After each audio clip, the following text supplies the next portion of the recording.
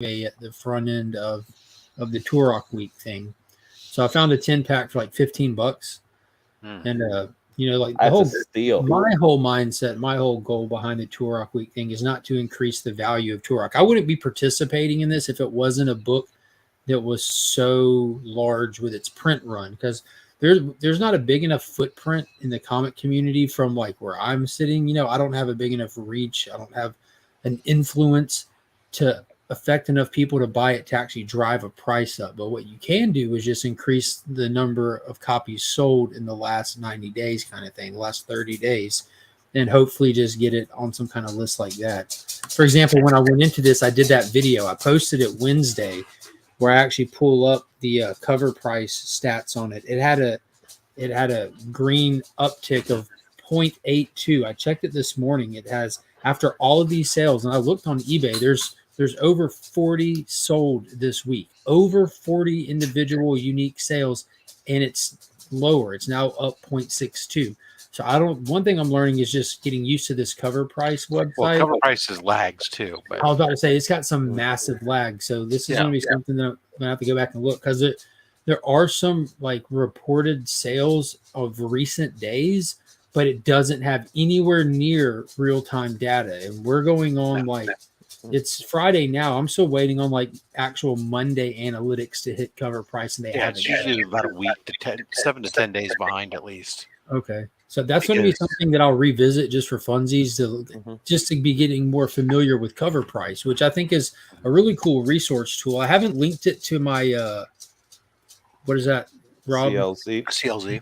Yeah, I haven't linked it to that. Now, I did have a CLZ, and I used to try to keep my collection up to date in it. I completely gave up on that. It's just scanning my new books and stuff. It's just for the bird. So what I use it for now, for me, is just when I'm actively trying to work on a run. Like my Tales to Astonish and Incredible Hulk is accurate. Like I'm always just, if I run across one in the wild, I want to be able to know if it's in my PC. And now I'm doing that with Transformers as well. Like that's accurate right now. Yeah, I mean, so cover price, I have a love-hate relationship with cover price. I do like some of the depth of the detail with regards to individual sales, transaction dates, and stuff.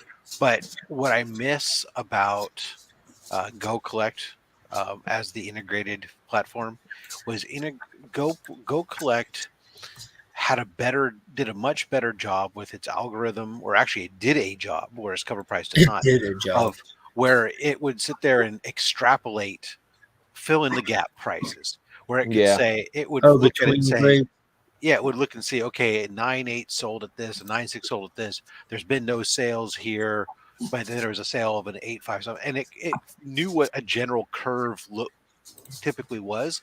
Yeah, there should be like a hard line, like there should be a hard line for values like that. If a 9.8 is this, what percentage drop is it considered for a 9.6 to a 9? It changes from book to book, but they have. I know, but there should be.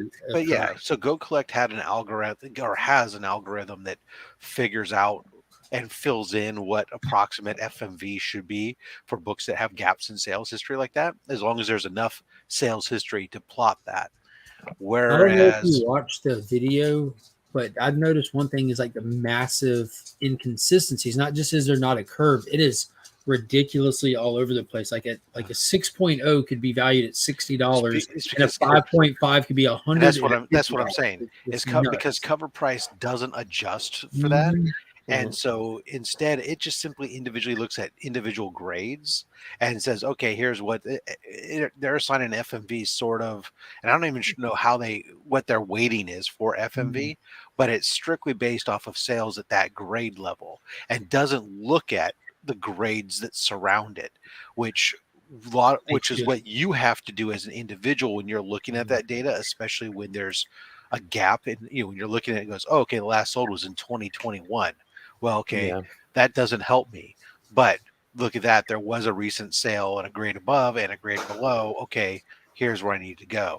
And so that's really screwy. And then when it fills in the data into CLZ, the issue lies in that if there's not a price at that grade, it will just grab a price from another grade and fill that in as a value. So I have books where I'm sitting there thinking, I'm looking at if I'm scanning my CLZ for a second without paying attention, I say, oh my God, that book's worth $1,400. And I go, oh, wait, no. That's in an 8.5, but I have a 4.0. What good is an 8.5 value to me if my book is a 4.0? It's Exactly. zero. You might as well not Instead put of a value. so it's, in other words, it's looking at an average rather than a median. It's not even looking at that. They just simply straight up said they're just inserting the closest available value or something based on where there was a sale within a certain period of time.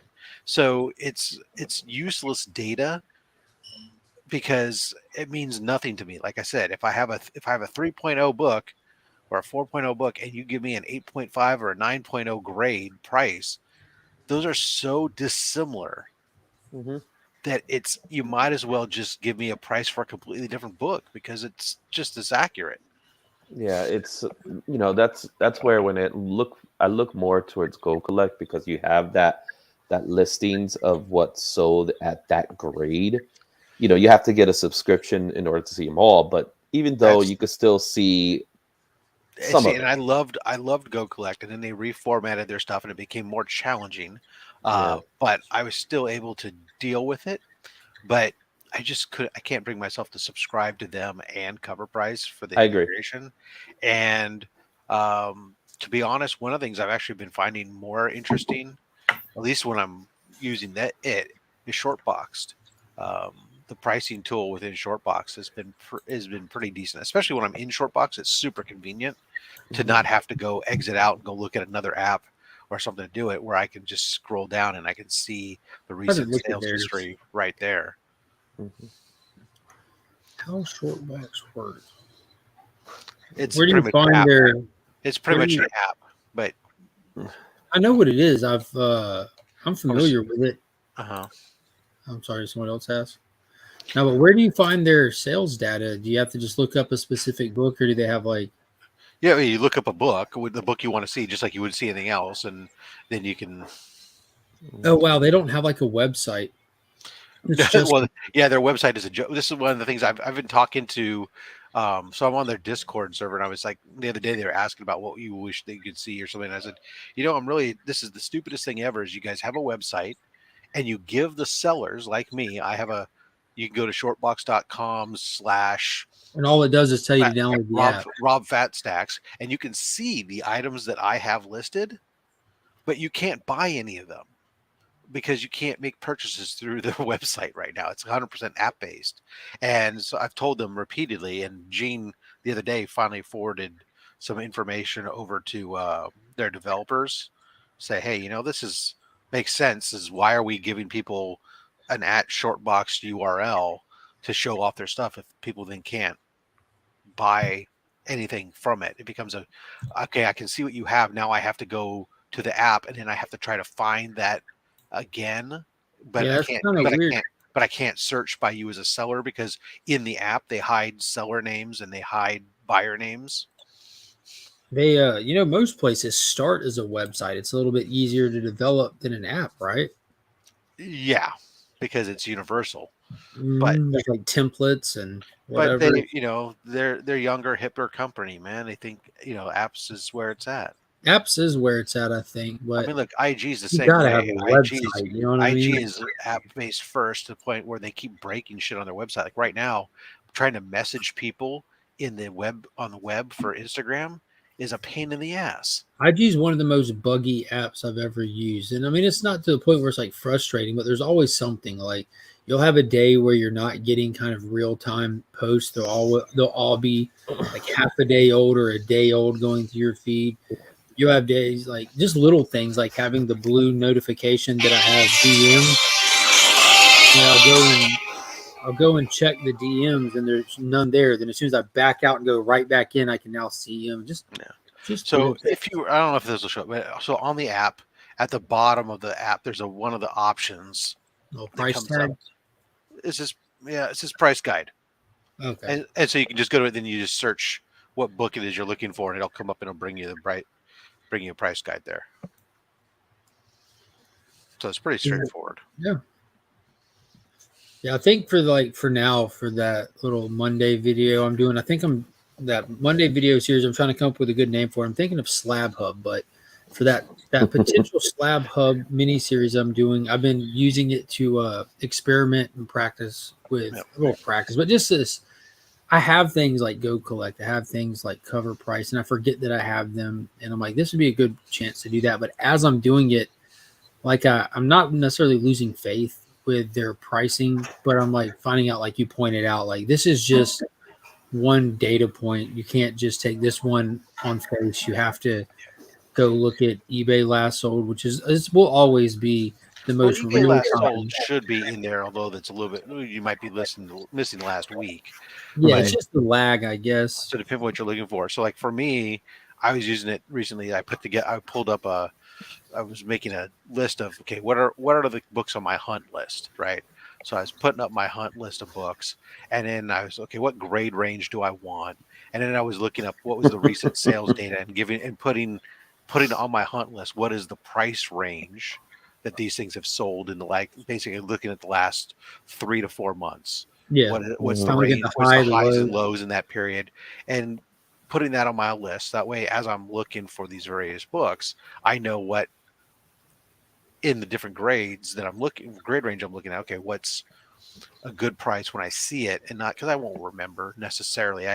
Something might jog my. Oh, I think that's a good price. Well, let me double check. Oh yeah, it's a good price if it's that grade, but not this grade. Okay, hold off. I don't need to buy that yet. Yeah, and what's kind of frustrating about it, it's not that's a strong word. It's not really frustrating, but one of the things is I wish there was just like an app, a website, or whatever that you can just like say you're hunting, you're walking around the conference ebook, you just hit Go Collect or just hit Cover Price and just look at that data and be like, okay, and then just like open the website, search the book, there it is, close it, put it up, and then make your decision. But you can't do that with these sources. Like you said, you have to look at it, go check the highs, go check the lows, or just go to eBay last sold. So we're still at a point where eBay last sold is like your best real time resource. If you sit there and talk about it, short box is like that though. I mean, from there. Okay.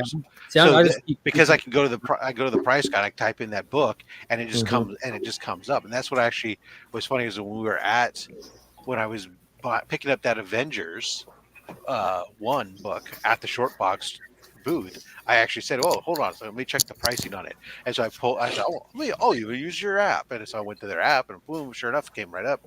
Here it is, that grade. Here's that price range. Okay. Yeah, I need to probably. I wonder. That's probably not a bad idea that just came to mind. Like while I'm doing this potential Slab Hub series, there you go, Izzy. I wonder, like, how interesting it would be to just use different resources as I go. Yeah. I've already got number 2 done for Monday. Yeah. One of the other things you have a Turok number 1? Me? Yeah. Yes, sir. Yeah, I have one.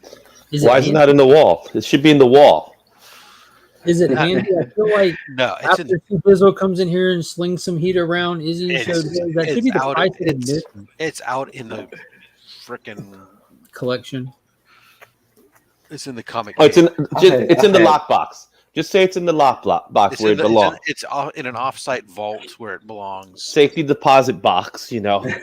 You got to use 2 keys to get it out. It's in a vault, time release vault in Cheyenne Mountain, where it can be well. Oh, that's a good one, Ferguson. Super Pro number 1. Yeah, that's there. That's in a separate location. I can't keep those two together. That's too risky.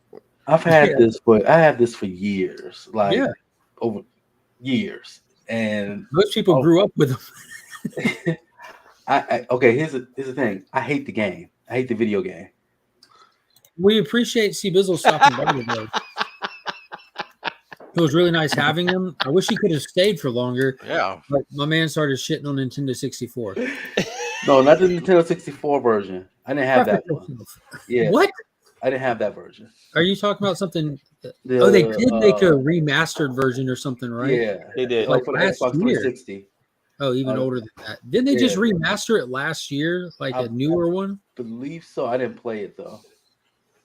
Yeah. Well, this one, I like this one because it's signed 3 times. I like your shirt, C Bizzle. Oh, thank you. Did you wear that because you were planning on coming here, or did you wear that just because you're a true American? I'm an American. Hell yeah. America. No Turok for Mike. Mike, you also have the link if you're free to hop on. Feel free to. If you could kick somebody out of a chat, that will be helpful, wouldn't that? Like chat delete. You can always block them, right? Who needs blocking? Oh, no Turok. Yeah. Have 4 games. I have Turok and Turok 2 for the Nintendo 64, and I remember how fun Turok 1 was. And Turok 2 had a lot of like did not know advances, you know what I mean? And like even the fact that the cartridge, like that was at that era where all of the Nintendo 64 cartridges were different colors. Like the Turok 2 one is black, and that always had like this crazy appeal as a kid, having seen him gray for so long. But I never got into Turok 2 like I did the first game. I think it was just because how long I played the first game. I need to go back and play it. I've never beat the second one.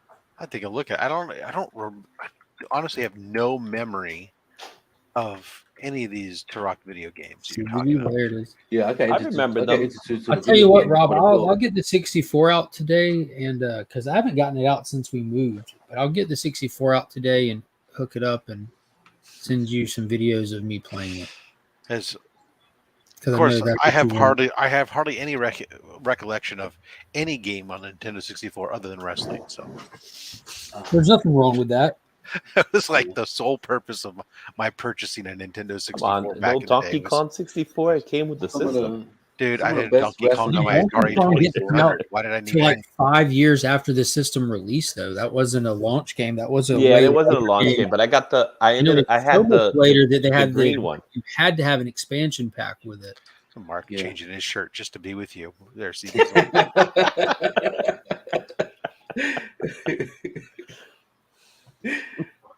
America. No, but some of the best wrestling games was on the 64, though. Oh, the best. It's not even debatable. Yeah.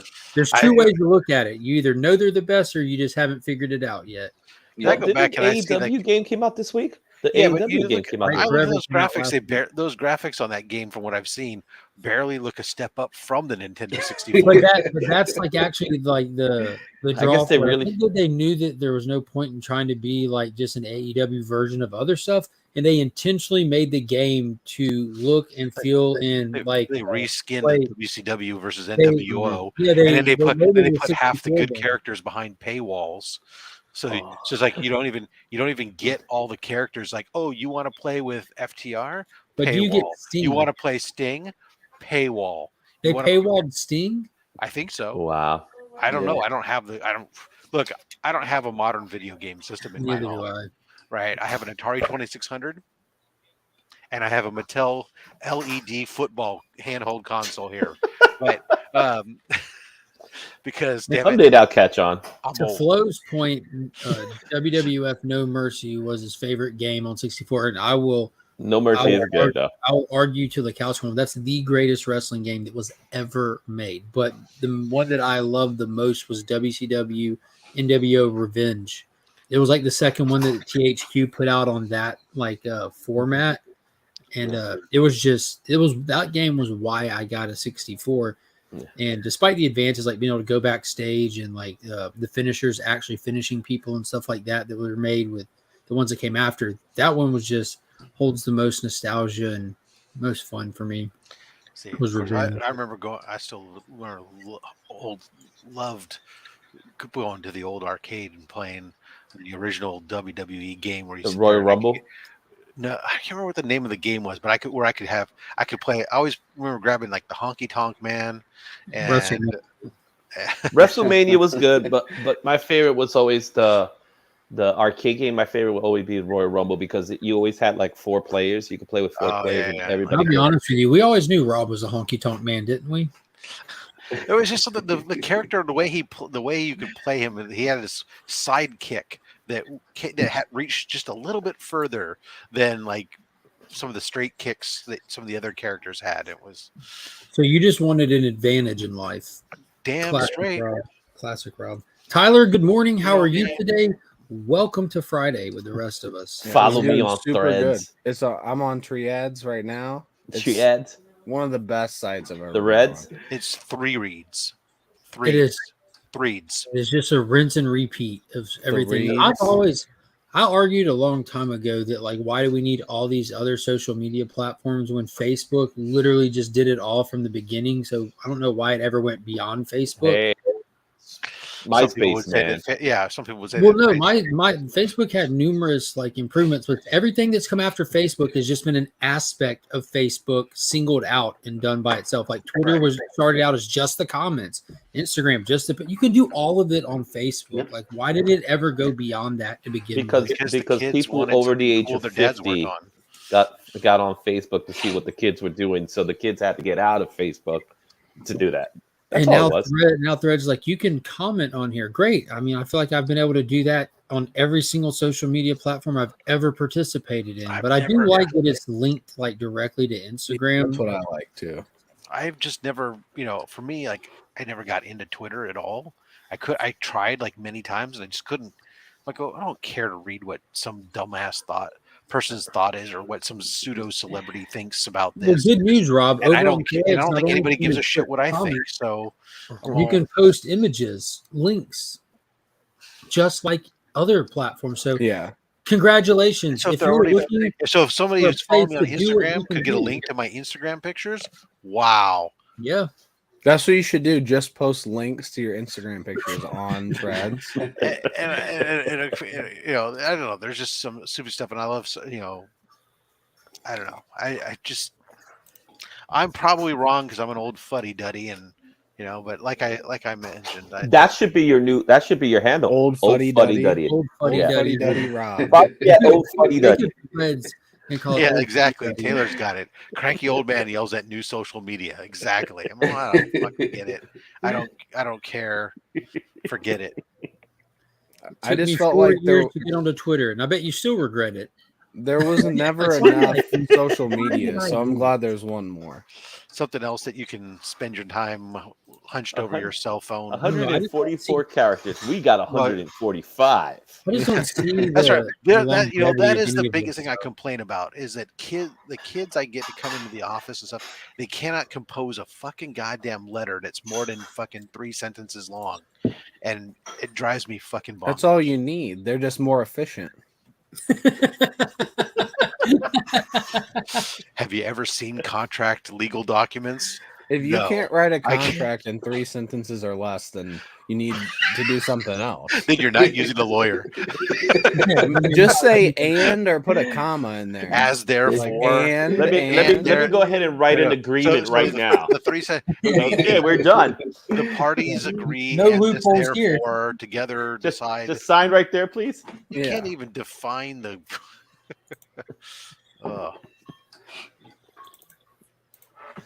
I'm glad that your fiance is just like me, Esteban. That means you got taste. As a mustache? Although social media might be a cancer, but the real cancer that we don't want is the OG cancer. So comics curing cancer coming to you October 20th, 21st, and 22nd. And that's good that we probably should start doing this because I started already.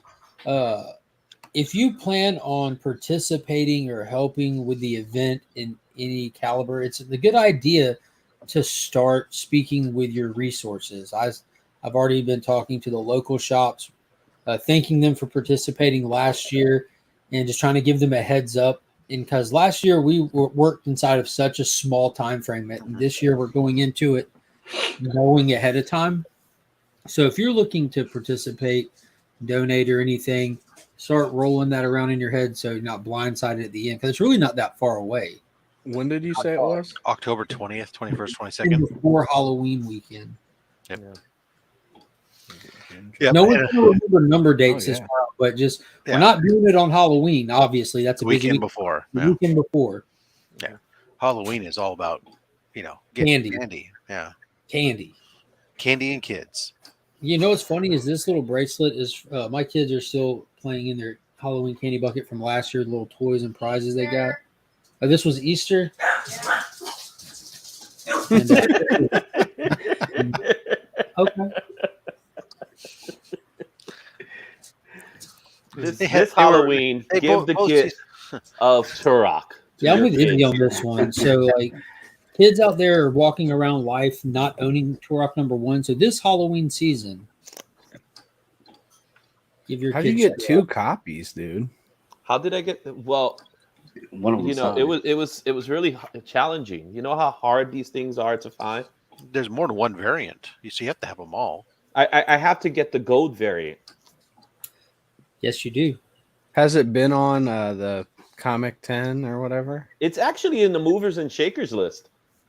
Is it really? It really is. It made the movers and shakers Who list. puts the movers What does and that shakers even list mean? out? That's in cover price. If you go to cover price, it's in the I movers and checked that shakers. this morning. I didn't see It's it. there. It's there. Anyone can make a list. Can we just all make a list and put it Yeah. on there? And it's like, God, it's been on so many lists The lately. ready for Wednesday list. The Yeah. list. There you go. Is it on Key Collector? That's the real question. Oh, that's not the real question. In all sincerity, I'm just trying to. I don't see it on the movers and shakers list. Shakers. It's there. No. Missing out. We don't see all issues. I wonder if I just have to have a higher tier subscription to see more. It's only showing me like the top 6 picks. Well, I can show it to you.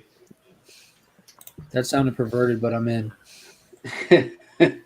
You know you like it. Yeah.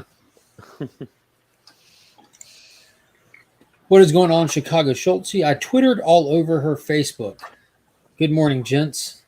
One love from Chicago. Right there. In between, so you have a higher Spider-Man #1 and Ultimate Fallout. Look at that. It's ahead of Ultimate Fallout. Yeah. That's what I'm talking about. So I need to upgrade my tier, but I don't want to. Scroll up, Izzy. I want to see what line it's on. Is it on the second line? No, I don't think it's on the second line. Oh, wow. It's on the fourth line. So that's got to be like we were talking about. That has to be populated with like the start of the week data, like last weekend type stuff. So that's going to hit the top of this list for certain.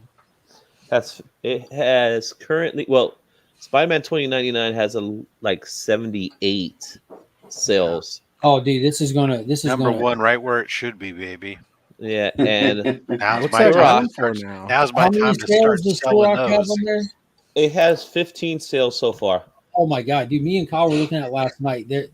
It's about to skyrocket.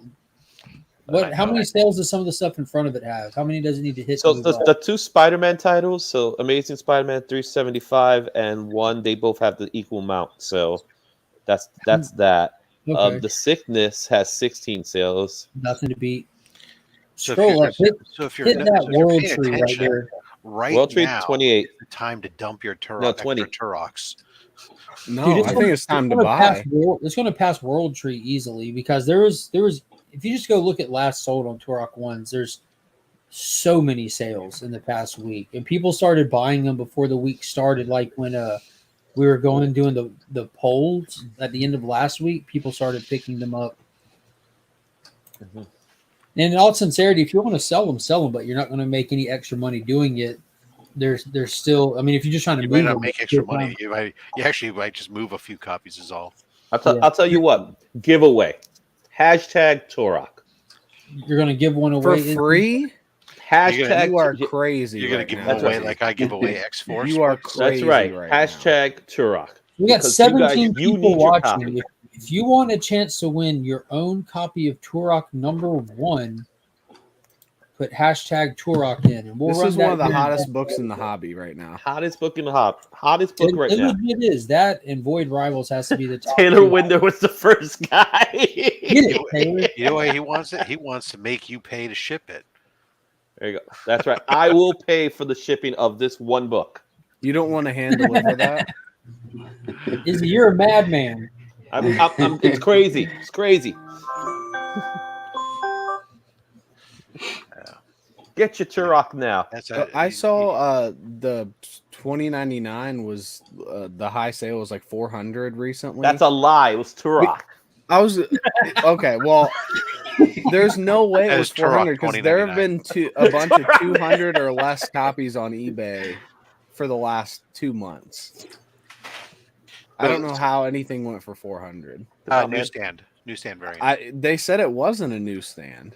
Oh, If it was a regular copy and it went for that much, it better have been signed or something, because that just seemed crazy. That's the only thing that makes sense, because even right now, I've seen some sales pushing close to 200. That's kind of ridiculous for that book, really, even in a 9.8. How much? For 200, I've seen some going for it's like 200. Buy it now or less, which is crazy, because it's at 9.8. It's $150 at maximum books. What book? Like Spider-Man 2099. Oh, I've seen it up higher than that. Well, it must have gone down. Maybe you've seen it higher, but sales on a direct edition in a 9.8, it usually isn't more than $150 on the high end. So even the week Spider-Verse came out, it was like 200. Yeah, at 200, that represents a significant increase over the standard price. I've seen the newsstands spiking really crazy lately. I've seen them. Usually, the newsstands, if you could find a 9.8, they were usually around $400 or so. But I've seen them now as high as like $800. People asking for on a newsstand 9.8, and then the second printing, the Toy Biz, I saw the other day somebody asking like $900 for a 9.0, and I was like, dude, you're freaking nuts. Do you have a newsstand, Rob? I do. I have a 9.6 newsstand though. Oh, so not really then. Yeah, not a 9.8. No. It was an A-OK though from Slotted Up. Oh, dude, I miss Slot so bad. I think he's coming back. He's coming on Threads. It could be. He's just waiting for his opportunity. And new handle, Turok Rocks on Threads. You like that? My little response in the little shorts says, "Let's rock. Let's tour rock. Let's do it. Let's tour rock, baby." I just shared it onto the old IGs to give some people time to get over here, because this is an opportunity of a lifetime. It's not every day you see someone with the balls and I gotta get out of here. I gotta leave. I gotta leave soon. So this has got to be a quick one. We got to get rid of this thing. This has got to go. Let's run it. We got to run this thing. All right. Well, I shared it. Let me pull up the giveaway tool and that's right. Do a duck run. Oh yeah, you got a birthday here. I don't think we can duck race the live chat, can we? No, you'd have to type them all in. I'm not doing that shit. It's too late. Yeah, we would have had to start from the beginning. My IG just flooded with Turok by a certain person, but we're gonna mention his name. They're listening. I'm scrolling down, and all I see is Turok.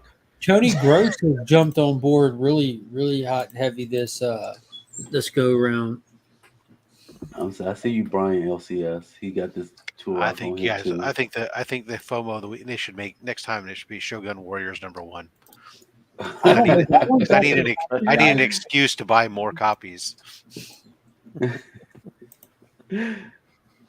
you have a 9.8 of that? Yes, I do. Okay. There we go. Turok right there, baby. We got how many? 15 entries? That's the nothing. Hottest book of the week just for free. This is insane. Yeah, it's insane.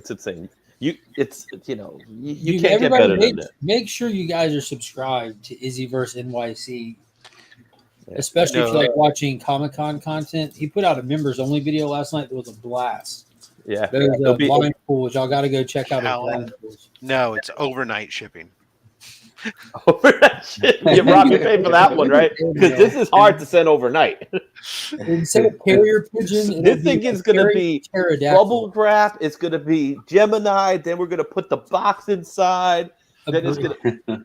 He's going to stick it in a paper envelope. The briefcase will be handcuffed to somebody's wrist. It's going to be, yeah.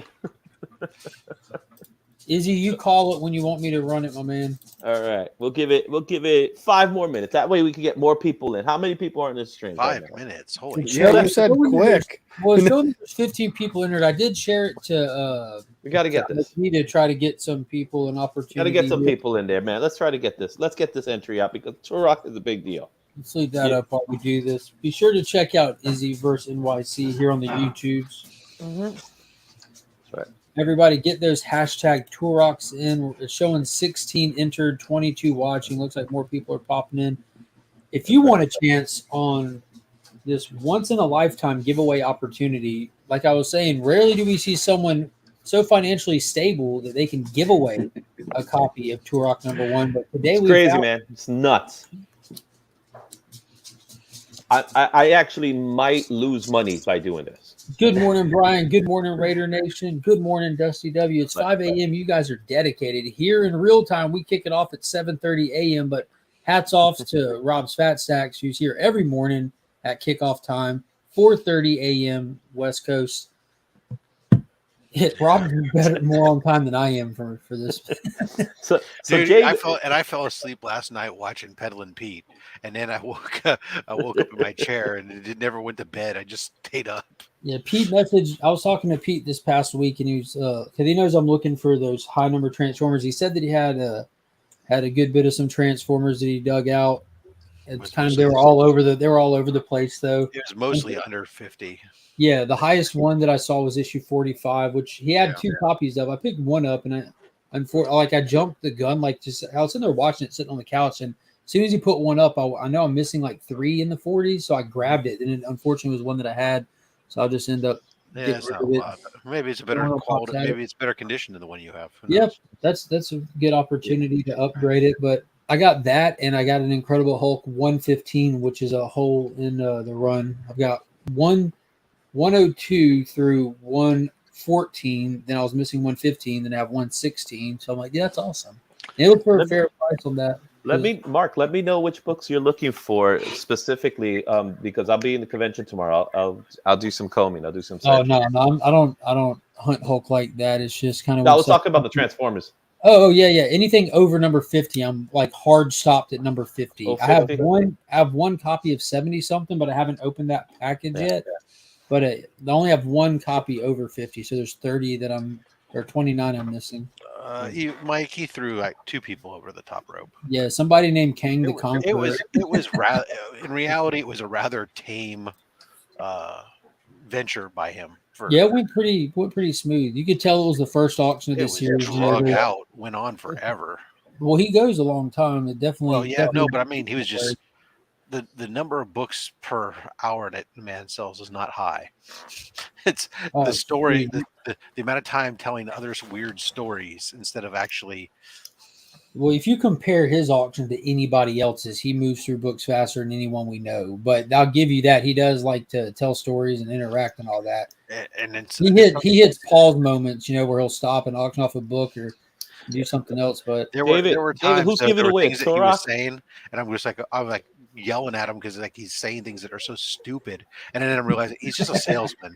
Because he's saying like, "Oh, this is a Whitman. These are really hard to find," or like, "Oh, these second prints. These are like lower print than the originals." Yeah, no shit, you dumbass. But it doesn't make it more valuable. Jesus. You see, to celebrate my daughter's birthday today, who is going to be 13 years old today, we're gonna give, instead of giving her the present, I'm giving you the present of Turok. You're gonna make her pay for shipping?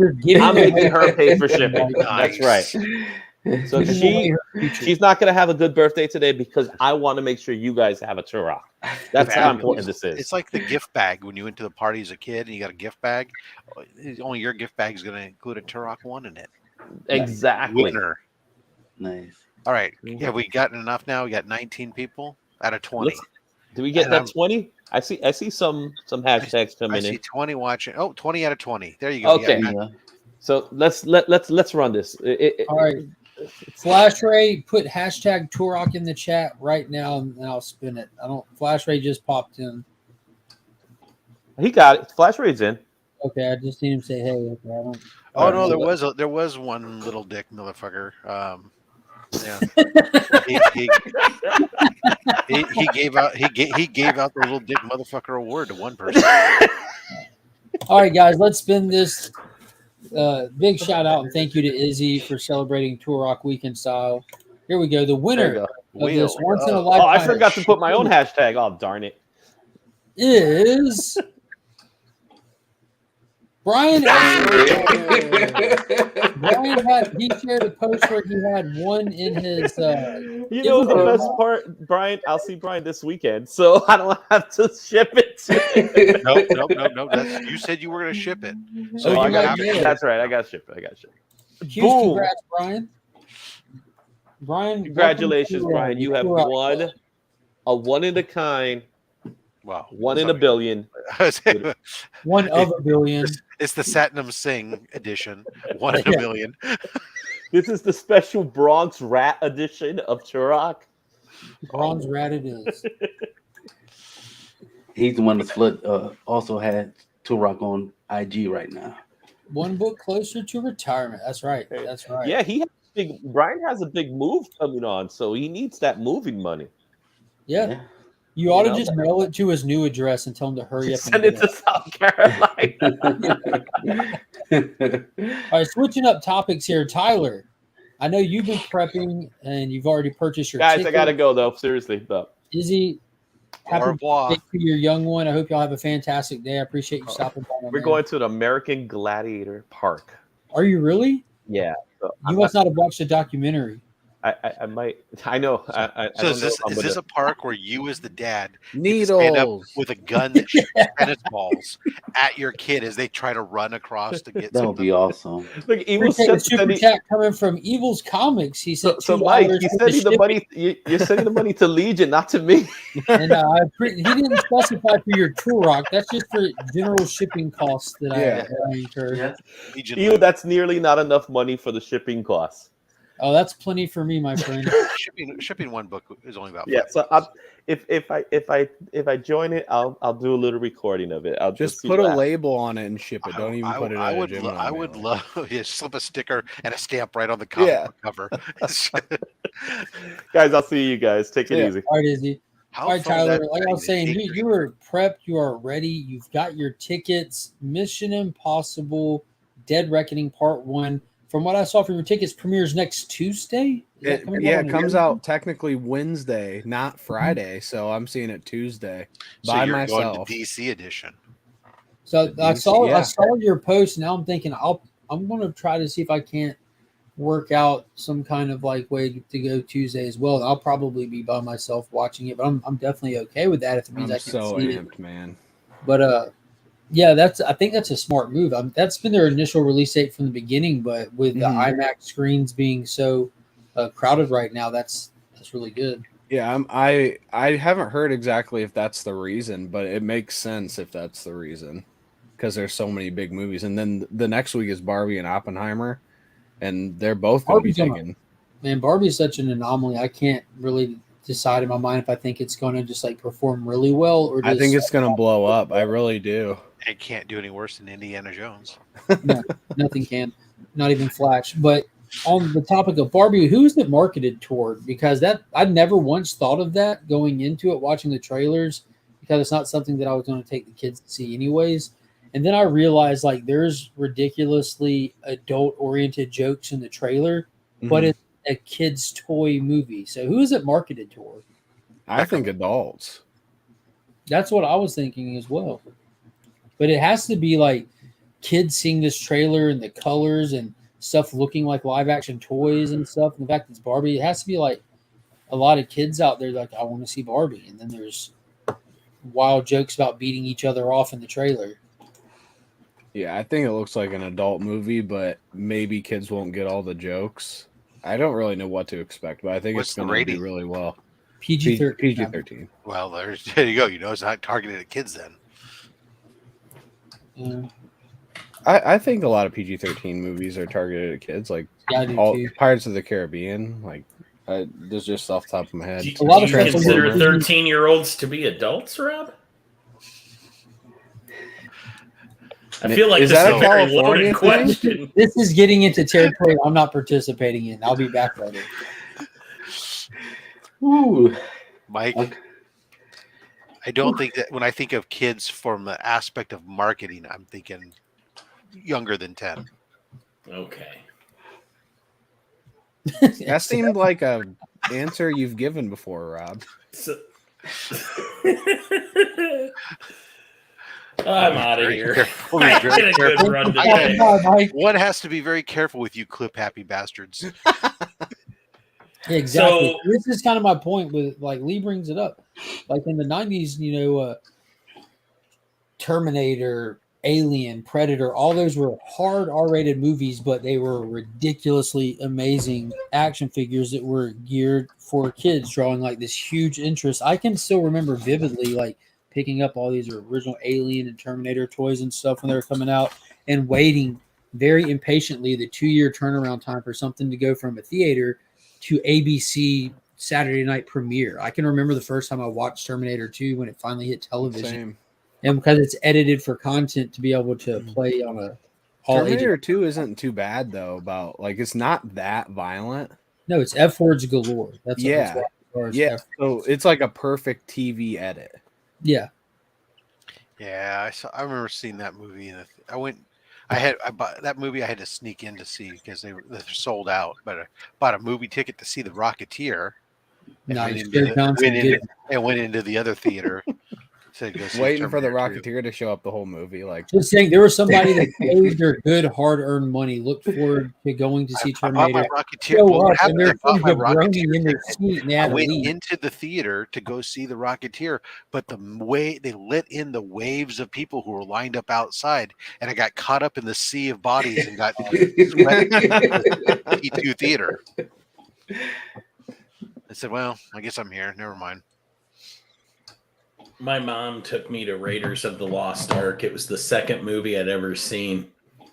And the first movie I saw was Bambi.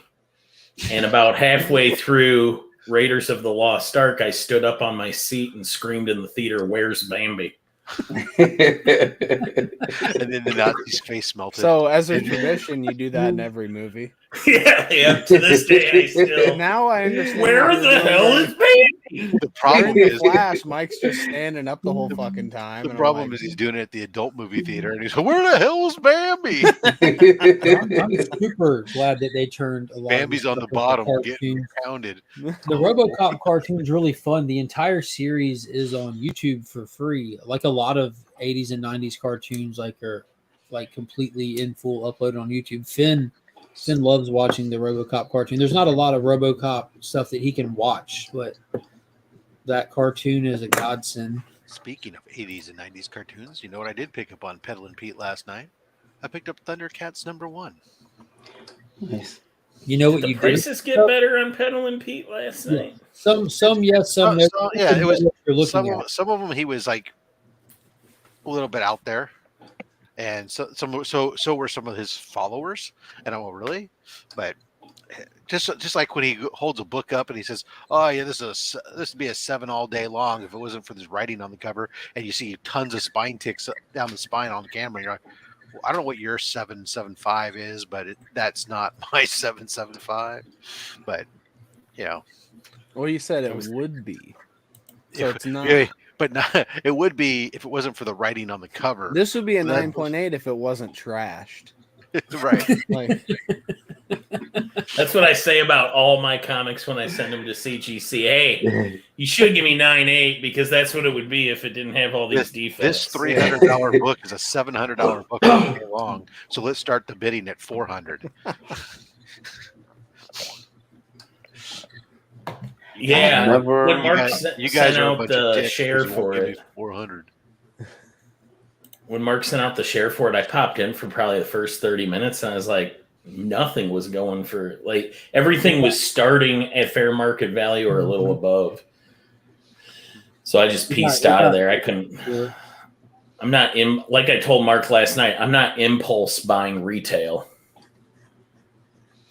There were a couple things I picked up that I liked, but again, some of the stuff, and if you watch him, like some of the stuff, he will just like at random, probably once every 20 to 30 minutes, he'll just throw a book out there for everybody's going to jump on at prices as well. When you can tell when he starts to feel confident with his sale or happy with how the sale is going, because that'll happen more frequently and everything. And if you buy stuff, he'll start just throwing free stuff in your. The Fantastic 452 really is. The Fantastic 452 started off well below fair market value, assuming even if his grading was a little bit high. What did he started at? He started at 300, and he was saying it was like a 5.5 copy. So that was, even as a raw book, that's well I mean, just for context, last night a 5.5 CGC Fantastic 452 sold for 300 on the Whatnot sale I was in last night. That's a really good price because that's the same situation. The recent going prices for those like on the normal auction platforms is like around $600 to $700. That's fun. I love Art Allen. The Green Lantern #1 that he started that one hundreds of dollars under FMV because I looked that one up and like the last solds and stuff were like $800 to $1,000. Green Lantern #1. Yeah, not the first. I disagree because I was looking on Cover Price and the recent sales on that. He was starting to price it. He started the pricing at like the fair market value range for that book. Yeah, not according to eBay, but maybe Cover Price. I didn't check Cover Price. Yeah, that's where I was. He started it right at that at the starting price was right where it was like the recent sales were or the average for the last 3 or 4 sales of that grade, and then it was like after that I was like, wow, okay. Yeah, like I said, I didn't stay around that long. Mark, I think we talked on the phone when I because we've been talking a lot about like these different data sources, and I wonder how much using these different data sources it really distorts. That's why you see some people jump on some books quicker than others. You know, like if you have someone like myself, and that perfect example where I was using, according to eBay, that was like a damn good start. According to Cover Price, it was just straight up FMV. Mm-hmm. Why in the fuck doesn't it have like there it is?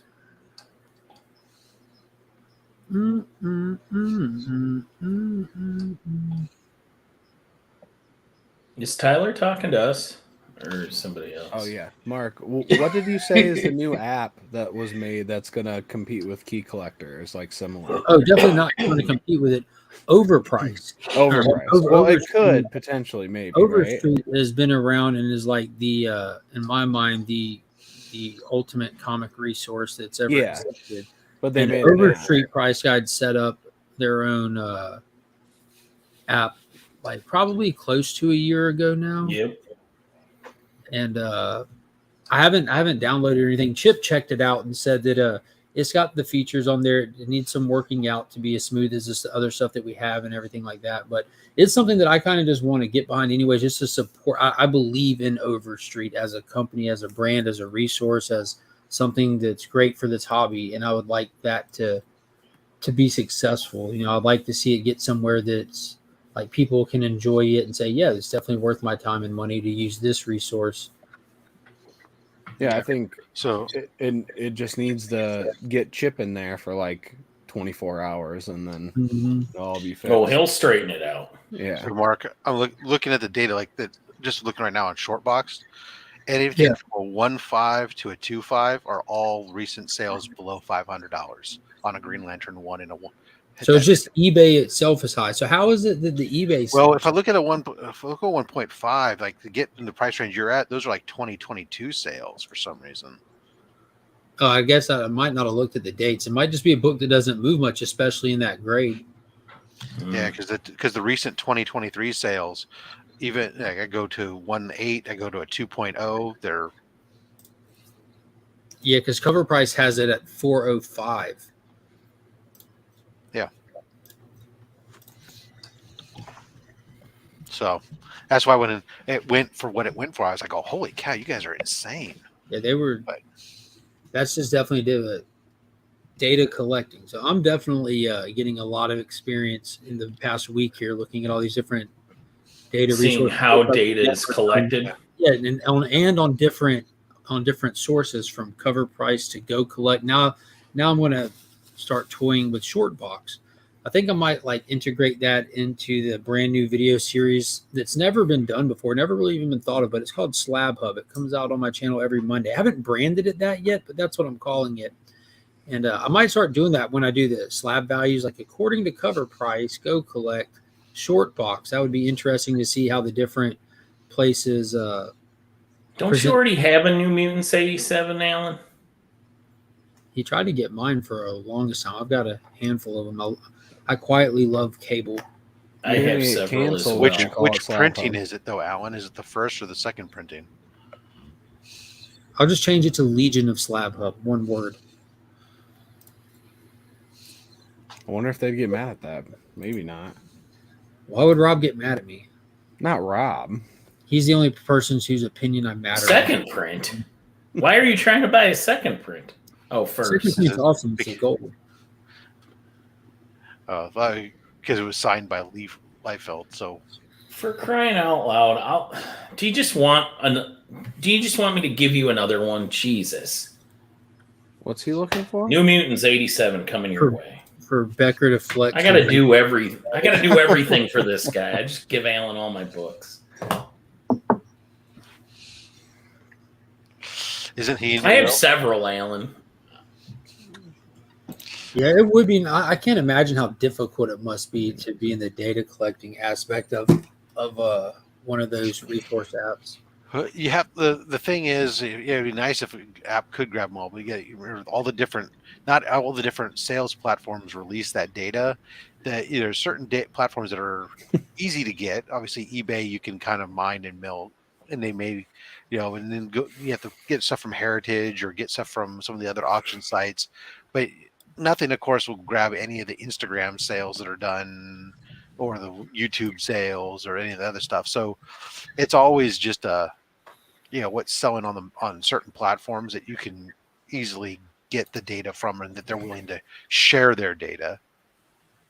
This is a good point. Like and this is the same thing that you see happening in Whatnot and stuff like that. Like if you have a seller on Whatnot with a large audience, books go for more on their streams because there's more people there competing for them. Same thing with buying books straight off of eBay. There's more people, more eyes on it. You have a better chance of selling it at a high price. So yeah, hitting those other. Nice. If I'm on eBay, I'm selling at a higher price anyways because I got to pay a higher commission rate and everything else that goes along with it. So, but some of those mirrors also even like Whatnot. There's a lot of sales get done there, but it's not transactional data that you can download. It's because it's a video stuff that would require someone to be scraping all these video feeds and logging this type of stuff, and that's not something that's done. So you're never going to get that data, brought into an app. So the apps are just at least a step up from the basic. We can play this game. It's a step up from an outdated once a year Overstreet guide. It gives you a little bit better insight to what's changing, but obviously is never a hard, fast Bible. They're guides. They're not, they're not intended to be the end all be all. Yeah, exactly. Now, Rob, do you use the CLZ app mainly for just your keep track of your collection, or you use it for the keep track of the value of your collection? Well, I have the integration with the cover price for just because I'm always curious about that. But again, I mentioned earlier in the stream, but people come and go. It's so inaccurate with many of the books that I collect. I agree. It doesn't have a history, and so it looks like this Out of This World. If I look it up, the Out of This World comes up with a price for an 8.5 book, and this is a 3.0. The price is useless to me. So, but I do love CLZ from a inventory perspective. Once I have my stuff in there, I do still every once in a while find mistakes in my inventory because usually it's not so much. It's not as often where I forget to log something in, and more usually I forget to take something out of my inventory when I sell something that's a mistake on my part. But I'm trying to get better by designating something that I am listing for sale at least as a for sale item. So later on when I see it, I go, did I not get rid of it? And I see, oh, it's tagged for sale. And I go, yes, I did. Okay, good. Versus I always have a notepad here that has notes as I'm looking through my CLZ period. I go, do I really have 3 copies of that book? And I'll have to go dig and look. No, I can only find 2. So I must have gotten rid of one of them or something, Yeah. Lee Newman has called out the battle of the super shirts. Beckerman's still here. I still have the most super shirt on. I don't know what you're talking about. So Becker, you weren't here from the beginning, but I don't remember what shirt I was wearing. Oh, I was listening from the beginning though. My thread count on my sheets is 700. I was wearing my electric blue Superman shirt, I believe. That was your second shirt. Yeah, okay. I was wearing a shirt. You started off wearing a Peacemaker shirt. Here we go. But he came in with a faded Superman shirt, so I quick changed to the electric blue, and then not long ago he quick changed to the standard. So I quick changed the depth of. So we're having a battle of the super shirts. And now Becker's one of the few people that know about the little Easter eggs that I do with my videos. Mm-hmm. And there was an actual it was over a week where every video that I put out consecutively was a different Superman. I kept track of them all on a piece of paper. Shorts. So when I did shorts, I made sure to start them facing me. We keep track of completely different things when we're watching videos, Mike. Well, I'm a fashionista. You know, I can't. I've always said that about you. Massive amounts of Superman shirts. Yeah, I was off looking for. I found my extra slab of New Mutants 87. Alan, just get a hold of me. I'll send it to you. Oh, that's sweet. That's nice. It's an 8.5 though. You don't get any better than that. I have a 9.2, but that's them's mine. I'll give you my address. No, I only give things to Alan. Well, and like everybody that went to Heroes Con, except for Tyler, I don't care about him. He wins enough. You got my hopes up. You sent me a book from Mad Spidey. I've sent you another book. Oh, you did, and I absolutely love it. Thank you. I was teasing on the other. No, that's you. You fucking outdid yourself. Oh, today's Beckerman art for my collection was a Greg Land. Oh, nice, Mr. Legion. Is that one that you typically keep in the closet with all your Penance original art? That's a serious question. That's not a dig. No, it does not have that status in my house. I've told you I like Greg Land. You think I don't like Greg Land? Well, I know you don't like Greg Land. I know you say you like Greg Land. That's the difference between what you're saying and what I know. Right, because you know my body so well. I do. You're 5'4". Your body like Mark. It is pretty nice looking. I got this up in Minneapolis in 2018, and I had gotten roped into. Actually, I say 2018, but I bet it was 2017. Anyway, I got stuck in a storm trying to get there, and I hadn't slept, and it was just a terrible time of it. And Peter David is like the nicest human because he was like legitimately concerned. Because when I got there, he was like, "Oh, you look like you're having a day," and I kind of explained to him everything I'd been through in the past 8 hours getting to this con a day late. And Peter David's like, "Well, here, let me get you a cup of coffee to warm up. And if you want to lay down behind my booth, like I've got a little area set up, you could go take a nap there." And so I was like, "Damn, man, I don't need any of that, but thank you." Like, what a nice fella, that Peter David. Unless it's 1993 and your name's Todd McFarlane. Yeah. I don't know. This is just something I noticed was really odd about this book here. Love you. So I don't know. They gave, first of all, I'm not sure why Gwen Stacy's wearing one stocking and not the other. It's what the kids do. But Mary Jane has freckles on her thighs. What do they taste like? Well, probably strawberries. Snozberries. Yeah, being a redhead. Snozberries taste like snozberries. Gotta be strawberry, but man, I don't know. It's just like I'm just like looking at in greater detail now. All of a sudden, I'm like, what are freckles on their thighs and why? Are they over 13 in that drawing? Yes.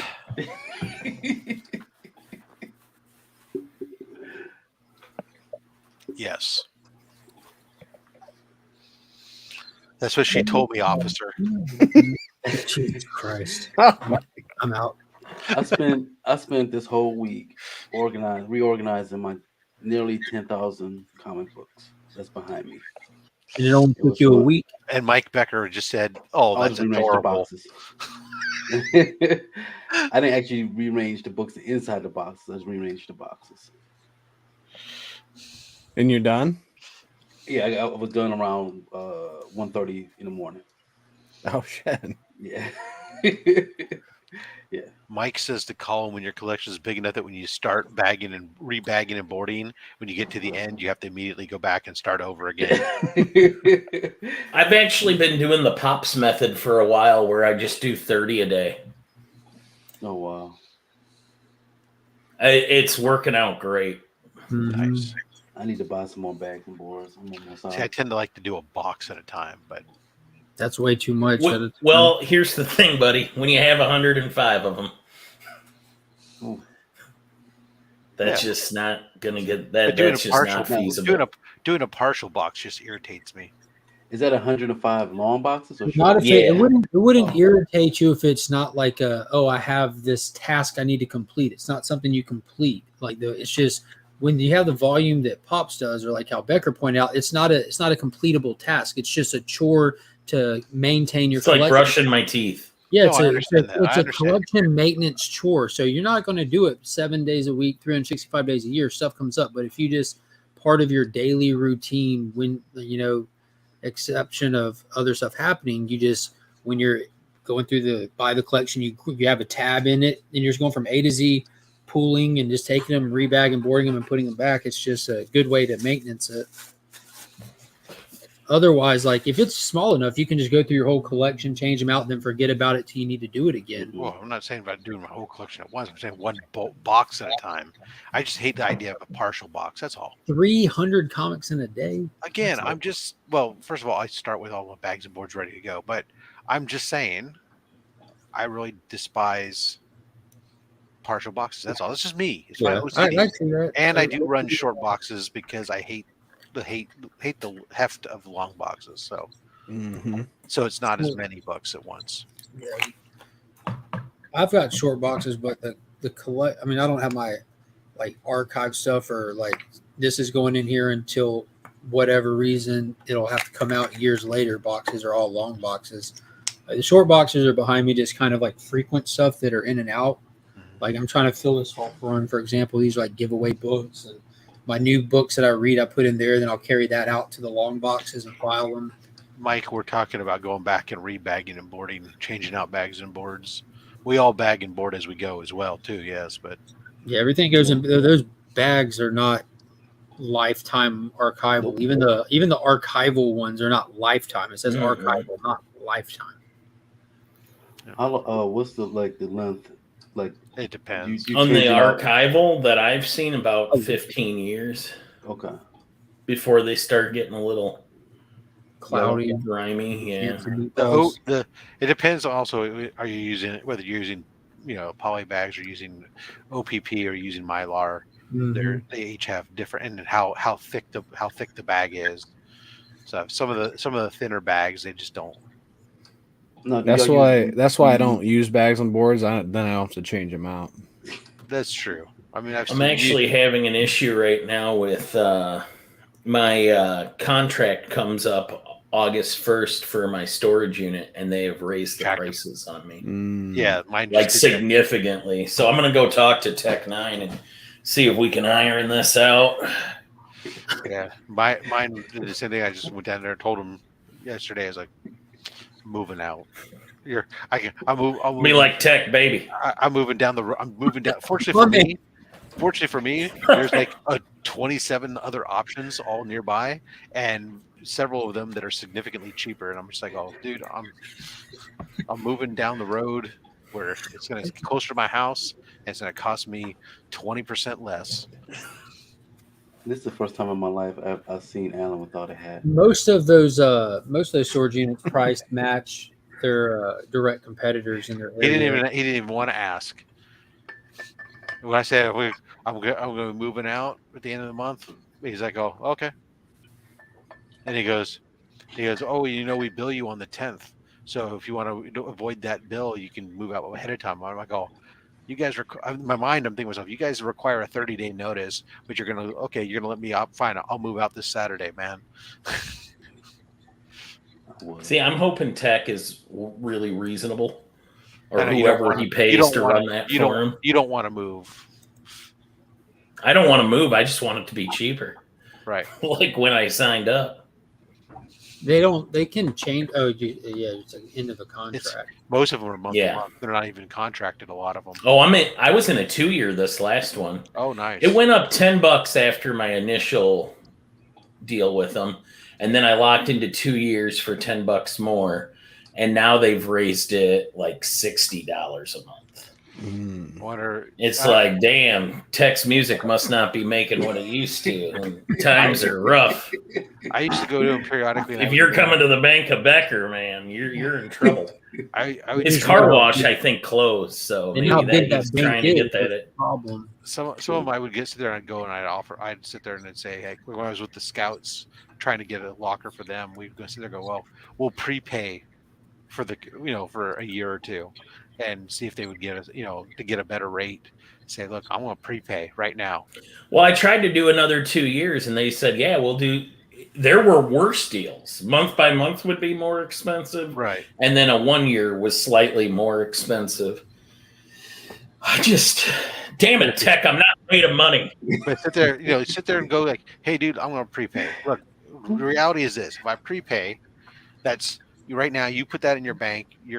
What are you making? 2%, 2+% on your money just sitting in the bank. I'll write you a check or pay you cash in advance, so you don't do credit card. That saves you another 4% right there. So now you're 6%, just right there alone. Not the matter of fact, now you got increased capital that you don't have to spend. Means that's decreased borrowing costs for you. I honestly don't think he does flash rate. He owns the business 10% discount. So I like to joke he's my comic book landlord. He just owns the business park over in Lee Summit. Strange Music Recording is over there. His weird car wash that's never open is over there. His the place where you can get your car wrapped in a car detailing place. They seem to be open, but the car wash I've never seen do any business in the past. To Scott's question, am I watching a comic show or a finance show? You're watching one and the same, because right now we're talking about the storage unit prices that have gone up, where multiple people on the panel house comic books. Becker's bulk of his collection, how many long boxes? I'm at 105 as of this morning. 105 long boxes stored in a climate-controlled storage unit where the rates are significantly. 30 of them are here. Okay. So 75 long boxes that are stored in a climate-controlled unit that is going up significantly on the price. And now there's the weighing of the options of having to move an entire collection or finagling Tech 9 to come down on his prices. Well, let's be honest. Listen, when I do business with him, Mark, we call him Nina. Nina. Dick Nina. And then as usually, I just break it down way too far. So, welcome to the Chiefs. No, you don't. Oh, hi, Alan. Hey, Beckerman. Hey, brother. I do not. Why didn't you tell me? I asked you if you were looking for an 87. I asked you that. When we were sharing a hotel room before you split on me in the morning without even so much as a letter or $10 on the nightstand. Anywho, at the time I wasn't, but now at the time. Look, I'm not really searching for it. He just had it up for auction. It was the first print signed by Liefeld. It was his house signature in a CBCS 9.2, the old slab. And he started at 150. That's not bad. No. Not considering what it costs to get Liefeld's signature. The last, I'd say 30 seconds, someone decided to jump in and bid turds. And but it went all the way up to 180, and I was like, I'm not going anymore. I can't go anymore at that point. Not for a second print. No, this is a first print slab copy. It was a book that he was considering using as his series giveaway, Like people that buy bigger books get their name on the wheel for the giveaway, and anyone who purchases anything, name goes in a hat, and they get drawn at random and put on the giveaway wheel at the end. But it was one of the books he was considering for a series giveaway. It was a 9.2 witnessed Liefeld slab. He ended up going with ASM 300. He's giving away an ASM 300 at the end of this series. Nice. I've got both, so I'm happy either way. Evil, I'm at 30. Me too. 33 long boxes right now. But it really wasn't looking for it. Was just a happenstance. Hey, this is up. That's a good price. I'm gonna try and get it. That's what that was. Now you don't Alan, have if I get evicted from my storage unit, you're gonna need to come up here and start moving boxes. You got a lot of work to do. I just moved an entire house. That's why he's tapping. Yeah, I figured you're warmed up now. Yeah, I'm warmed up. Yeah. You don't know. You'll do it. See, Bizzle, I got 32 boxes of slabs. You know I would. I know if you live closer, you would. I was just doing math in my head. I was counting them all. Yeah. My goal in life. I wish somebody one day would have to taken a enough slabs picture to of be on your Journey's show. face as I was just casually ordering Alan around at Heroes. Journey's like, "Why are you taking that from him?" I was like, "This is how we talk to each other." This is how we do this. I'm a terrible human being. It's part of the You're not a contract to get terrible him on your human being. channel. I'm just really lazy, and Alan's got a kind heart. There you go. that's the recipe for awfulness. Yeah. One lazy person plus a kind-hearted person. It's a great relationship for me and my son. I am kind of like Which a one of baby. you two is the Somebody lazy help one, me. Bob? Me. Perfect. Well, he's lazy too, but when I ask him to do something, he'll get up and go do it without any issue.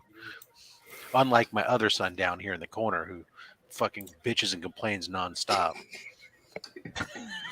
Who, Alan? No, the other corner. The fucking dumbass hat. See, No, the Bizzle. retard on threads. That's I said the dumbass hat. Yeah, Alan. Dumbass. I thought we broke you of that habit, sir. I know, right? Nope. One of these days, Rob, I have Quit. enough slabs to be on your show. One of these days. I'm How at many are you up 13. to? 13? Yeah.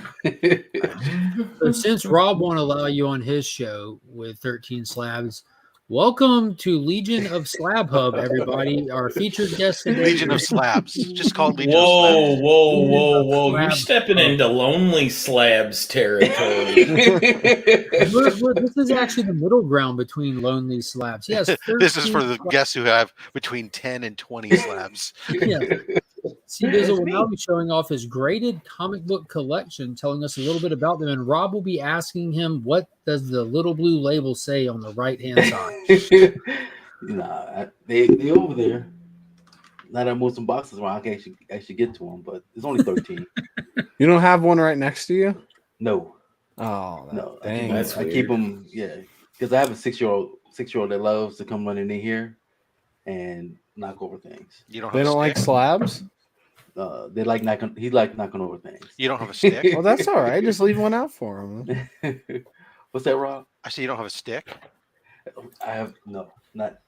What does the C in C Bizzle stand for? It's what I mean. That's a long story. It doesn't mean comic books. It means cock. That's how it originated from.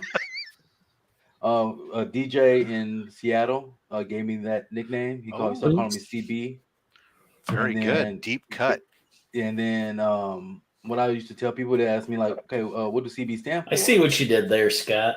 And Yeah, then I that's was like, come up with something. So I've been called everything from Cuddly Bear to Common Black Guy.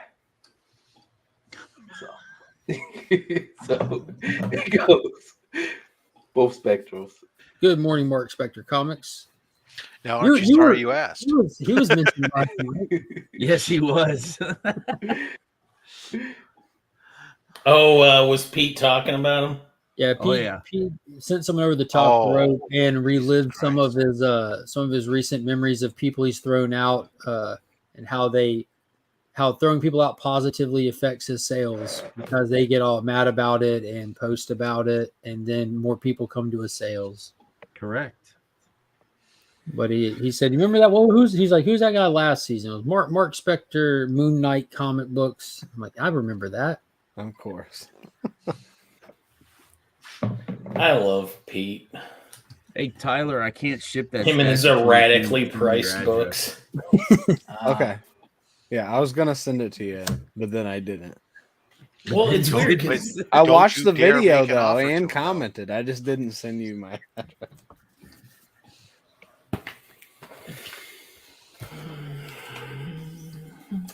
That's the thing that always drives me crazy, how deeply offended he gets if you bother to even offer him a price other than what he's asking. He doesn't do offers. Yeah, I know. And it's crazy. It's sugar free, something free, but sure the fuck ain't free. That's right. Mm-hmm. The only problem with this 1.0 book is it ain't in your collection. No, I had a 1.0. I think there's lots of problems with that book. I agree with it on a couple of the books he had on there last night. That Green Lantern 1 and the Flash 139. It's good seeing bigger books and lower grades because it does make them shoppable. I completely but agree didn't say that there's nothing wrong with this book. Yeah, no, there's apparently a lot of things wrong with the book. There's a few defects. That's why he got the grade it got.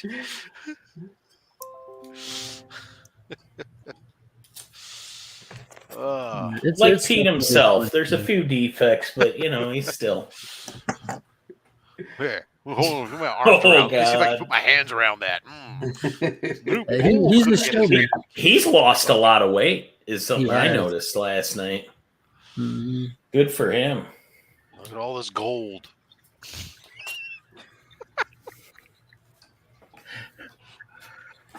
I'll never forget the meme that went around, I guess you call it a meme, that went around about him on Facebook. I've shared it with Legion. Somebody mashed up, it was a picture of Parallax with all the rings, the Daryl Banks image. And it was like Parallax plus Snorlax, and then it says equals, and it was a picture of Peddlin' Pete. I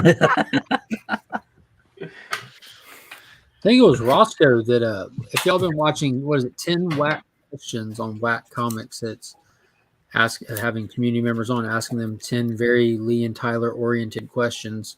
One of them is, which Pokemon is Rob's Fat Stacks of Comics most like, resemble, something? And Roscoe said Snorlax.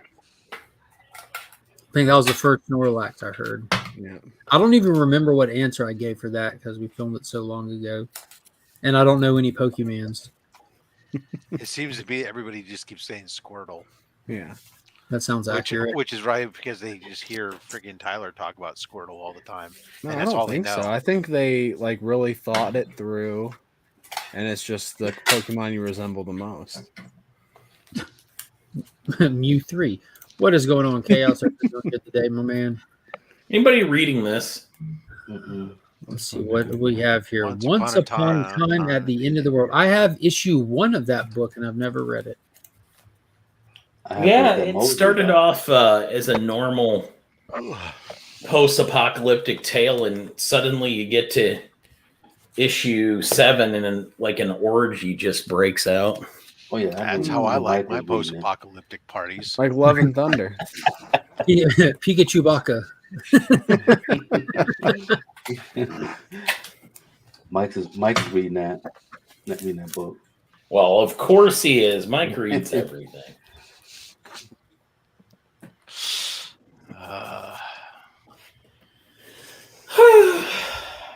Yesterday, I celebrated my 8 years here in Texas. Congratulations. Did you get a cowboy hat? No. They hand you a gun. A gun, definitely a gun. I would love boots? that. Did you get boots? No, I'd rather have another gun, you mean? Belt buckle. We don't talk about the first one. You speak of it like this. If I were to own one, yeah, there you go. Then they would be giving me another one. Yes. If I own So does that mean you're now Nick's Kicks and Comics deputy? You guys patrol the state together? Well, it's a big state. Where did you move from when you went to Texas? What's that? Where did you move from when you went to Texas? Michigan. So it actually was an upgrade. That was. Hey, Detroit is not that bad. Solid question. Don't you get issued one when you get your driver's license in Texas? Heck yeah. Here it is. Or buy a big gulp. This the whole If you get a drink larger than 64 ounces, it comes with a gun. What is going on, Marvin? Good morning. Good morning. Marvin, I don't know if you see it, but if you check out ABX Comics and Games on Facebook, they post like a little, I mean, they post plenty of stuff, but on Wednesdays, they post their new comic book day wall. And that's my local shop. And they have the Edge on shelves when it comes out on their new comic book rack. They are supporting you, my friend. Do they ship out to Texas? ABX, Sure. yes. Yeah. Okay. Mm-hmm. Yeah, Burt Family 54 Comics he's in Kansas. He has his pool box with my LCS. You can find them in the link in the description if you want it easy access. I thought it was ABX Comics and Grains. Hey. Alan said that. I was excited. Did he say Grains? He did say Grains. I've gone back and watched it several times. That seems legit. That's not too they're bad. part of a complete. Again, he doesn't know his own feet. He really doesn't. That was one of the funniest things I ever seen on YouTube. Why you gotta bring up old stuff, man? Why you gotta bring up old stuff? Remy rigged it and it didn't work. And I just blistered Alan. Like I was just reading him the right. He did say Grains. I will say this: the LCSs in Michigan is better than here in Texas. The what? Why? The LCSs. Because with Texas, if you want to go to a good LCS, you got to drive almost an hour away from where I live at. Everything's spread out. While in Michigan, everything's bigger there. Yeah, true. So, but in Michigan, I know at least 5 or 6 LCSs I could go within a half an hour. Don't ever come here. You'll get spoiled and never leave. Yeah. Me and Alan are blessed to death when it comes to comic shops and stuff because we have ABX Comics and Games that's been in Augusta for decades. Like absolutely fantastic. We have a newer shop that's been here a handful of years. I mean, it's newer in my mind, called Top Dog. Fantastic and completely different, but still like you get all the welcoming, like, you know what I mean? Like you're not a stranger in the shops here. Like you're appreciated and they have different stuff to offer and everything. Then you have Dead Media Collectibles, which is just fantastic. Second time around store that only deals in like back issues, action figures, board games. Haven't they had comic book art even? Amazing. Oh yeah. He gets anything that people sell. And then we have like Good for Something Charlie or Second and Charles, that has back issue stuff, which is just standard Second and Charles. And it's just a fantastic town to be a comic book fan. And then Augusta's so unique in the stuff that like the people in this area, the stuff that you would see in the second time around store, that kind of stuff varies via location. Like I don't know what it is about this town, but it's very 80s heavy. Yeah. Very 80s heavy. My fiance would love that. She loves the 80s. I would say that I think yes. I think that Top Dog claims a lot of the high-end resales. As far as people that are trying to get rid of the bigger books, they will go to Top Dog before anybody else because the name is just more.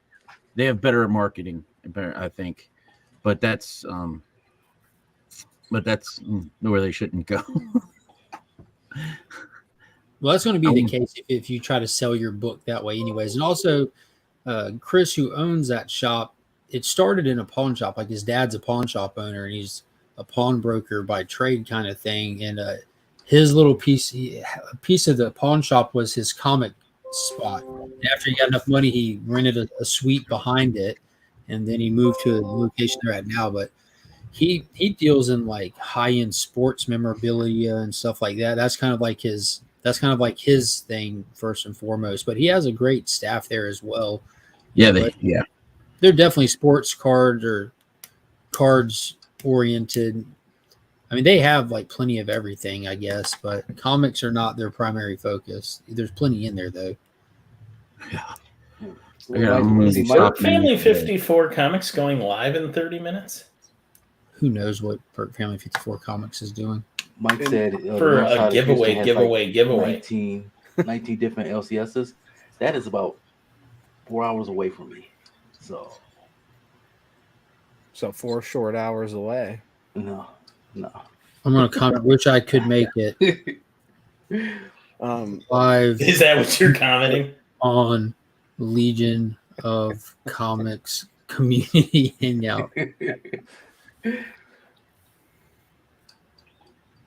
In honor of the Turok week, I don't think anyone's posted the Turok King. Can you make me bigger? I would love to make you bigger. Turok but you're already 9 feet tall. That means two things. Lord.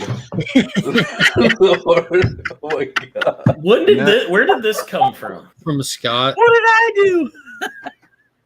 When did he make this? Today. That is awesome. Lord. Sweet Jesus. Never forget. He's like Turok Galactus. You gonna be one of his heralds? We all are. Listen, I don't own enough guns or knives to be Scott's herald. That man's got enemies. Apparently. What a freaking nut. I love him so much. That's the man. That's why he has such a big warehouse. That's where he puts the bodies. Like he has a secret window where he buries them all. That's a trap. What are we talking about now? IG. Hoarder side, Scott. Yeah, but when you're talking about him burying stuff, that really opens up the door to a lot of options. This is Scott we're talking about. Yeah, comic books, art, money, everything. Guns, bodies, prostitutes. Yeah, it's all Bunny all, mask.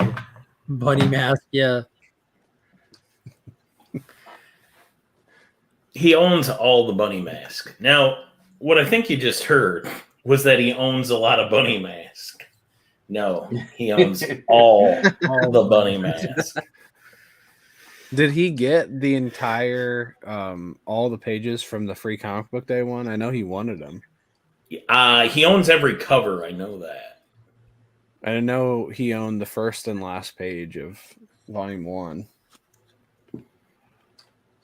Yeah, I'm pretty sure.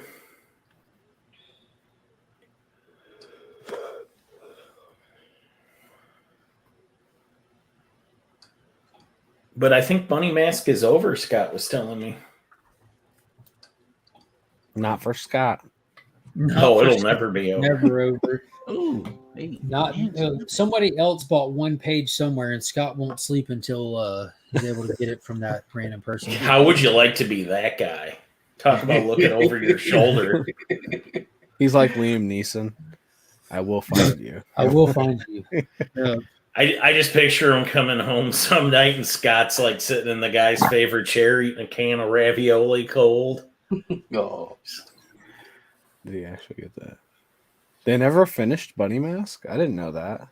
That's what Mike said.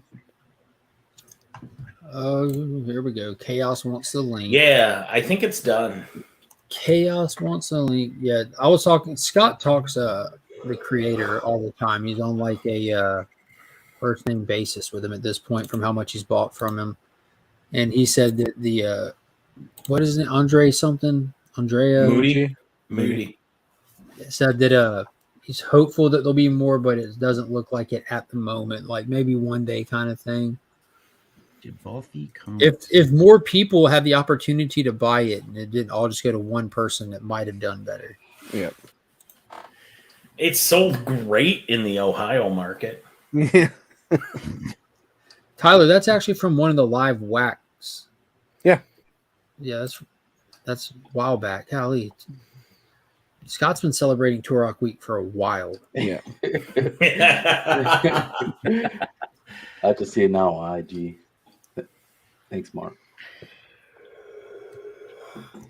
Theirs was just a 9.8 day. So I remember him wearing that, but I completely forgot it was a Turok on there. That's hilarious. Why can't I have a gem mint of a day? Yeah, he doesn't want us to have a perfect day. Yeah.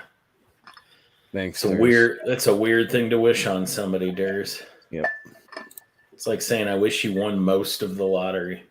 Oh, look at his tootsies. Oh, there's his feet. Yeah. Give me a second here.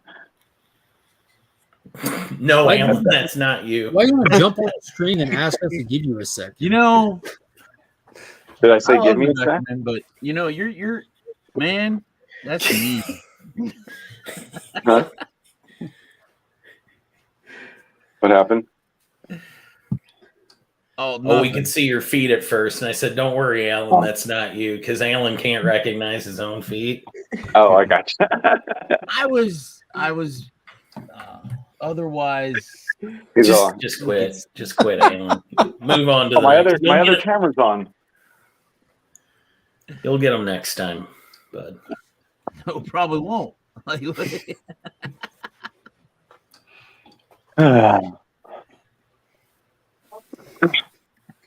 So what's that? Turok. Just kind of talking about Turok week here. Oh yeah. In Threads. I only have one copy. Only have one too. You're welcome, Alan. I have the one I got from Pick and Save in like 1997. It turns out they made more than one. What year did it come out? You're reading Night Terrors. I'd be interested to pick people's brains on Night Terrors. We're 1 week in and about 37 issues in after 1 week. The main was good. The reason why I didn't. That's the one I didn't like. It was just like the setup for other stories. Not that it shouldn't have existed, but that's probably the one I was like, well, I could have skipped this one and gone right into the. I don't think it. I didn't see it that way. I saw it as the actual story, and the other ones were pretty much unnecessary. Like the story is Insomnia dropping people so we can find the Dream Zone. I don't need Poison Ivy's stupid story. It thinks it's important when it's not. The Joker story, minus the first 6 pages, was terrible. I like the Joker. I like the Joker story the best of the ones I read. Absolutely terrible. That was the only one that really interested me. The Batman aspect. It's good. Don't listen to Mark. I'll have to try it since you guys were saying opposite stuff. Well, I gotta agree with Mark. It was awful. For context, I thought the Batman part of it was absolutely hilarious and almost worth the price of your time to read it alone, to be honest with you. But the Office part is ridiculously stupid and blown out and drug out and repetitive and unnecessary on every single level.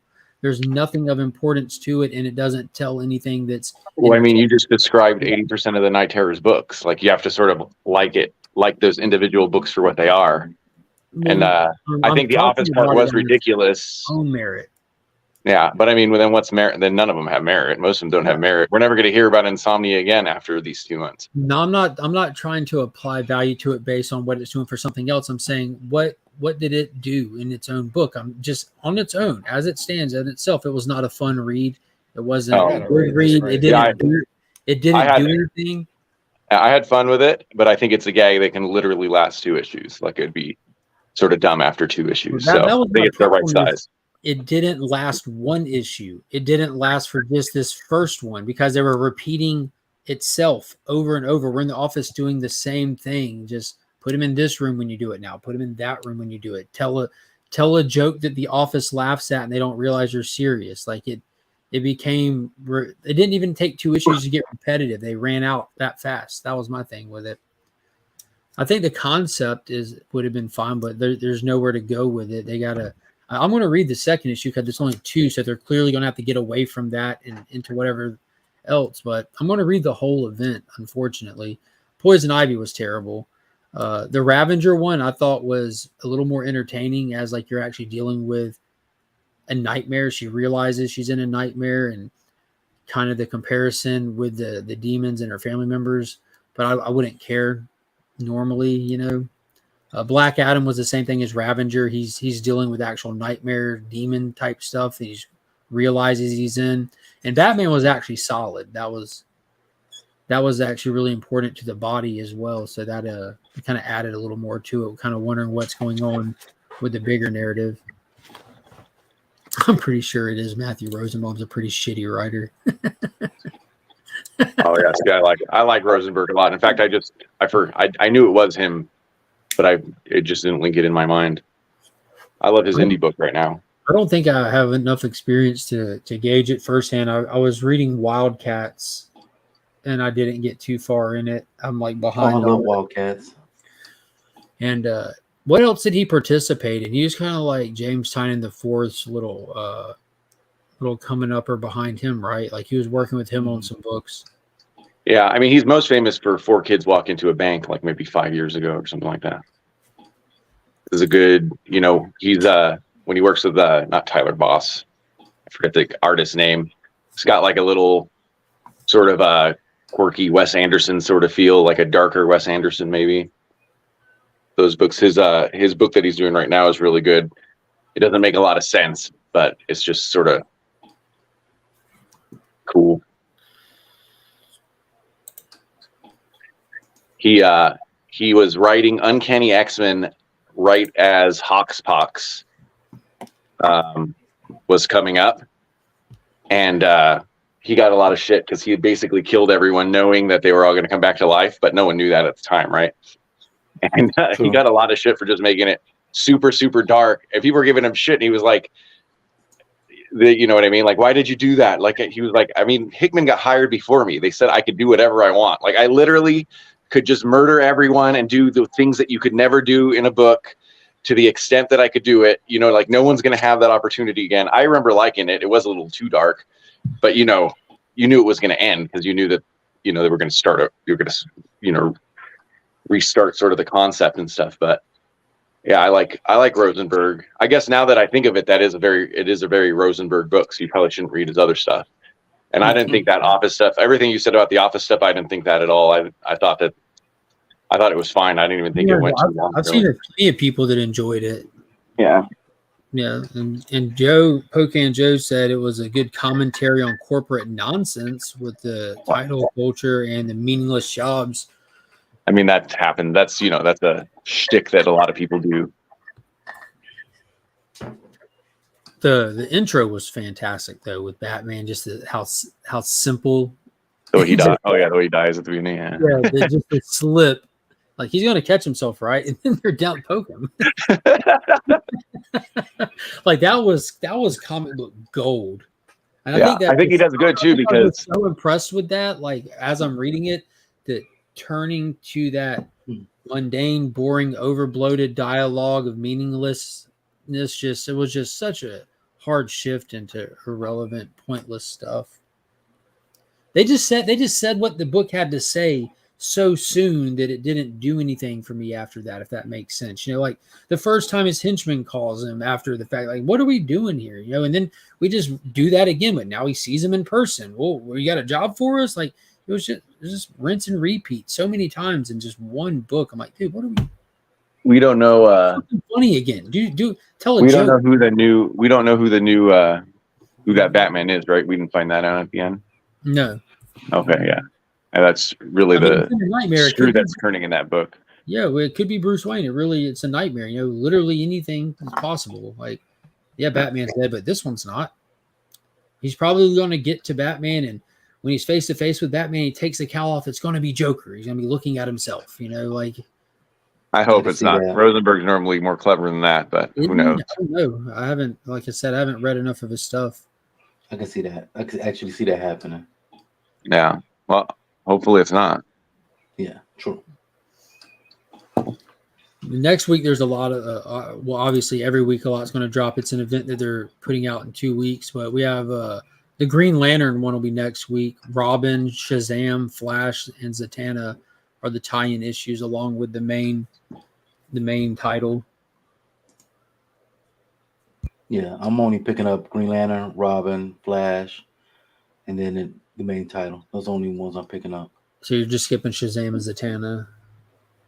Oh, I know Shazam. I'm skipping Zatanna. Those are the only ones. That's like 95% of them. Well, it sounds like the books that are on his regular pool list, Zatanna is an add-on like to the event. So if you're already pooling a bunch of books like Flash, Shazam, Robin, Green Lantern, like they're just naturally going to be part of your reading list, whether Night Terrors or not. But Zatanna, like Ravager, is an add-on. It doesn't already have a title going. They've been included. Ravager, I think it was included just because it's a Williamson thing. But Zatanna, they brought her in they brought her in the main body, so I guess it makes a little sense. It's not needed, but it makes a little sense. They can just say we did it because she's here. I forgot that Shazam is supposed to be coming out. I just added it to my poll. And if you're a Doom Patrol fan, Zatanna will be featuring Robot Man, which is good because the Doom Patrol main title just blows. I'm dropping that one. Doom Patrol issue 4 comes out this coming week. Not picking it up. Who's writing it? I gotta go and look real quick, but it was such a letdown, man. I was so sad that it sucked. That last run people liked, right? It's been a while since they've had a run. So this is the run. I thought I've heard someone that I listened to like it, but I'm not. I've been reading it. Issue 1 was fun. It looked promising, and then like it's only a 7-issue miniseries, and they've done absolutely nothing with it. They haven't even started telling a story yet. Is it Dennis Clover? Yeah, I'm not sure. Dennis Clover. Yeah, that's what I see here. Yeah, Dennis Culver. And not only that, in issue 4, we're going back to the mansion to sit down again with the psychiatrist and have a psychiatrist issue. So they're not doing a story. It looks like they decided to not have a story to tell, and they're just doing random little one-off like nothingness. Issue 4 is a weird cover. That's the psychiatrist. Remember, we got introduced to her in issue 2 when Worm sat down with a psychiatrist, and we were introduced to how this person has like access to this multidimensional beings and blah, blah, blah. It's just, which that was fun to do, but why are we going to do it again in the mini series when we're waiting on a story to start? So this is only like a 6-issue miniseries? 7, I believe. Which is odd because most of the Dawn of DC stuff has been slated for 6. Yeah. Except for the ones that got the extension. Which has only been Green Arrow so far. Okay. Some of the stuff was just already ongoing to begin with. Like, it was never intended to be. Like, Green Lantern was starting. Superman, Batman, and all that's already ongoing. But all the other stuff, like Steelworks, Doom Patrol, Green Arrow, so here's my Superboy, question. Man of Tomorrow, Superman, John Kent, we're all slated for 6. Here's my question. So Green Lantern has a backup story with John Stewart. Later this year, John Stewart is going to have his own title. Yeah. So is the backup story still going to be in Green Lantern, or are they just going to stop? They'll most likely change the backup story. That's what we see them do in other titles like Action Comics that had the backup story with Steelworks, which should be swapping out soon.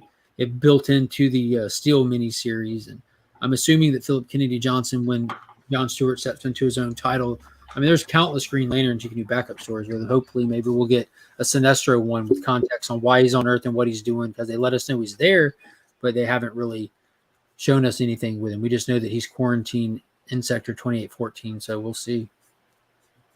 Wait, where is Sinestro? I read number 2. I don't remember seeing Sinestro there. Sinestro wasn't shown in number 2. He was teased in issue number 1. He was in the bar at the very end with the jacket on, and we just see him sitting there when they're kind of dialoguing about the Earth. Didn't he have like a hood on or something like that? Yeah, they even did a really cool, I think it might have been a Bermejo variant. Flash by Night Comics dubbed him street level Sinestro because it was just like him standing in the streets, like with the hood on. You can just see like the yellow eyes glowing kind of thing. But we don't have a lot of lanterns on Earth, which is quarantine. We're keeping it Earth now, but we got Hal, Kyle, Guy, Sinestro, and John Stewart, who's the other main title. Yeah, John Stewart. No Simon Baz or they haven't said if Simon or Jessica are here, but I gotta assume they're there. Yeah. Or that young lady, that little girl. Yeah, Teen Lantern, good God, that last run. I didn't mind that last one, actually. That makes one person. I could hear you guys for a while. I had to go do some work real quick, but I was going to say Matt Rosenberg is a new Warriors fan, so he is cool in my book. Well, we didn't ask if he's cool. We asked if he's a good writer or if you enjoy. Oh, yeah.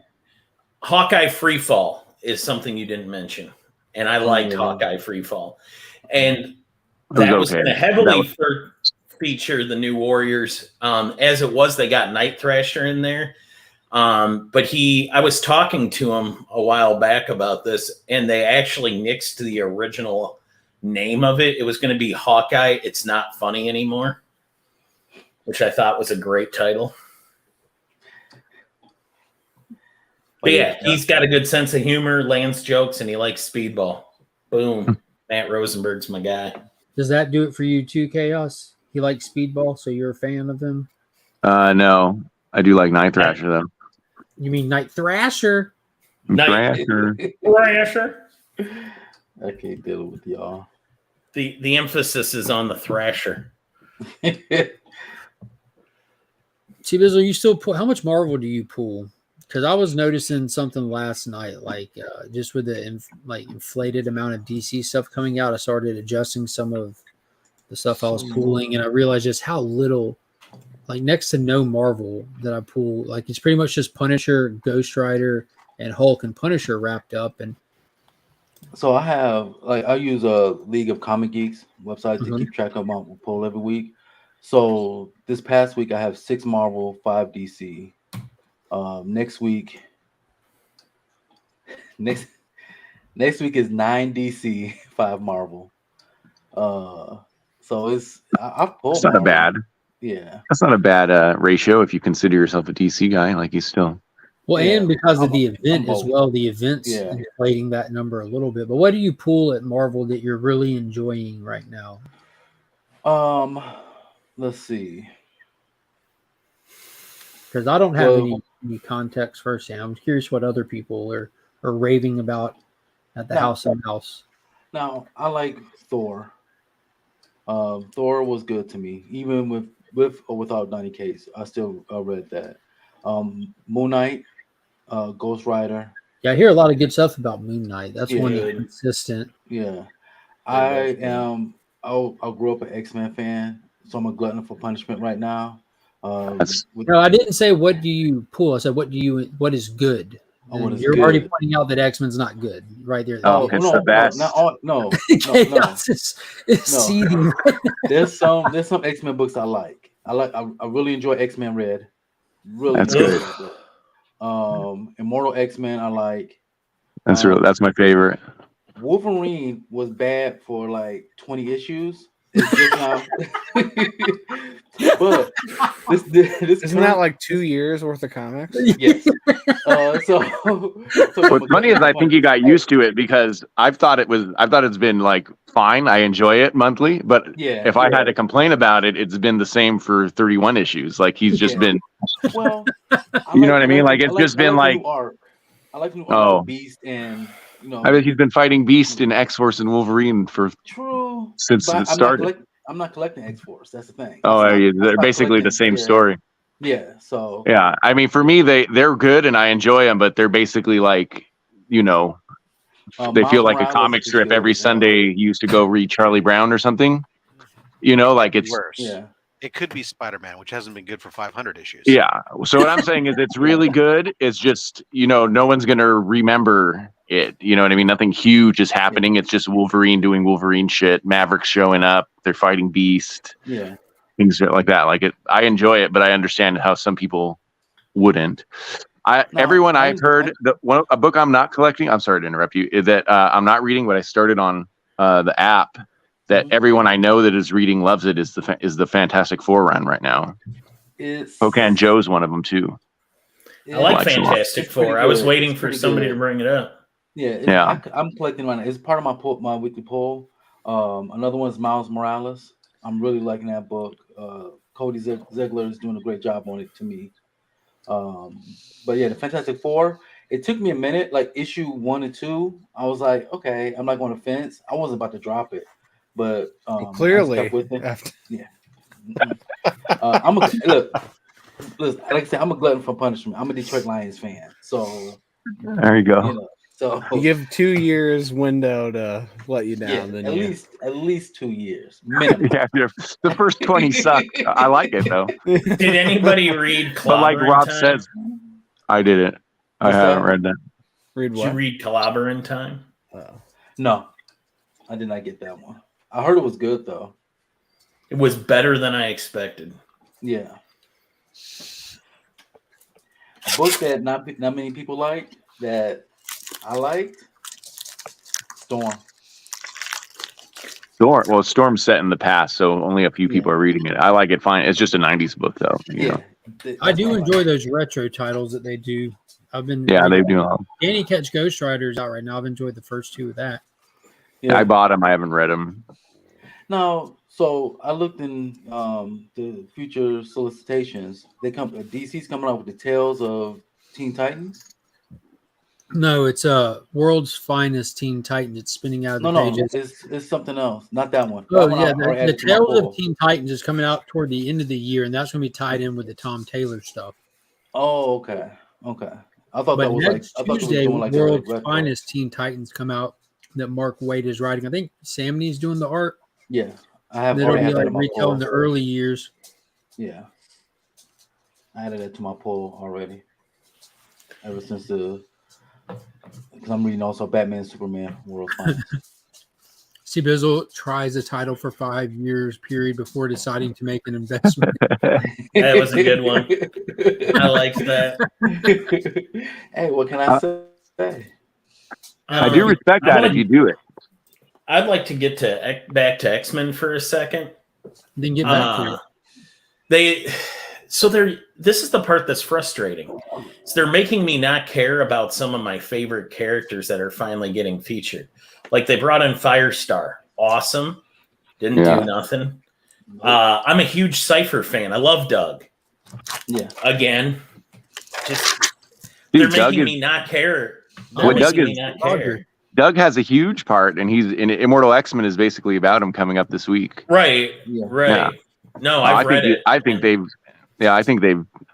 put him on a new pedestal. They have, but it's just I get this feeling that none of it's going to matter in 2 years. I don't know. Do you get that or no? Am I just off? Like, well, I just feel like they're not. I don't because I matters. Yeah, I don't think that only because I think like what X-Men is doing 3 years ago or 4 years ago doesn't matter. But I do think this Krakoa age is like a tattooed what happens here even after, and people are complaining after Hickman. I think it's been just as good. But then again, they traded Hickman for my other favorite writer, which is Kieran Gillen. You know what I mean? And writers I sort of like Cy Spurrier. So so I had a quote about Kieran this week, having him write Immortal X-Men is like hiring, a renowned heart surgeon to clip your toenails. I think Immortal X-Men is the flagship book right now because the regular X-Men book is like doing side quests. Yeah, it's not been for me. Yeah, I agree with Esteban. I think hopefully with this whole new event of the Fall of X, they'll do away with Krakoa. They're not going to. So I've enjoyed. Yeah, they're not going to. It has the best sales in over a decade, so it's sticking around. Here's my thing with it. The one thing I loved about the X-Men, the mutants in general, is the fear of them being getting killed off. They don't have that fear anymore. You know what I mean? They still got the protocol, and they could just just get resurrected. Sounds like all the other comic books, except it's just a plot point. Yeah, pretty much. Dang it. But that's the only thing I don't. Let's take one of the worst. Let's take one of the worst things about comics and make it a plot point. That's not a selling point. That's a. Well, what Hickman did was take one of the worst things about comics and make it so writers can't just use it as a MacGuffin all the time. You know what I mean? Like they can't just, okay, the character died. Now he died. There's got to be something deeper happening and something moving towards it, because you don't get it. You don't get like, okay, last page he died, and the writers are basically not allowed to like do if you see that it's called Death of Wolverine or the many, you know what I mean? It's, that they could bring him back if they want. So you have to think of something else. You can't just run it on like the death of the JLA or something like that, Sure. And really that's what they did. That's what they did in DC. They just didn't have the plot, it's just not built into the mythology. So I'm going to do a 180. I'm on it. Now it's even bigger. Again. Yeah, now it's even bigger because the rest of the world found out that they can resurrect, and so now everyone hates mutants more Mutants were like, okay, we'll resurrect sick kids, but that's it, motherfuckers. All right, I'm gonna do a 180. I'm on your team, Chaos. I like the X-Men again because Hey, you know what? I don't. Go ahead. Sorry. I refuse to agree with Esteban on anything.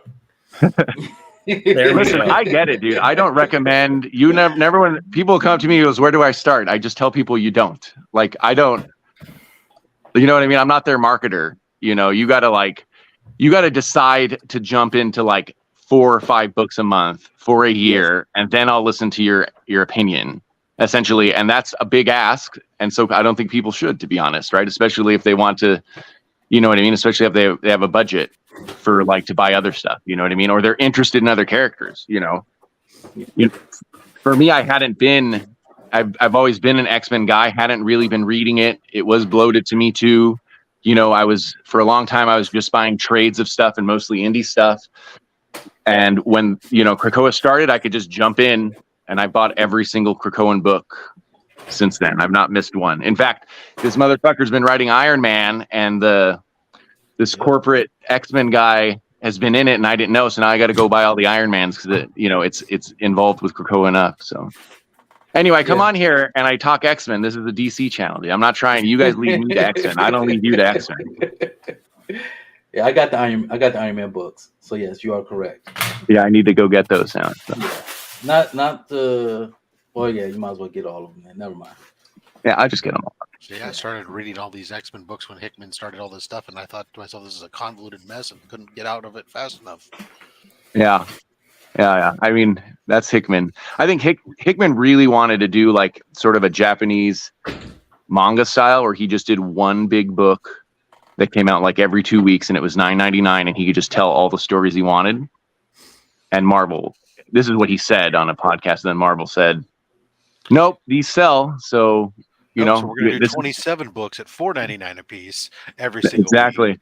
And then exactly, and then they sold as regular trades. So they sell them like X-Force 1 through 6 or whatever, or 7 through 12. But the story they also jumps around between different titles, so you. But they also sell like that. Yeah, they also sell like that though, where it jumps around, and they sell for regular prices, and they all sell. And then during the pandemic, apparently X-Men was the only thing selling digitally. So it's here to stay, guys. Sorry, Esteban. Yeah. Well, they got some new titles coming out later this year. They got they got the Uncanny Spider-Man. It looks like Nightcrawler. Spider-Man's wrong. Dude, there's a new Jameson character, a new Mary Jane character. Like, this is just getting bad. But I am excited about books. True. I am excited about Alpha Flight coming back. You can't even compare Spider books to Bat books because that's how far they're taking. Really know that's a true statement. Bat books are pretty out there, buddy. I'm gonna say Spider-Man they took the football and ran with it. I agree with you, Rob, but for some reason they're just really deciding to take the ball and run with it. Because Spider-Man is their Batman. They want Spider-Man to be in a league of his own, and they've succeeded.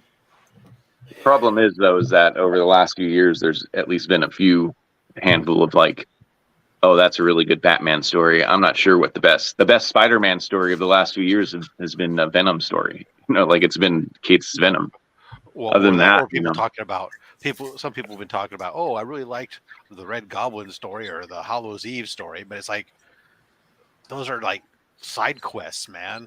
That's really bad if I pick up a fucking game and I go, yeah, this game's great. This one side quest is fucking amazing. But the rest of the story kind of fucking sucks. It's like playing Lord of the Rings, and I was like, fuck going to Mordor. I'm gonna go pick these radishes from the ground. This is a great. Hey, I like picking the berries, okay? And Lord of the Rings Online. That was a great game, okay? Lotro was not a great game. I don't know what you're talking about. Chris, you said X-Men. You know what? Hey, I will say that, but I will put the caveat on it that I don't. That's what Hickman said in a podcast like a year and a half ago. I got into the game because a bunch of my buddies who used to play Star Wars Galaxies, when they shut down that server, they went there waiting for the next Star Wars MMO to come online, and I just couldn't get into it because it's not my. I'm not seeing the data to support the it's selling well. I'm just quoting Hickman. I'll give you the podcast that it was selling digitally. I was only wondering. I only asked that because I was wondering if they released their digital sales. Yeah, this is from. There's a podcast called Off the Panel, and when Hickman, I believe you. Yeah. I was just wondering if they did because I've never seen them release their digital sales, and I would love to see that. Yeah, they don't release their digital sales. That's literally Hickman said it on Off the Panel. That's where I got that from. But you also said it's selling well on non-digital too, right? This is all So the things that I only just said are all digital. things Hickman Just said. digital. Okay. So Hickman. No, the trades are selling well too. A lot of people buy it in trade. Yeah. There you are. Well, you're something special there, C Bizzle. C Bizzle, are you buying What's he the got? Magic the Gathering, Lord of the Rings? I was thinking about it. I got these here. I bought the Transformer ones only because of Soundwave. So I might get some Lord of the Rings one. I was thinking about getting those Transformer Magic cards too. Yeah, only You mean one. they're My wife getting used to beat? play a lot. They're getting beat by 8 billion genies. I had What? a lot of fun with X-Men? this, Rob. Ton of The fun. trades. I'm going through trade sales right now. Oh, Like, and that took me some scrolling to get to 8 billion Remember genies. being able to play. yeah. I'm talking about a Hickman interview from a year and a half ago, and then you could tell that X-Men are selling because you keep putting new books. If you keep churning out new books, that means that there's some kind of sales, or else we'd have like 7 Moon Knight books. You know what I mean?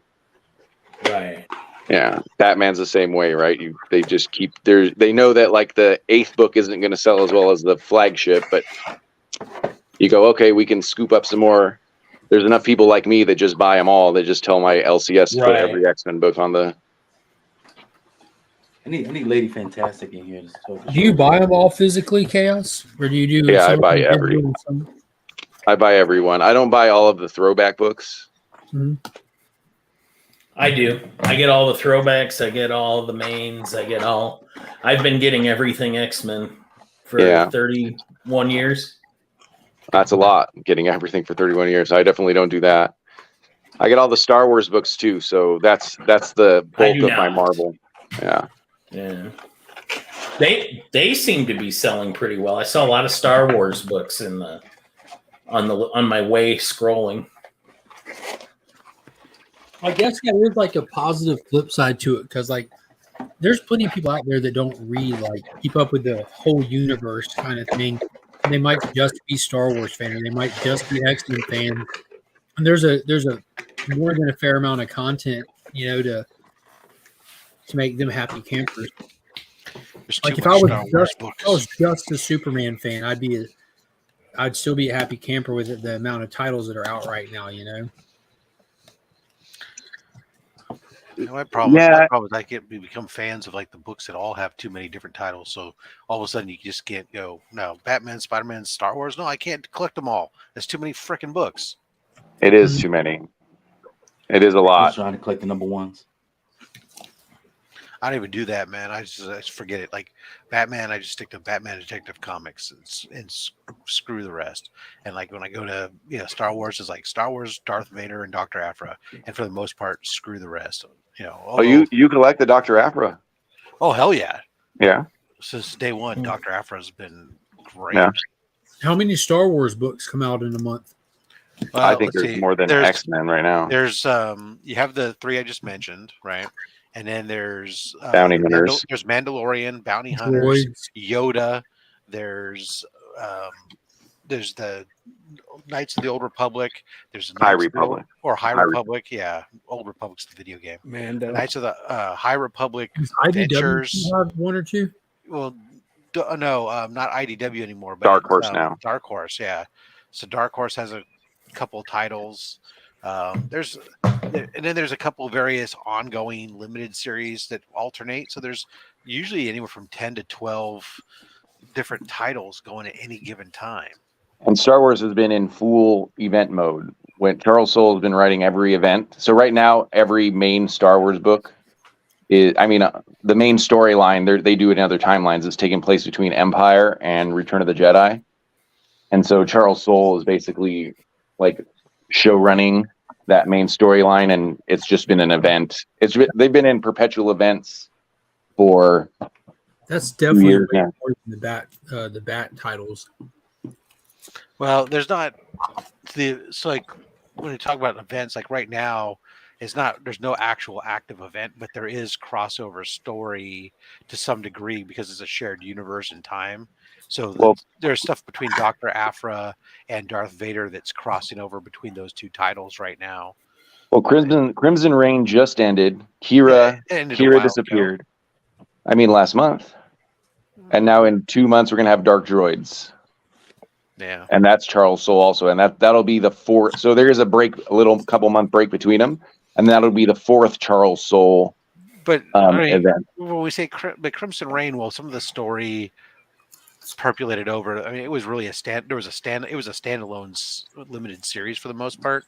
There was some story elements that fell over into those other books. But they're events, though, is what I'm saying. Yeah, but it wasn't like some of the ones where like these major crossover you end up being forced to read. If you don't read these other ones, you were hosed and out of luck, But yeah, no, they've been doing it obviously because it works. They did not only before that you had that War of the Bounty Hunters shit that crossed over all over the fucking place, and that was good. That was great. And it launched 1 billion different covers.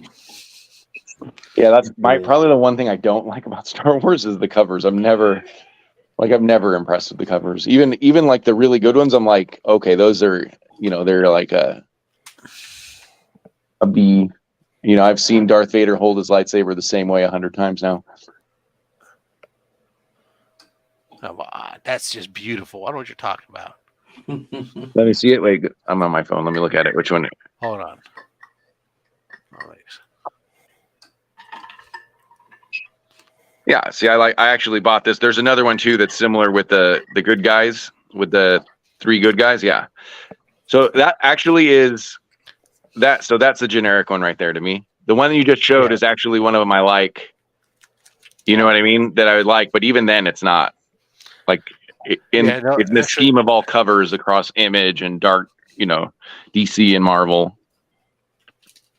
Yeah. So like that one. Ooh. So I'm going to take, I have one that's slabbed like this, but I'm going to take this one. I'm going to send this one to EGS, and I'm going to have a custom red and black cover and stuff done, or label and stuff done for it for C3. Nice.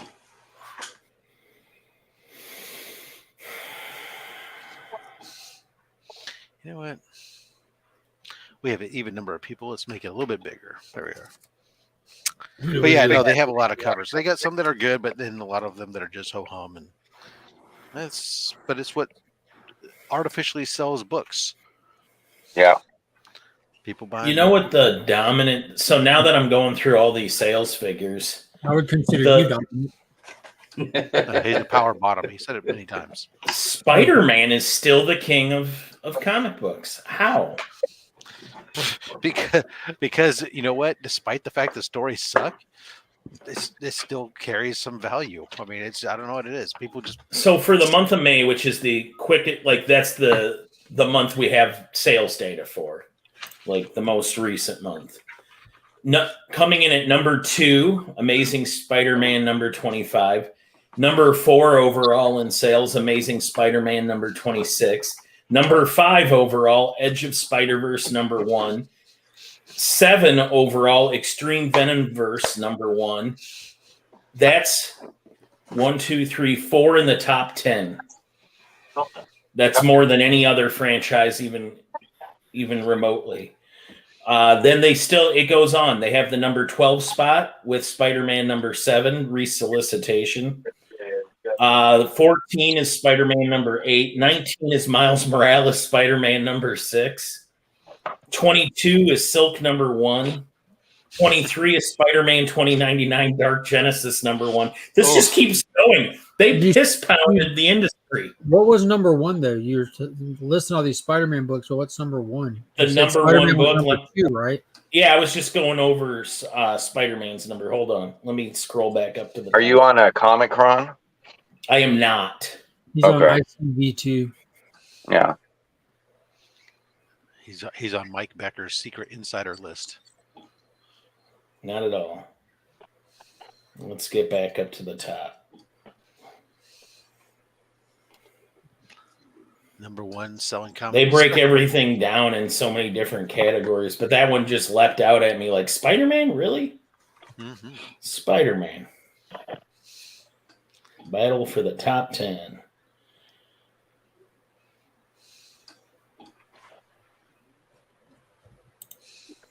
What did DC have? I'm going to go out on a limb and say it's Batman. If it's not Batman, it's just like the one hot thing for that month. Like the Spider-Boy comic or... This is like, May, so I'd be surprised if it's... Yeah. And what was that issue? That was the issue 900 issue on top of that. Oh, was it? Yeah, then it'll be Batman. I think it was. It might not have been.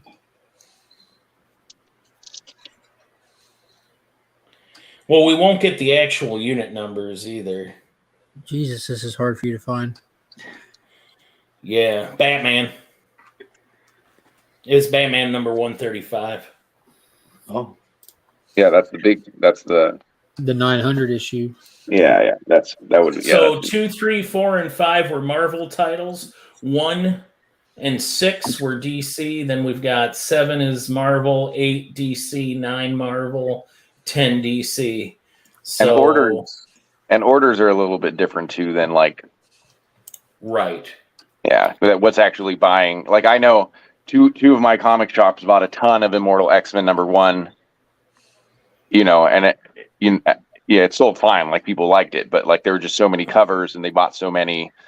Like both of these shops have like more or a little bit more than half a short box of like Immortal X-Men covers that didn't sell. So DC had 1, 2, 3, 4 books in the top 10, and so did the Spider-Man franchise. I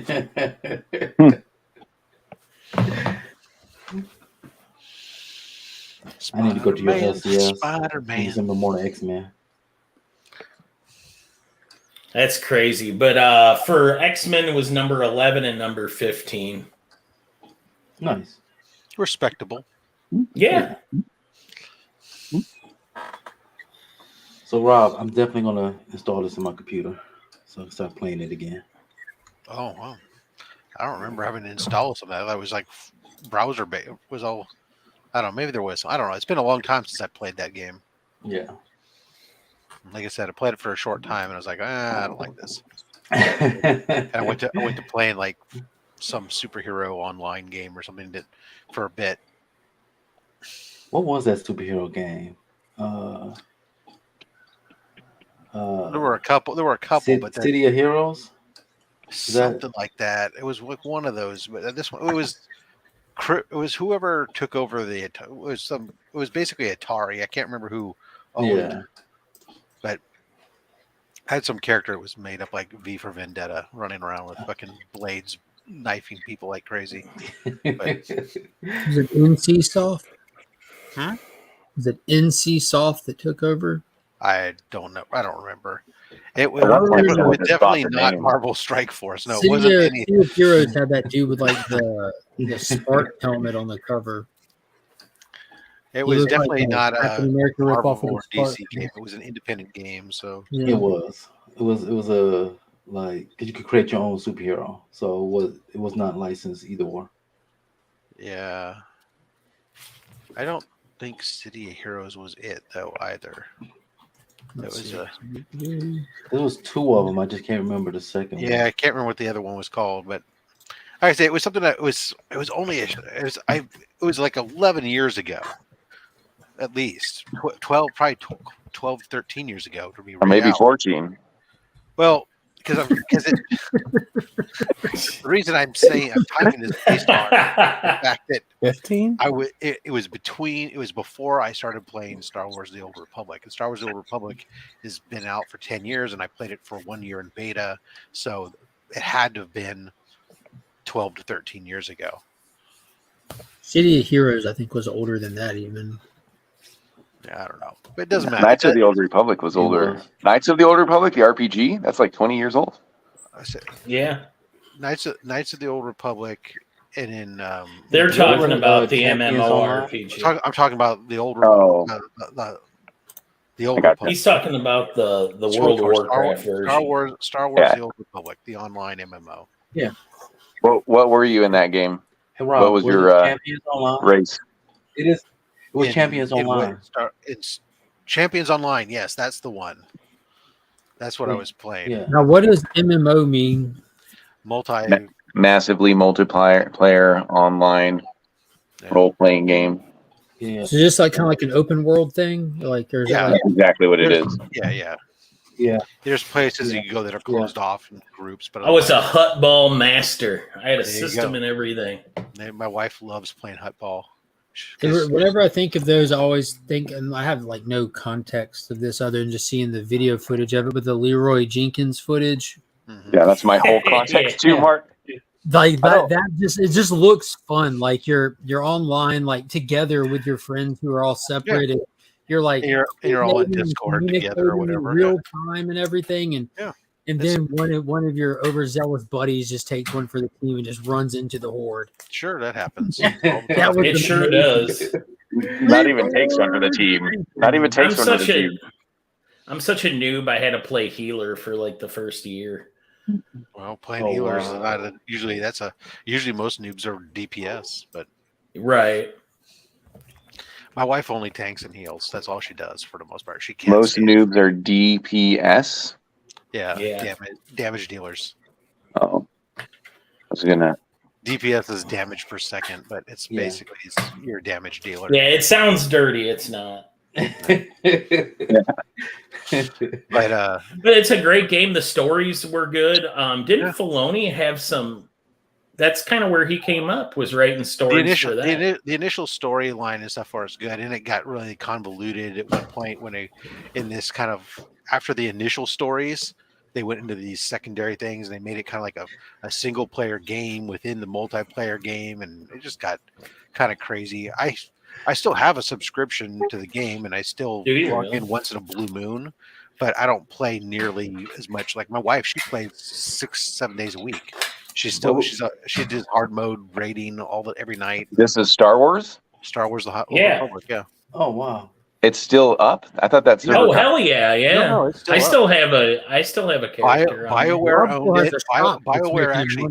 BioWare just made a deal. They're transferring the IP over to another company that's taking it over, and they've hired a bunch of the people who worked on the game to continue to do content, create it, because now the game still makes money. It doesn't make a high enough amount of money for BioWare, but as a larger company, but one of these smaller game companies are happy to take it on and put resources into it, because for them, it makes a huge amount of money for the investment for what they want. So you said people that originally worked on the game, are they still alive this many years later?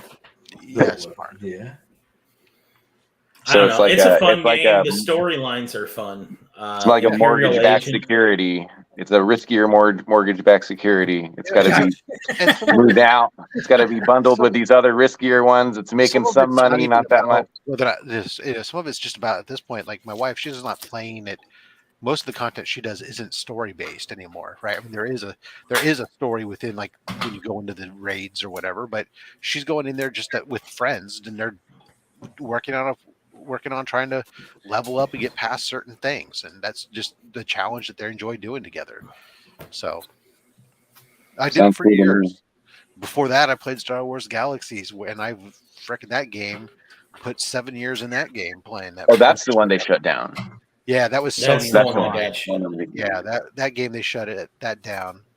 That game was really cool because it was open world. I mean, it was completely, you could do whatever you wanted. I could go into for hours about how great the fucking crafting was in that game, but I won't. What was your favorite storyline in the SWTOR? SWTOR? It's easy to say the Imperial Agent. I mean, it was the most. I liked Imperial Agent. Smuggler's good on Imperial Agent was the most complex. Everything else, but I'll tell you, even though everyone shits on it, I loved the Trooper. I mean, I played Trooper from beta all the way through beta on, and Trooper is my favorite class out of everybody. It got better. I have no problem. I have no problem with the storyline on the Trooper. But it's not exactly the best storyline though. The smug. Do you know what screws with me on Trooper? You know the first buddy you get, your first whatever they call those. Yeah, Eric Jordan. It's Eric Jordan. The voice for him is Detective Lassiter from Psych, and it messes with me so hard. The best for actually the overall gameplay though. If you play the entire story of the game, including all the add-on chapters they've done and stuff since, it's Jedi Knight, because the Jedi Knight, the whole original story arc, overarching thing is done based on from the Jedi Knight perspective, and is adapted to the other classes. So from a pure standpoint of making the most pure sense, the Jedi, once you go outside of the individual class stories into the overarching game story, the Jedi Knight is the best class to play it as overall. I just hate freaking melee laser sword smashers, but that's just me. I remember a Star Wars game for PlayStation 1. It was like Mortal Kombat style, like this. Yeah. Side-by-side fighting. You had like 8 characters to play as. Mm-hmm. I remember that. It was like Clay Fighter, except Star Wars. Yeah, Clay Fighter. That was a great one. I loved Clay Fighter. That's another Nintendo 64 concept. Clay Fighter was awesome. Oh, that was so good. Me and Mark are the same. You guys are talking about like this huge, deep. I like it. I wish I played more games, and all I think about is like Empire Strikes Back on SNES. I was like, I wonder if it's like that. SNES, come on, play Empire Strikes Back on Atari 2600, baby. I think maybe I did. Just I wasn't a computer never-ending line of AT-ATs for you to attack.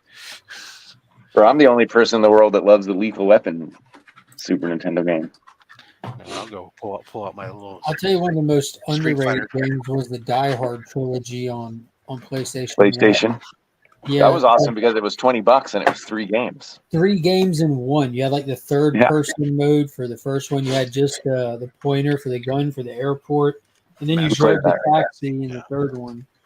Yeah, we played a lot of that.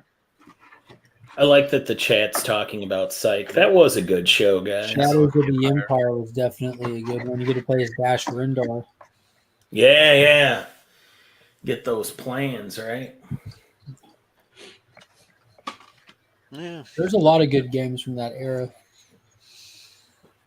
I think Star Wars Pod Racer was one that I liked a whole lot. Back then, go on your computer, throw the diskettes in, and play TIE Fighter, man. That was the. They had Rogue Squadron for 64 as well. It was a little difficult for me. I don't know why. So much goddamn work to do, and I'm supposed to be on vacation. Then don't look at work. Why are you looking at work if you're on vacation? Or don't consider yourself on vacation. Why are you working? Yeah. I am going to work and make them pay me for this day. I wouldn't even do that.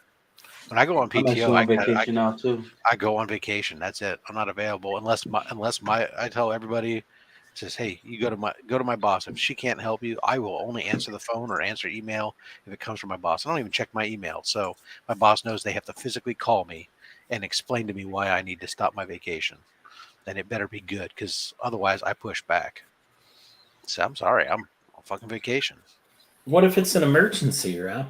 There's no emergency really that they can't figure out without me. They got an entire legal team. If some lawyer can't explain a contract without me. What if they've got a brisket on the smoker, and they do not know if it's ready to come off.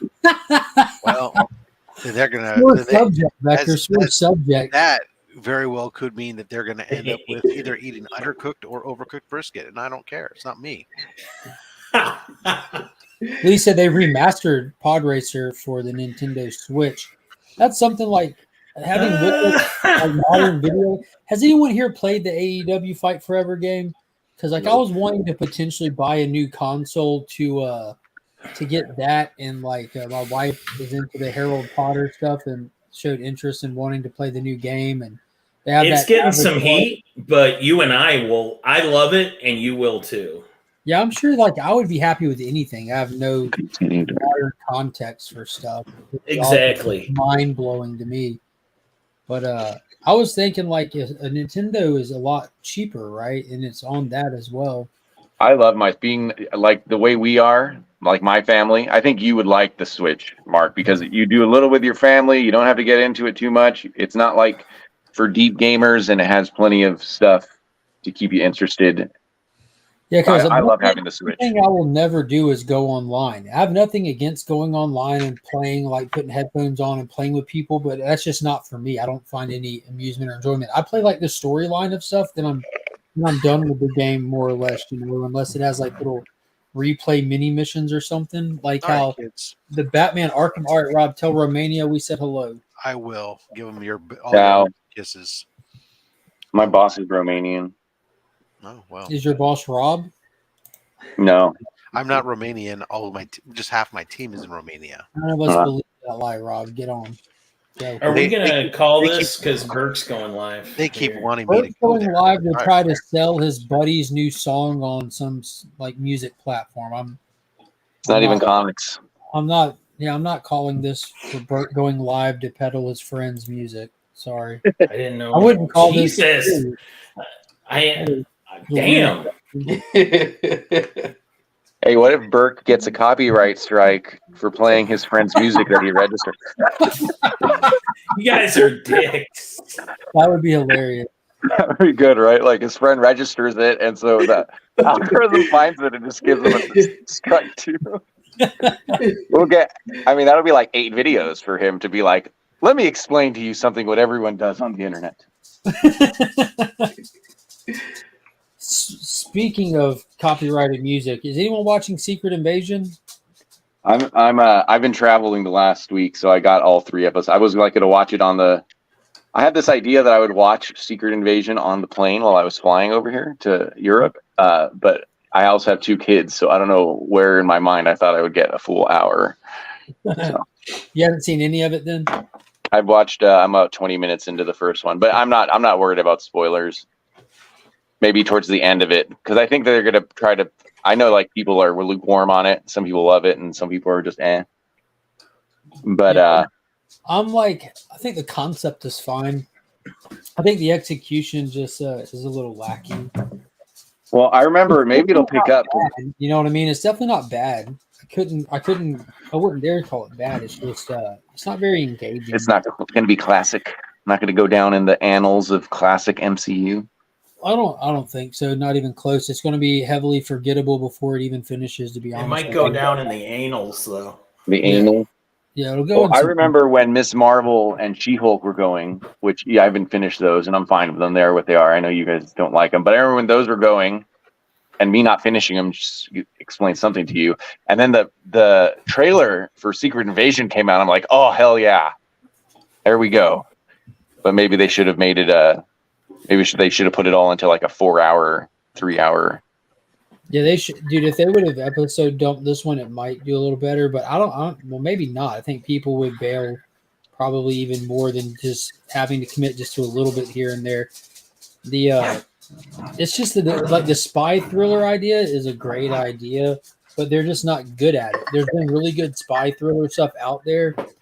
And in situations like that, the quality of the dialogue, the exchange of the dialogue really matters. You know what I mean? So it's not bad. It's just doesn't really do anything, to be honest with you.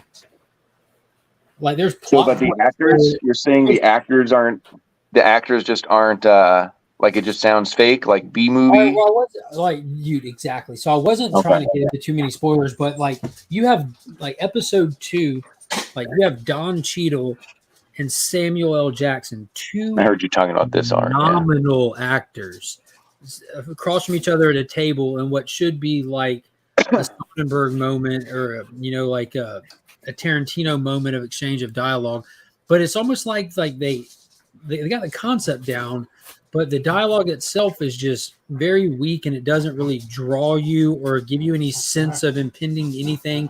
And then the editing for it, I feel like this isn't the original script that we're hearing. Like they edited down the actual conversation. So like the fact that I'm catching that while I'm watching it, is taking me out a little bit. I'm not over analyzing this as I'm watching it. I'm sitting there like doing it on my side time, like while I'm grooming dogs. I have it playing and I'm catching it out of the corner of my ear, like, yeah, what? Like it's just not kind of, what I mean? It's choppy. It's real choppy. But again, that's just like that. I'm critiquing something that I think is fine. You know what I mean? I'm not saying it's bad because of this. It's just, it's not anything that I would recommend to anybody. It's pretty boring, to be honest with you. A spy thriller is going to be boring unless you really deliver on some like exceptional moments in those opportunities. Yeah, and I don't know what they're going to do. I mean, when it's all said and done, we'll see. Because like, I mean, if it's called Secret Invasion and it's scrolls, like you can't just show us that someone was a scroll the whole time, even if we didn't know.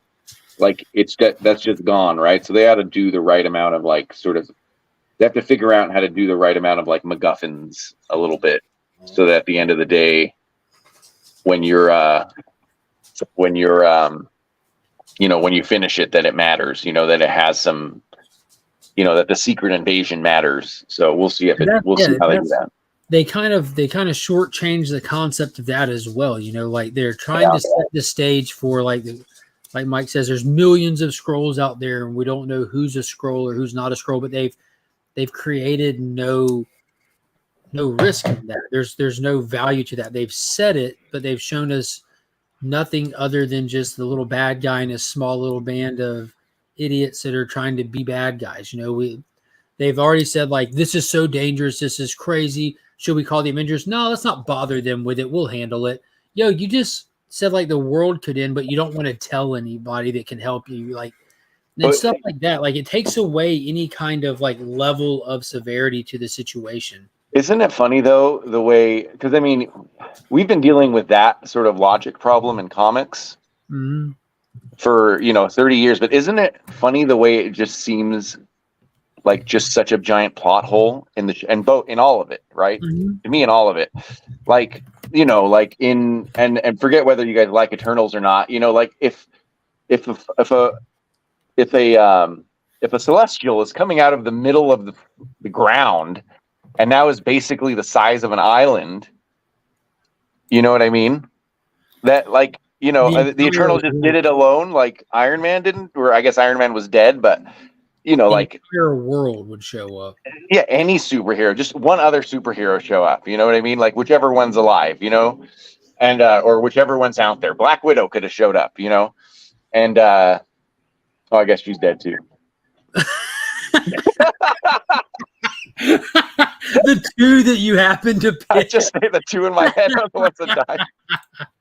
That is hilarious. Like so Thor would Shield. Like Shield would be like the obvious response. Yeah, is Shield together? I don't think they're together. Oh God, no, I did it. Yeah, Shield's not together. That's right. Yeah, they're not together either. Some kind of like organized governing body. You know what I mean? Like sword, shield, saber, the governments of the world in general. Yeah, that would have surely been big enough for Nick Fury to come back. Said, Iron Man is dead. Tell me Gamora's okay. Too funny. I guess a lot are dead. So yeah. Why can't they're living? I'm trying to think of who was even there. Like who was there just after Infinity War? I mean, I guess Thor. Oh, there he is. But again, I don't think the show's bad. I like the idea of like the tight-knit spy thriller. Talking a little bit of Secret Invasions, but I like that idea. I really liked Winter Soldier, and like that aspect of it was some of the best parts of it. Like Steve, Yeah, that's what I was hoping. We're going to get another Winter Soldier, just this storyline. You know, obviously Captain America's not going to be in it, but that's what I was going. That's what I was hoping it would do. You know, a lot of people hate on Captain America and the Winter Soldier. I love that show. I thought it had some blaring, stupid points in it, like Falcon can't get a loan or him soapboxing at the end for terrorists. I thought those two things were like dumpster fire level crap. Oh, I thought you were talking about Winter Soldier, the movie. No, I hated Falcon and the Winter Soldier. I'm talking about I like the Winter Soldier movie, and I actually like the show too in terms of its scope and scale and the tone of it. I enjoyed it. Yeah, and dude, seeing Sam pull up in the suit, like I was completely over. I loved getting whole new cast. Whole new cast. Hey, Kyle's face. Hey, I gotta fix the back. No, please don't. Please don't. Please yeah, just be a ghost. If I sit still, I disappear. Dude, that's amazing. Yeah. Good morning, bro. How are you today? Doing all right. This looks like Flash CGI. This is Flash CGI. I'm such a Skrull fan, though. I am loving Secret Invasion. Yeah, well, like I said, I don't think it's bad, but how do you feel in terms of them like delivering that spy thriller vibe quality, specifically with the dialogue? Because this is a dialogue-driven show, as any spy thriller should be. Like, I don't know if you heard me mention it, but the moment stood out to me like a red flag. You know, it just slapped me in the face when Don Cheadle and Sam Jackson were sitting in that restaurant. And I feel like the editing team absolutely took the piss out of that conversation, because what one person would say, it's like the other person wasn't even responding to their statement at times. It was just talking past each other instead of like a beautiful ballet of dialogue building this moment. It could have been they could have not been in the same room together. That's possible. I think that it was on purpose that it was so out of place, because interesting. We're still waiting for reveals, right? That like we need to know. I'm not talking about like reveals. I'm talking about the actual quality of the writing in that scene. Oh, okay, just a specific scene. I think. Yeah, remember how it didn't feel choppy to you? It didn't catch your attention. Yeah. It was like they were waiting for each other to finish their sentence so that they could just continue on saying what they were trying to say. They're not like saying like, "Oh yeah, I understand what you said. Here's my explanation." It was like, sounds like Sixth Sense. Yeah. But yeah, I think that the weirdness of it is because one of them is a Skrull. I agree, but now we don't know which one. You're a Skrull. And if Nick Fury's not a Skrull, he definitely's got some Skrull on him. Yeah, if we're just going by accents, only Mad Spidey is a Skrull. Yeah, Werewolf by Night was probably my favorite new thing. Finally, something felt fresh. I loved Werewolf by Night. Yeah, absolutely loved it. Cool. 9 out of 10. That was fantastic. Is it bad that I kind of liked Morbius? No, dude, I enjoyed Morbius. I think it was an absolute trash movie. It was bad, but like so fun. It was like amusing. Yeah. So by the time I saw like, it, I didn't see it in theaters. I didn't rent it when it came out. Yeah, I just waited for it to show up. Quietly released it on Netflix without even announcing it. I'm like, oh snap! And then the following Saturday, when I was on break from work, I watched it on break. I'm like, dude, I feel like it's 2010, and this is like Paul Bettany's Priest, and I'm loving this. This is amazing. It's pretty spot on. Priest or Legion. Legion, yeah, it felt exactly like those two movies. I love those movies. Yeah, they're amazing. What's the guy's name from 30 Seconds to Mars? Jared Leto. Jared Leto. Okay, yeah. I love his more music. Band members' names, so I could have trolled. But his eyes are just like in the entire movie. Like I just feel like he's just drugged out of his mind, and his eyes are just like, and not on purpose. Like that's how he showed up the set. Yeah. Well, wasn't he supposed to look sickly? I like Morbius too. I like to find.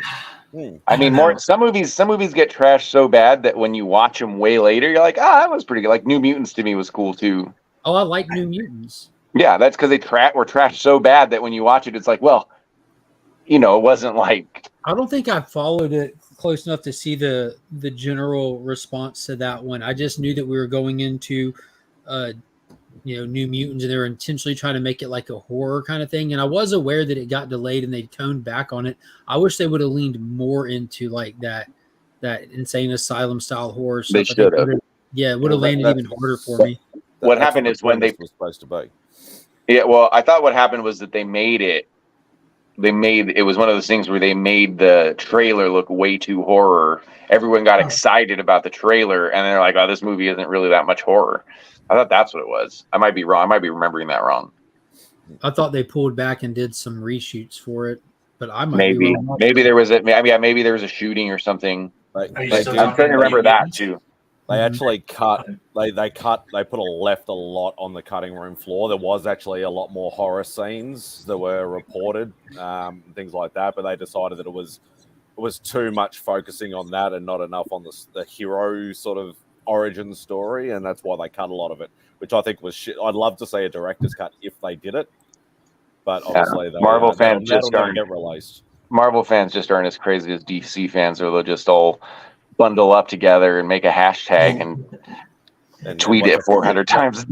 We all share the same blanket when we do that, by the way. Watch a 45-hour movie and yeah. Oh, Dude, wow. If a movie goes to Blu-ray, it means that the box office was like really bad, and they're just trying to cash in while the advertising that they paid for is still kind of fresh in people's minds. There's a lot of movies that go straight to DVD. Hearing my points on that. A lot of movies go straight to there, like Warzone. I loved Warzone, like Punisher Warzone. I like that movie too. That went straight to DVD. That was in theaters. That was in theaters here. Warzone was in theaters. Well, Kyle's talking about when a movie underperforms at the box office, how they rush it to like, we'll be streaming next month, we'll be digital purchase next month, and people will like, if they wouldn't release them so quick, they do better at the box office. That's actually backwards. They wouldn't release it that quick. They don't announce the street dates until after box office performance. So when you see something underperform at the box office and they're still owning ad space that they paid for going into this, they're going to push out that digital release as to not have to pay for more ad space. Yep, they literally just pivot so that they can and they just change the overlay to now in theaters to coming to digital. Yeah, they can. And Morbius, but Morbius though was so bad it got like this like underground thing. And they tried to re-release it. Yeah, which was funny. Hard, bro. Yeah, Morbin time. Yeah, that was hilarious. Yeah, and that's because someone played it on Twitch. That's where Morbin time came from. It was just being played live on Twitch. And like Sony, no one went in and closed it down, and for whatever reason, it just had a viral moment. Like everyone was going to it. I didn't go to it, but I read about it later. Everyone was going to it, and it made it like it made that Morbin time hashtag sort of go viral too. And then they're like, "Well, let's try to put it back in theaters." They were playing the movie itself on Twitch. Yeah, someone had. I don't know if it was in a theater or if someone had a burn copy or something like that. And then just Twitch didn't shut it down, and like Sony didn't like care. No one cared so much about that. No one shut it down, right? So it got everyone excited, and they tried to put it back in theaters. And that weekend, it got like $300,000 or something. It was like a total waste of time. I remember the meme of Morbin time coming from that. And it was pretty hilarious. What's up, Remy? What's up, baby? What's going on, everybody? Mark, you were saying that finally like people like listen to you. I have proof that I do listen to you, and that if I were to view Peacemaker in the same realm that I view Jared Leto as an actor, because I think John Cena and Jared Leto are both like terrible actors, I think that I'd actually like Peacemaker more. If I were to view it with the same like, you don't like Peacemaker? I don't think anyone has an illusion that John Cena is a good actor, including John Cena. He's just utilized properly, I think. Did you see Trainwreck with Amy Schumer years ago and Bill Hader? That was great. He was great in that. I was about to say that was the day that we found out what John Cena's really worth when that movie came out, because they made him an awkward comedic. Like just like you never seen him do any of that stuff like in wrestling, I guess. Like he took on it showed that he's willing to step outside of his stereotype. Well, and listen, The Rock wasn't that great of an actor at the beginning either, and he's gotten a lot better. I'll be honest with you. The first, what was his first movie? The Rundown was his first big movie, and I thought he was great in that. But then Walking Tall. Then he started getting like which was a remake of the original. Walking Tall was like, he's developed so much, and I still think if you want to see The Rock actually act, you need to go watch Southland Tales, where he plays Boxer Centero, who's he has schizophrenia. So just on a drop of a dime, you see The Rock go like paranoid, like delusional, schizophrenic, like it's wild. He actually, if he had better scripts, and not like this is on him because he runs his own production company. You know, he does what he wants to do, but if he got outside of just like the tough guy stuff, he has a lot more ability than he showcases. He'd rather sell whiskey though. Yeah, I mean, I think he'd rather make money. I mean, because he could, let's say he is a great actor and he can do like, some Oscar level script or something. Does that make more money than like even that monkey movie? Well, I'm not saying Rampage. You must be talking about Empire on Netflix. You must be talking about San Andreas on. That's Reggie's favorite show. You can list a lot of movies that The Rock was not good in. And the rundown was actually called Welcome to the Jungle over here. Why? Rampage was called Welcome to the Jungle? Did you guys have the video game? No, the rundown. The rundown. The rundown. Tom William Scott. That was like a quiet like handoff to the action blockbuster scene from Arnold, because the opening scene of that when he's walking in the club, you have Arnold walking out and he goes, "Tough crowd," as he's walking by him. I didn't think Scorpion King. Yeah, there it is. That's his first role, right? In the Mummy Part 2. Oh my god. His best role was Moana.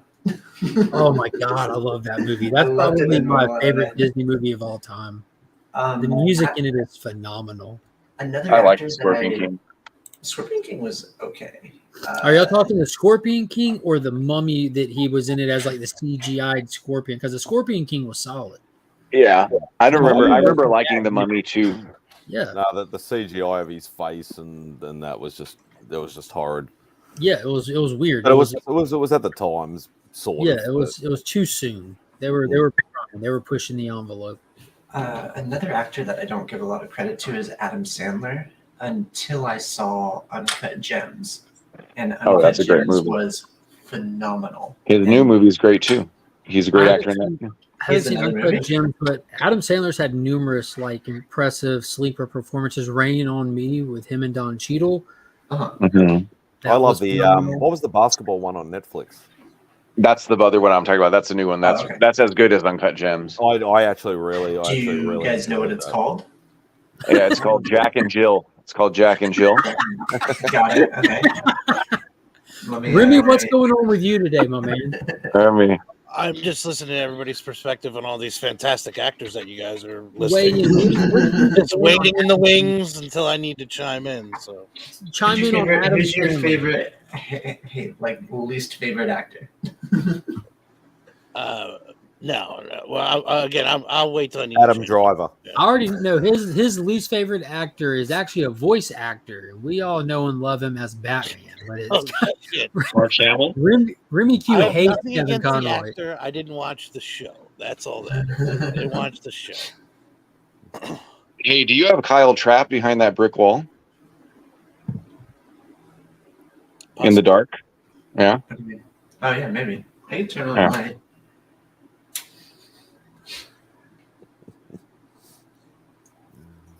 So do you have like an actor that you like don't like, but like they won you over with like a film that they did? Adam Driver. Yeah, Adam Driver. Yeah, really. Marriage Story. Yeah, hated him, and then because of Star Wars. Then a bunch of D-bags started giving me Adam Driver stuff, and I got pops and blankets and stuff, and so I started watching some of his stuff, and I was like, all right. I just didn't like him in Star Wars when he took off the mask. I was like, this is the guy that you landed on. That's like Howard Stern's son. Guy. Yeah, it's high-waisted. It's like perfect with the mask on. He takes the mask off. I was like, what a bitch. Like anybody's gonna Anybody can take this dude down. There's nothing scary there. Did you see White Noise? That was my favorite Adam Driver movie. Wasn't that a Kevin Costner movie? I think the Kevin Costner movie is based on the Don DeLillo book. I don't know if this other one is. Is there more than one White Noise movie? I remember going to the theater to see White Noise about EVP. Yeah, Like years ago? White Noise is a long time ago. Yeah, that's White Noise is a Netflix original. So there's are you talking about the one where like the train wrecks? Yeah. Dude, that movie was so good, and it had such a weird turn in the third act. It was like it made me feel uncomfortable the whole time. And if a movie can do that, I would just like, dude, the acting was like, yo. So how can you watch a movie like that with like Oscar-worthy dialogue moments, like when he's on campus delivering his lectures, and like the ballet of dialogue with his coworker, and then you watch Asian, and you're not like, yo, this is garbage. Like, dude, that was amazing. Man, this really affected you, Mark. This 3-minute conversation really changed you.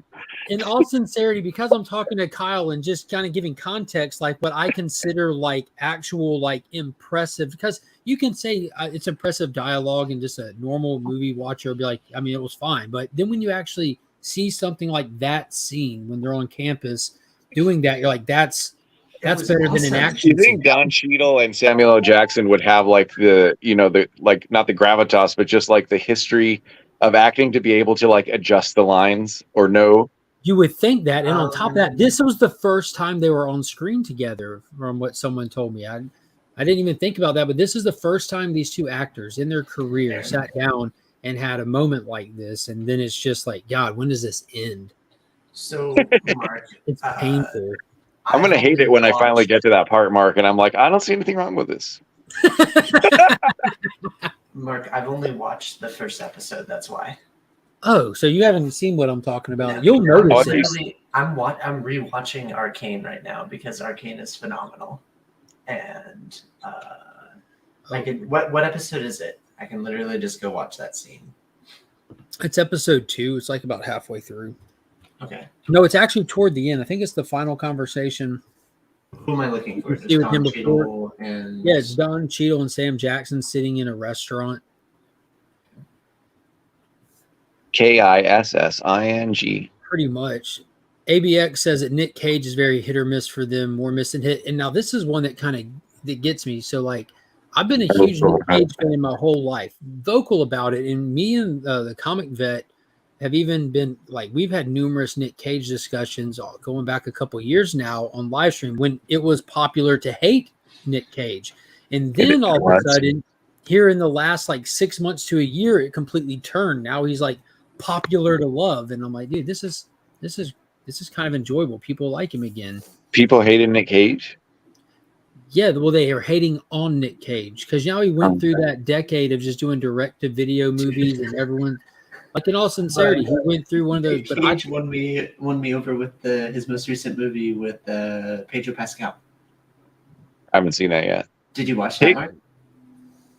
That I haven't watched it yet. I haven't watched that or Renfield. It fits into the conversation that we've been having for 15 minutes. Pig was good. If you watch that movie, you will have a newfound respect of Nick Cage. Yeah, it's called The Unbearable Weight of Massive Talent. Yeah, Pig was really good from Nick Cage, but he was the only good thing about it. It's so good. Oh my goodness. The City of Angels, that was a sad movie. That was like the mid-late 90s, right? That was with Meg Ryan, where he's dead and watching over her, and she ends up dying riding her bicycle at the end. Yeah, it's a chick flick. That was one that the Goo Goo Dolls did the soundtrack for, if I'm not mistaken. Yeah, it was that Goo Goo Dolls song that is Iris. Yeah. Saw Driver in Girls. They wrote him well. Seen one note, but they give him a depth, and he did well. I think my first Adam Driver movie was it wasn't Death at a Funeral. It was a dark comedy. It had Jason Bateman in it. It's where the family comes together to sit Shiva after the death of, like, I believe their grandfather. And it was pretty funny. So did all these people that left the stream go to Burke's stream? Burke live stream checking in. Burke, how is your new album sales going, bud? This is Burke lightly saying, "Hey, I'm live now. You should not be live." Burke is live stream watching this stream. When is your Burke? If you followed this channel at all, you would know not anytime soon. Why? How are you going to come to someone's live stream and try to poach their audience? Why don't you probably poach your guests? You probably poach your guests. If you're not getting paid for selling someone else's record, you should come over here. We'll do some Inception shit. Yeah, do some Inception shit. So 2 of the people on this panel are in your live stream. You might as well just come over here and hang out. It's not as if people don't give away stuff on Mark's live streams all the time. We've already given away a Turok #1 today as well. Can everybody get over the Turok 1 stuff? I know you love it. But... No, you tool. You got another week. You got another week. Are we going to do a giveaway? 4 days left from what I know, right? Like, I guess Sunday's the last day for it. Trying to make it hit the top 10. Or hot 10 or whatever it is. Yeah, this will determine when you get the chance. Watch Nimona on Netflix. So I read the Nimona comic and it's wonderful. It's like it's it's that's different. the one. It's going to be way different in a good way. Yeah. The show. Okay. We'll see. Were you holding Nimona? It was dark. Yeah. Yeah, that's a great book. What is it called?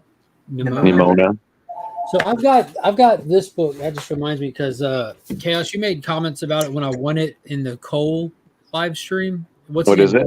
Blake and Cole. This is from I think 3 weeks ago. Hitomi. They were reviewing. So I am going to read this. I have it sitting out because I'm sure I can probably just breeze through this in like a day or two. You know. And it looks like an action book. Yeah, it looks pretty cool. The artwork in it is gorgeous. So look at this. Yeah. I mean, it is absolutely gorgeous. It should be at least a decent samurai book. Yeah. Anime style. Because of your smart ass comments in the chat about me winning it, which I honestly do appreciate. I was going to send it to you when I'm done with it if you have interest in checking it out. Yeah. Well, your dad is still holding my books because I'm out of the country. So okay. Well, Pops has already got them boxed up and ready to go if he's got them, but I'll double check with him to make sure he doesn't. If he doesn't, I'll try to. Well, I was talking with him because he was telling me he likes to send them out. I was like, well, I'm not in the country, so be a problem. You scored big on those X-Men books, like big. I didn't realize it when he was putting them up, but 1 or 2 of those, for whatever reason, even though they're collected volumes, sells for a lot more, like $40 to $60 and stuff. No, does it? I didn't even check them. I just wanted. Well, number one, I thought they were the black and white ones, which I used to hate. The Essentials. Yeah, and they're not. But they're the. Yeah, but I would originally I go, oh, these are the black and white ones, and then I'll get them. But yeah, I just want them. They're probably going for that because 2 reasons. One, because it was before Marvel went to shitty paper, and 2, sometimes those middle books go out of print, and then as simple as that, and they're just never going to reprint like volume. Yeah, so 6. Like the guy the shop I mentioned earlier, Dead Media Collectibles, like he commented. There's a couple people messaged for backup claims on some of them. Media Pulp Fiction commented. Well, I'm most likely gonna give them to kids or something after I go through them, read them, and see what I haven't read in a while. Perfect. Yeah, that's what's to do. What is going on? Good morning, Comic Book Timeline. Hope you're doing good today, Kyle. As you've seen recently, I've been frequenting some of the YouTube auctions. There's a couple of people that run auction shows that are channel members. I'm going to be back on Saturday. Well, there's a couple of them that are channel members over here that I always try to go over there and hit the thumbs up and try to help push the algorithm and everything. But since I started collecting Transformers Volume 1 a couple of weeks ago, I've been bouncing around to all the resources and trying to find places. And I really enjoy hanging out in that Madhouse community chat. Interesting. Okay. Yeah. Why is that interesting? Because there's like 5 or 6 YouTube auction channels, right? There's like Strictly Comics. I only know 2. I know Sands, which Sands is awesome, but Madhouse as well. I think Madhouse has a better commentary that runs. Thunder God still doing it, Kyle? Pardon? Is Thunder God still doing it? Thunder God is doing it on like very limited basis. There's also that. Well, you got Better A Jim, who's changed his channel now, I think, to Auction Comics or something. Auction Comics, yep, and he's like almost every day now. Either him or somebody else is running it. I'll be on Saturday on Auction Comics. I'll be honest with you, it's kind of hard to sit in some of them because it's not entertaining, it's not enjoyable, or I'm not meaning that in terms if you're just strictly trying to there has to be people have to talk. You know what I'm saying? Like the person selling a book needs to be trying to actively sell his book, and if it's not moving, switch it out. Or in the case of Madhouse, the host is actively talking the whole time. There's not dead air, and he's very repetitive. His name's Helvetica. Yeah, but he's talking though, and and if you're chatting, he's interacting with the chat. Where a lot of them ignore the chat unless it's like a claim. It's boring as shit. I'm so happy that you're saying this because I agree 125%. Like literally, comic auctions are so boring, but the community, let's say that you're trying to fill your Transformers run, the community will literally go leaps and bounds to find the books for you, where you can have you just mentioned on the auction. I don't know about that, but about the only auctions that I know of. I mean, I've popped into plenty and said, "Hey, what's going on here?" kind of thing. What's up? And dipped. What about that guy that gets real angry? He's coming back. Pedal and Pete came back last night. He's top of the food chain. If you're being honest, he is literally top. Hate him, love him, somewhere in the middle. I loathe him with every ounce of my being. However, food chain for entertainment value and amount of books moved. I know that he's playing a part.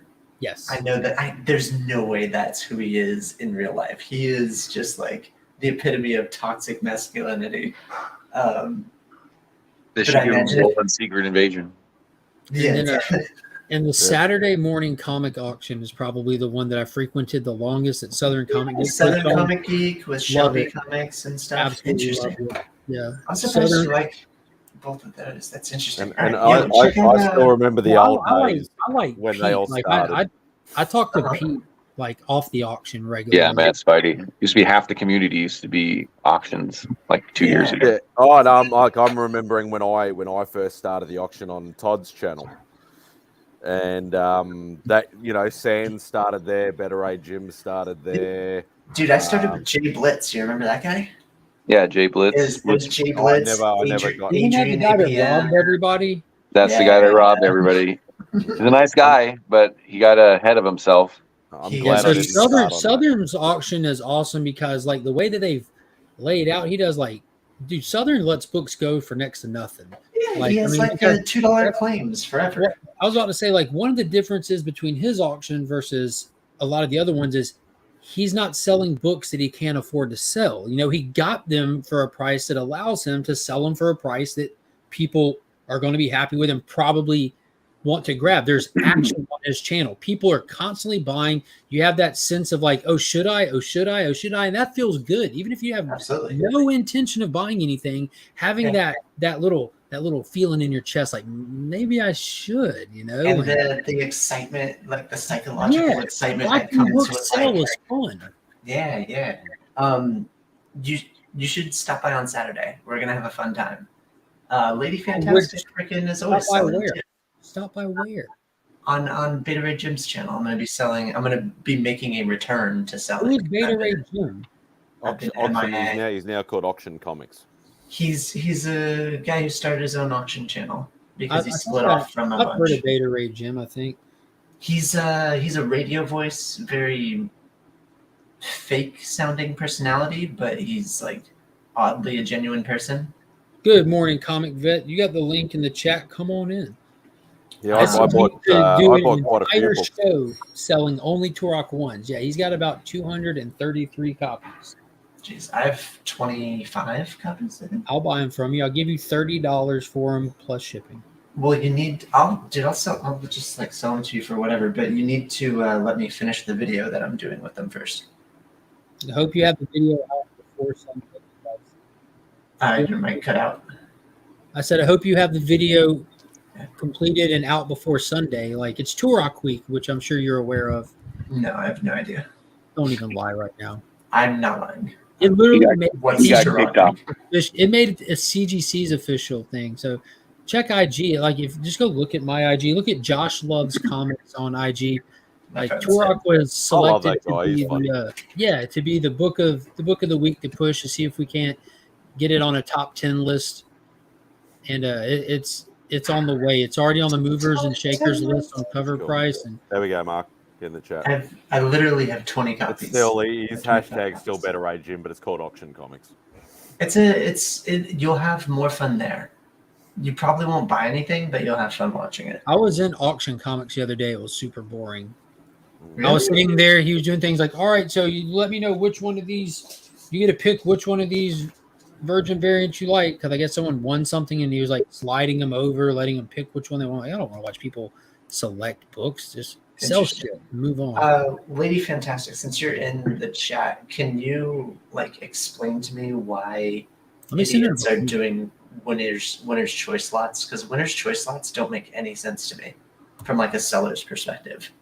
Caroline, I'll send you the link here so you can come on here and explain yourself to Kyle about what she doesn't do winner's choice slots. I just want to know the rationale behind everybody doing it. It seems like you're just like handicapping yourself.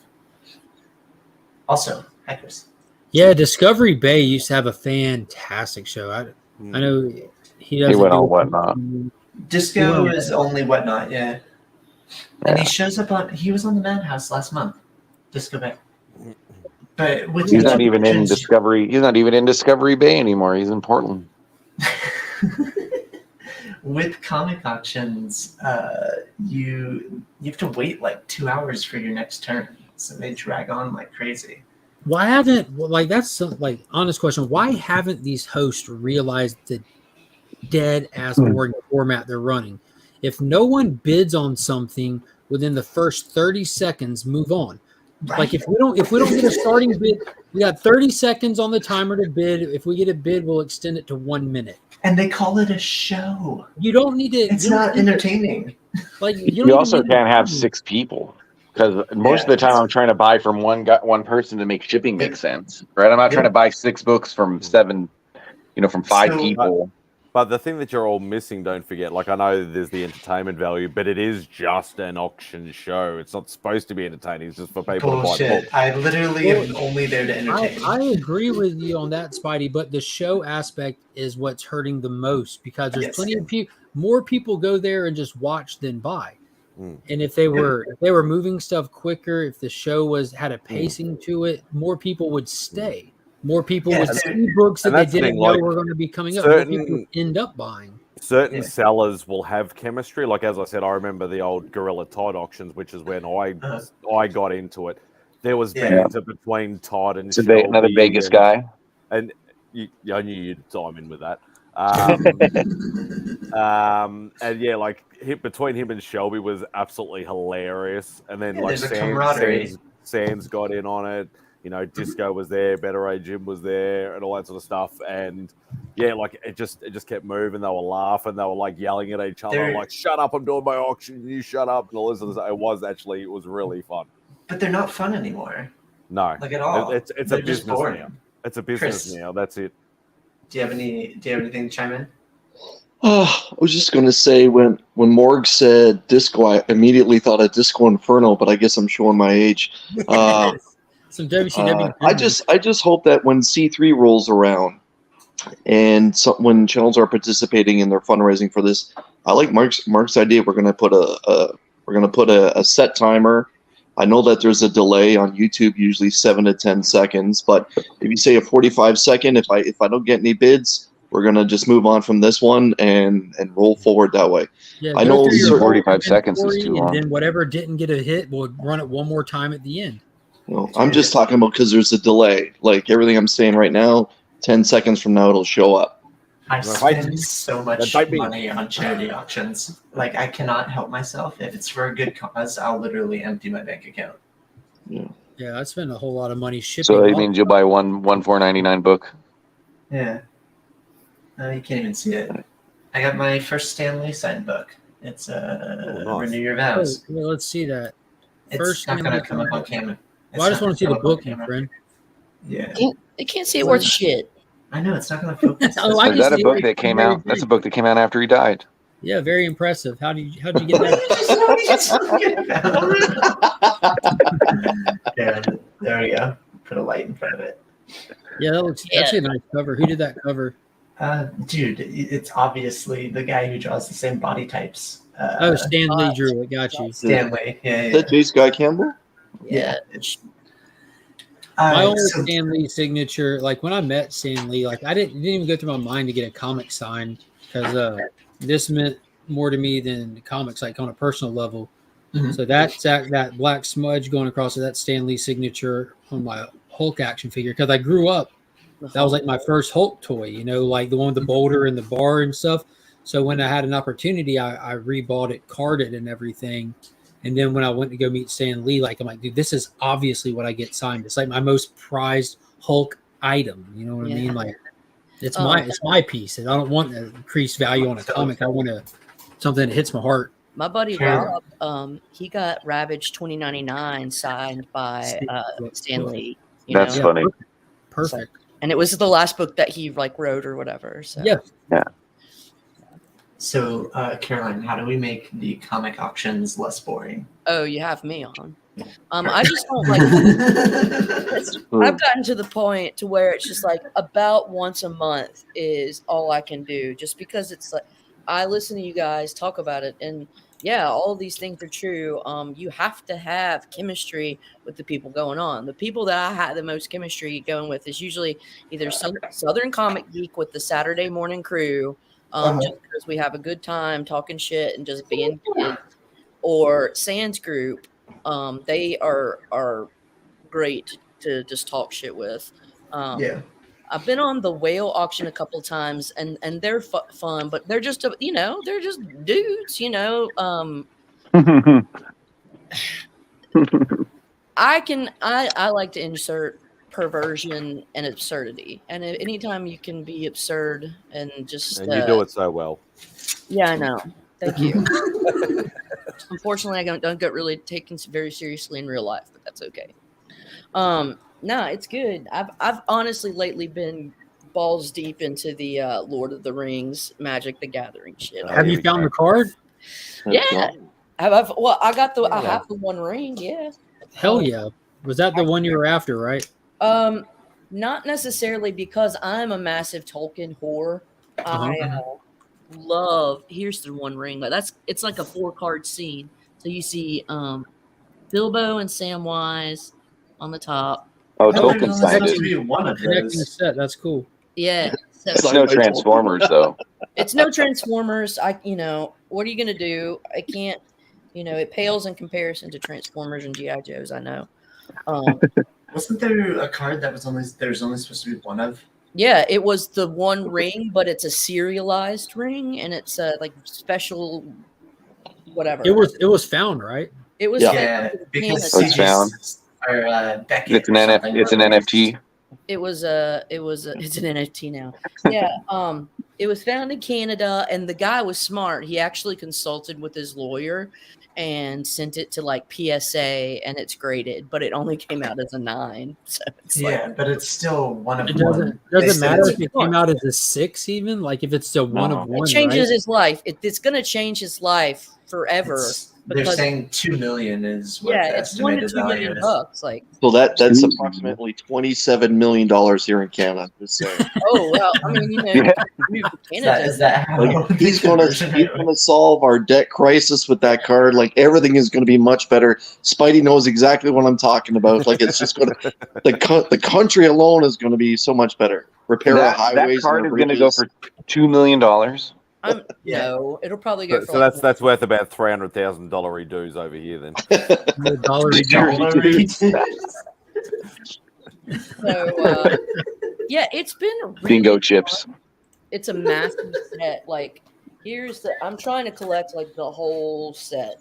But you never can. You may as well just quit because you can't get that one card.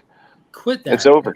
Don't do that to you her. can- You got this. You got this, Lady Fantastic. Kiss Go my for ass broke. because It'll be incomplete. you can kiss my ass because you don't know Maybe how fantastic. Maybe you have some Turok you can I know trade how for to that do 1 of this. 1. I know Yeah. how to. This is my list that I made. Okay, so I need 40 cards left. I've already. Where's the 1 of 1 on there? These cards? It's right there. Where's Optimus Prime on that list? Where's what? Optimus Prime? That's on the next page. He's my super card. Yeah. But it's been really great. I love it. It's fucking nerdy. I'm learning how to play Magic, which I mean, I made so much fun of Magic people. I'm still gonna. But no, It's a good game. It's really fun. Magic is really fun. And once I learned the terminology, because I think that it was the vernacular that turned me off. I'm like, tap what mana? Fucking shut up. And so Trample, is that some kind of fetish? yeah, like where do you cast? I don't get this. What do you mean graveyard? But once I got that, it's a fun game. It's a really fun card game. It is. It's just about using creativity and resourcefulness. And if you're all about that, then you will definitely like Magic the game. I know Justin Birch is all about creativity and resourcefulness. Is he? Yeah, I can tell by the little thing that he wears, by the arm thing. You say, when he draws, you say that man is creative and resourceful because of the sent arm you a thing. creative link, Justin. Oh shit! Creatively. Justin is just Justin. Justin used to have such a busy background, and now it's just empty. Justin with the one book sitting on. I'm trying to think. I think the last big books that I got were definitely the first Warlock. I got Thor 165. So I consider it like the him issue. Yeah. FF, I still need 66 and 67, but they're not nearly as big as 165 to me. I just got a Grail in yesterday, Lady Fantastic. Show was. Is it Turok? I opened it up. Got it in nice CGC 9.8. Oh shit! Did you flex? How many 9.8s are there of that? Infinitely I think many. all of them, right? Yeah. There's only a few 9.6s. Even the raw ones are 9.8s. I'm pretty sure like Turok has a contract that if you send that into CGC, they'll 9.8 it for free. Yeah, I've got the gold label one on the way in the mail as well. Yeah. I got a copy of it. What about number 2? Do you have number 2? Yeah, of course not. You want to know? There's a number 2? I want to know something fun about number 2. Nobody has number 2. There is a number 2, and all the number 2s have a code in them. And the guys who made Turok said that some of the gifts or some of the prizes have not been claimed from the codes on Turok number 2s. Jesus Christ. Yeah, there's still a sweepstakes to be claimed. I don't know. I don't know where the prize is. One. Yeah, the prize is they send you a free copy of Turok 1. Just in case you missed it because it's sold out. There's actually a couple comic books that have unclaimed prizes because I swear people just don't read comics anymore. I'm sure that most of the sweepstakes that were ever created for this stuff went with unclaimed prizes. You know, it's too bad. It's too bad we didn't bring Turok 1s to Heroes Con. We could have had Jim Shooter sign them. Yeah, it would have been fun. The only thing I remember about Turok is loving the game on N64 back in the day. That was a great game. That's its real heyday. We were talking about that earlier in the stream. That and part 2, Seeds of Evil.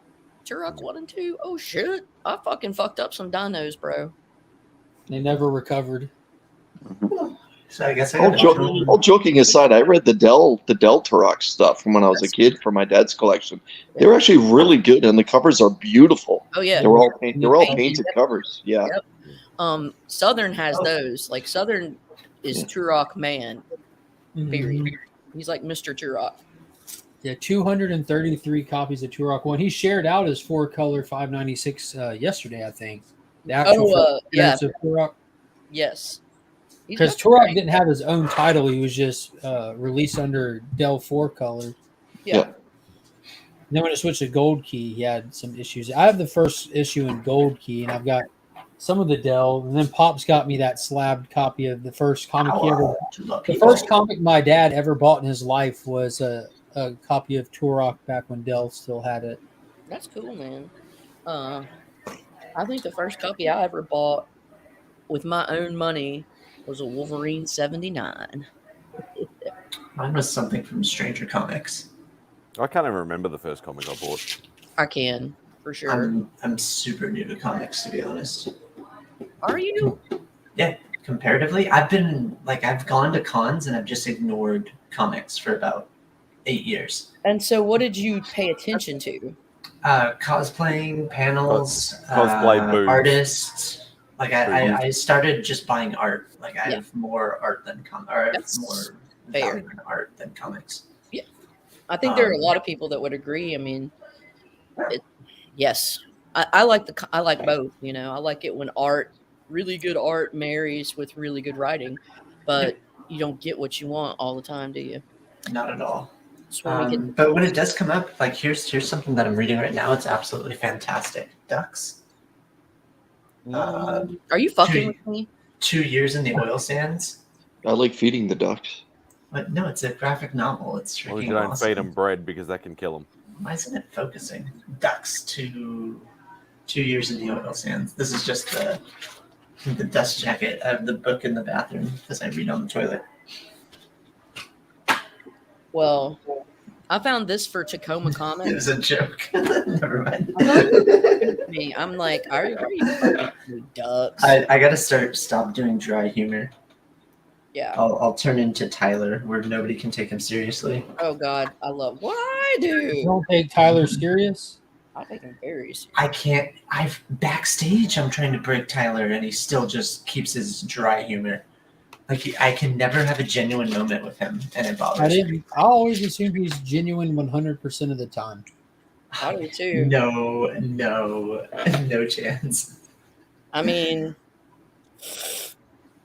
I think he's pretty genuine with his absurdity. You can be very authentic with believing in nothing. I think he's that way. This is my hydration gaming chair. Do you keep water? Is there water? It's a Camelback just on the back. And I was like, oh my God, does it have a toilet too? Yeah, like you saw Idiocracy, right? Yeah. Do you have like a Gatorade bottle to piss into there, man? Like, no, there's just a hole in my seat, and then it captures. Dear Eliza. Okay. Food in, food out. You don't even have to move. Yep. I have somebody bring me bagel bites and pizza rolls. Mom! Mom, meatloaf! Yeah. God damn it, kitty! Everybody's dating themselves again. What are you talking about? What's this Wedding meatloaf thing? Crafters, I love it. Me and Pops went and watched that in theaters when it came out. What movie? Idiocracy? Wedding Crashers. Wedding Crashers. Oh, okay. I've never seen it. Never seen it. You are missing out. Is that Owen Wilson? Yeah. Is it better or worse than Step Brothers? Better. Are you just saying that? No, Flashlight. Yeah, I agree. That's actually a decent book. From that group of movies, I would probably put Old School #1 myself, then Wedding Crashers. Frank the Tank. I've seen Old School. Yeah, Old School was great. Yeah, it's personally I think The Hangover is like first, then Old School, but that group right there, Old School. Yeah, but yeah, Wedding Crashers is terrific. The soundtrack is really good too. I think Wedding Crashers is from like the next generation of films. Like Wedding Crashers is like the aughts, and Hangover is the teens. You know what? I think like the huge shift in comedy. The female version of like The Hangover or Step Brothers, I think, would be like Romeo and Juliet's high school reunion. Have you guys seen? Yeah. Bridesmaids was that. It's a funny. Bridesmaids it's was Bridesmaids is terrific, funny. though. Yeah, Bridesmaids was hilarious. When she shits It's in the happening. middle of the It's street. happening. Yeah. It's happening. It's happening. She just Those ladies have great comedic timing. Oh Yeah, my that was an god. all-star cast in that. Yeah. Yeah. Female comedians. It was like the Saturday Night Hey, Live stove, lineup. that's an appliance. Yeah, Kristen Wiig and Maya Rudolph and like all the funniest ladies ever. Even Rose Byrne was great in that too. Yeah, and what was her name? Yep, go the Aussie. I have such a big crush on her. Melissa McCarthy. Yeah. God. Wedding Her Crash. jawline is Yeah, amazing. the mom from the Goldbergs was in it too. Yeah, it was a good movie. Oh, Grandma's Boys. Oof, I love Oh that. God, I love that. And see, that's like early 2000s.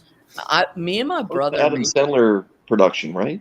Yeah, that's where he like pretty much like, hey, I appreciate all my buddies who always pop up as cameos and supporting cast in my movies.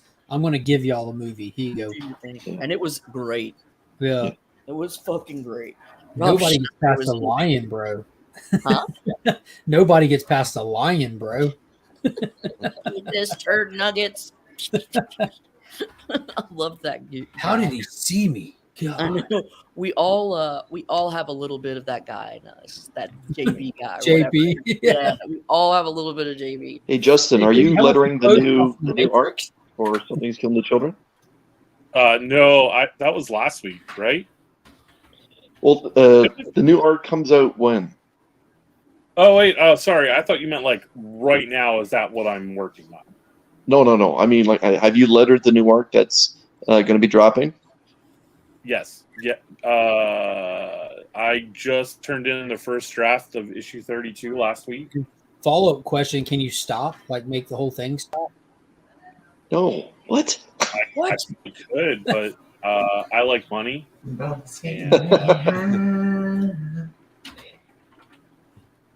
So are you properly recognized in the book, or is it still your house? It's starting with issue 31. It's supposed to be like AEW's Justin Birch. Oh, very nice. Congratulations, man. I have a question. How is the David Pepose Hulk? What is that?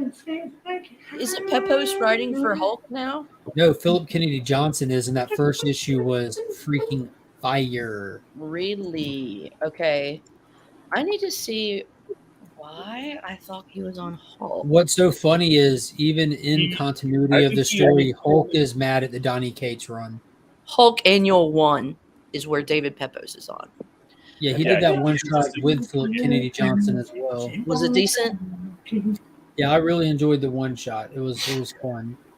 I'll have to check it out because Rob and I had David Pepose on our show a while ago, and it was really funny because I had books that he had written, and it's It's Kyle. He's just making Kyle noise. It's a throwaway story. It's just kids like trying. Can you hear me?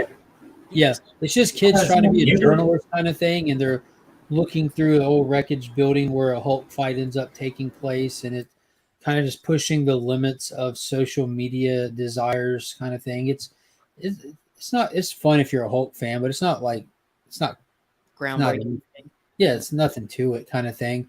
The most interesting part was that Philip Kennedy Johnson had his first little introduction to his run in the back of it, and they build it as original content. Like, this isn't just a 4-page preview of what's to come, but it is some page preview of what's to come, but there is content in it that's not in issue 1. Like, you get the first glimpse of your villains in that backup page to the annual that isn't featured in part 1. It's almost like there's a deleted extended scene kind of thing of something we see in part 1 just has more to it in the annual. Did you guys see this Ron Friends, Tom DeFalco book that came out? It was like produced. It dropped this Thursday. The Right Projects, Big Brother, and his his elite strike force may think I'm trapped, but they've never faced a digital. It's really goofy, but it's funny. Is it intentionally funny, or did they just accidentally make something funny? Good morning, Austin LeMay is in the building. How are you today? It's kind of so goofy. I gotta take off, guys. Take care. Nice seeing everyone. Yeah, it's not edgy funny.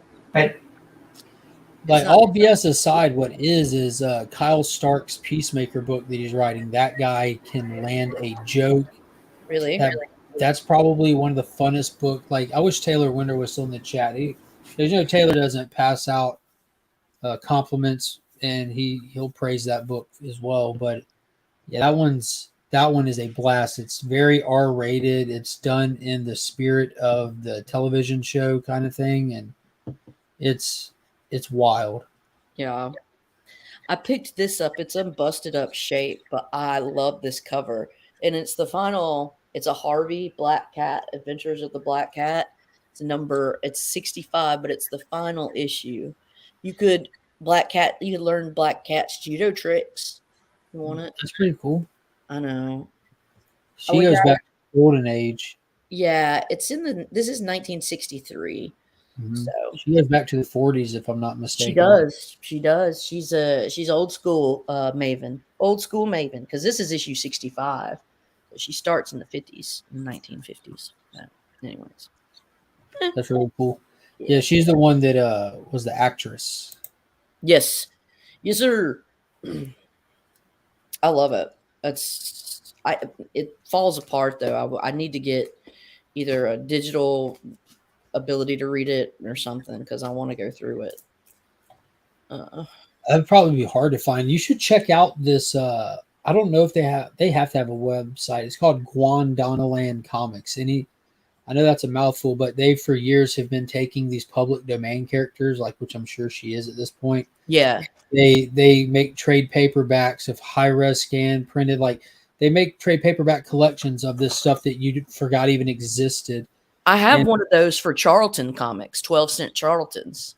Nice. There's a lot of those. Yeah, I've seen some of them, but they're usually like a lot of them are for Kickstarters and like random people will put them out. And this is a guy just doing it in his like free time side hustle, but they're really nice. And if you're just trying to get them because you want to read the story, it's probably the best, most affordable way to do it. But I know he has a Facebook group where he does updates on what he's coming out with. And he's got hundreds of volumes that he's made now because there's so much stuff out there.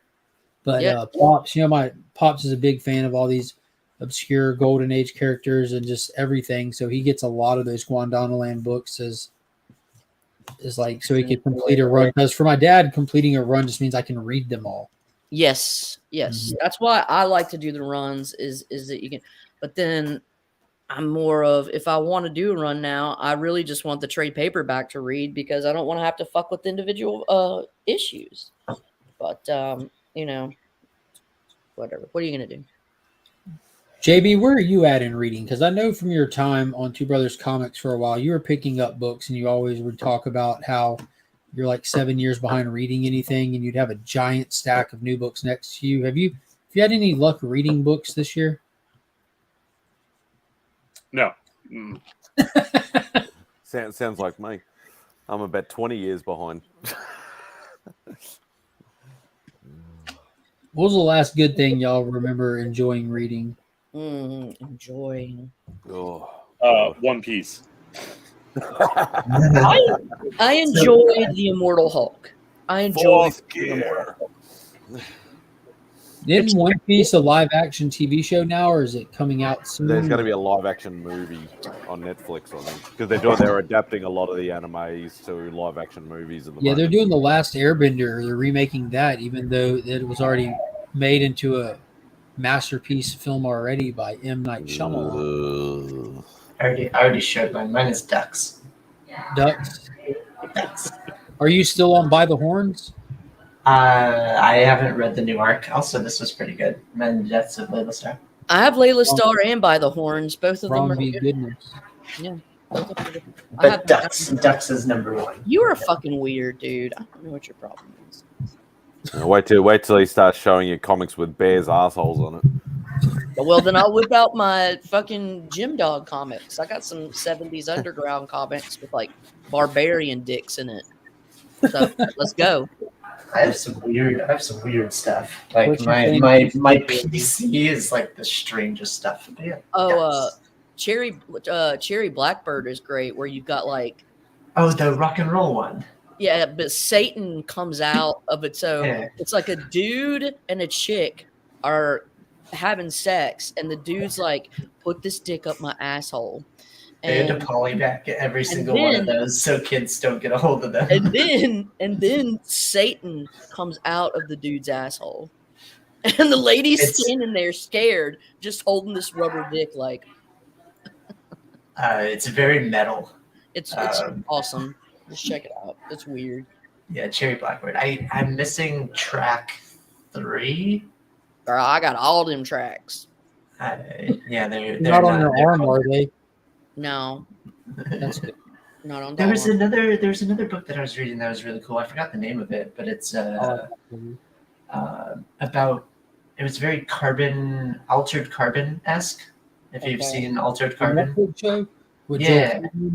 Where basically like you leverage yourself to get like new technology, like body parts and stuff like that. And the series, the series starts on like a bunch of hookers or prostitutes or sex workers or whatever.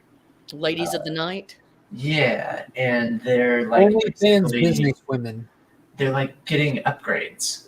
And it was super fascinating. And then they like new vaginas, like new just body parts, I guess. And they get strong enough so that they can break out and start their own lives. Like it was wild. I'm gonna have to think about what it was called. Probably not new vaginas, then probably like robot arms. Yeah, I got it. Sorry, I'm just like showing shit because I'm 12. I'm a child. This one I think's got Dick Nixon on it. Arr. I don't know if that's him or not. That guy looked like a criminal. Just gonna leave that hanging in the air. He was not a criminal, he said. I'm not a crook. Lady Fantastic, have you been keeping up with Secret Invasion? I have not watched any of it. I should watch it. I just watched that scene, by the way, Mark. I could see what I was talking about? It looked like an audition. Yeah, like the editing was not right in it, was it? Something was off. I hope that it plays into a plot point. If they don't, it doesn't. That's the first time they speak in the entire show. If they revisit it as like being weird, then I'd say that it's good. But as it stands, it looked like Don Cheadle and Samuel L. Jackson were auditioning for the role. Do you remember how you said jokingly maybe they weren't in the same room when they filmed it? Or was that Spidey? Someone said that when I was talking about it. Like maybe they weren't in the same room and it was filmed. Like even though they clearly are, that's how it feels. Like that was a good description of it. Like them not. If you've ever watched like audition tapes, that's what audition tapes look like. Mm-hmm. So I'm not a big Don Cheadle fan. Just throwing that out there. I liked the. Is there a reason why you're not a big Don Cheadle fan? Because I liked the first War Machine Punisher. And then they did him dirty in the second movie, and I imagine I don't think they did him dirty. I think it's contract negotiations. Well, they did do him dirty by not giving him the money he deserved. Yeah. I don't think he deserved it, did he? Or was he being entitled about it? What's the guy? What's the Terrence? His name is Terrence Howard, and his direct quote is, "I'm not anybody's sidekick." Yeah, Terrence Howard. This was a money. A lot of people early on left like Edward Norton for creative differences because the whole idea of what was about to happen with the MCU was going over some people's heads. And Terrence Howard would have been a sidekick more or less until later years, like now. Like Don Cheadle was okay with it. Terrence Howard was not. He didn't need more money for the part that he was going to be playing moving forward. And that's fine. But he just came off a big Oscar win too, I think. So he was Hustle and Flow. Yeah, he was feeding himself. But that was years earlier. But I think he made the right career decision because this silver screen Oscar-winning actor moved quickly to Fox Television. So smart man. I thought Hustle and Flow though didn't really come a whole lot before. Hustle and Flow was 2005 maybe, and then Iron Man was. I only know him from Empire. Mm-hmm. Okay. Hustle and Flow was like my early high school years, and Iron Man was well after I was out of high school. Oh, and he was really good in Crash. You remember that movie Crash? Yeah, Crash Dude, good. Holy Yeah, crap, that was a good movie. It holds up to today too. It does. It does. Good movie. Good. There's another movie that's similar to that. It's almost like the Wish.com version, but it has Patrick Swayze. It's called like 1153. Like it's the time of a clock. But it's the same concept where all these separate events that you're following, these separate characters, they all collide at the same time, kind of thing. But it's definitely worth watching. It's fantastic. Just so you know, Ducks is a book about environmentalism and capitalism. So That's cool. They go hand in hand. If it wasn't for capitalism, we couldn't afford to take care of the environment. Is that what you're saying? no, capitalism is ruining the environment. Okay, I went the other way.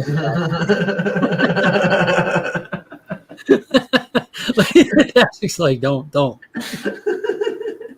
I'm just trying to keep myself quiet. I just like fishing over here. Yeah, the shark will bite. The shark will bite. It will, won't they? Freaking Seaspiracy on Netflix made me like not want to eat fish anymore. I went like 2 years without eating fish because of that. I recently had like sushi because I caved. I don't like fish very much. It tastes too fucking. Don't watch Seaspiracy then.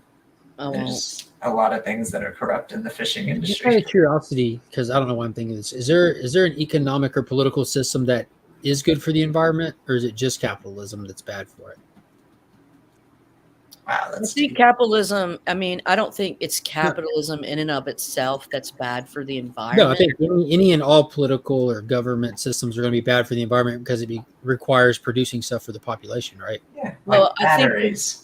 I think what the issue is that you can mitigate the waste and the harm that you do to the environment by having certain regulations imposed. However, when you have those regulations imposed, it does cut into profits.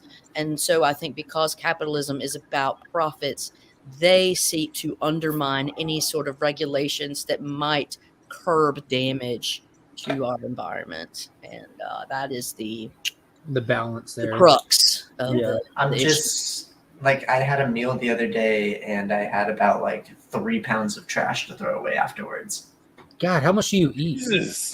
How big was this meal? It was just it was packaging. It was one of those things that come to your house. Why did they package it with bricks? They need to keep it cold. Actually, bricks are probably they package it with cold stones. Okay, that's different. Cold stones. But still, that's all trash. It just gets thrown away. And I had a meal. You compost? How do you compost Not styrofoam? here. No. Fantastic. I said, how do you compost styrofoam? But then also, though, I think that they're coming out with these new like bioengineered algae that can actually fucking consume styrofoam. I just burn styrofoam in order to preserve the environment. I don't want to put it back into the ground. Oh no. There's a hole in the atmosphere right above your home. But it's not from the styrofoam. I was told it's from the excessive use of aerosols that we go through. I mean, there's a lot of nasty shit. No wonder why it's so hot in the South. You have to start the fire with something. Exactly. You should invest in solar panels with the. What is going on, Freebird? How are you doing today?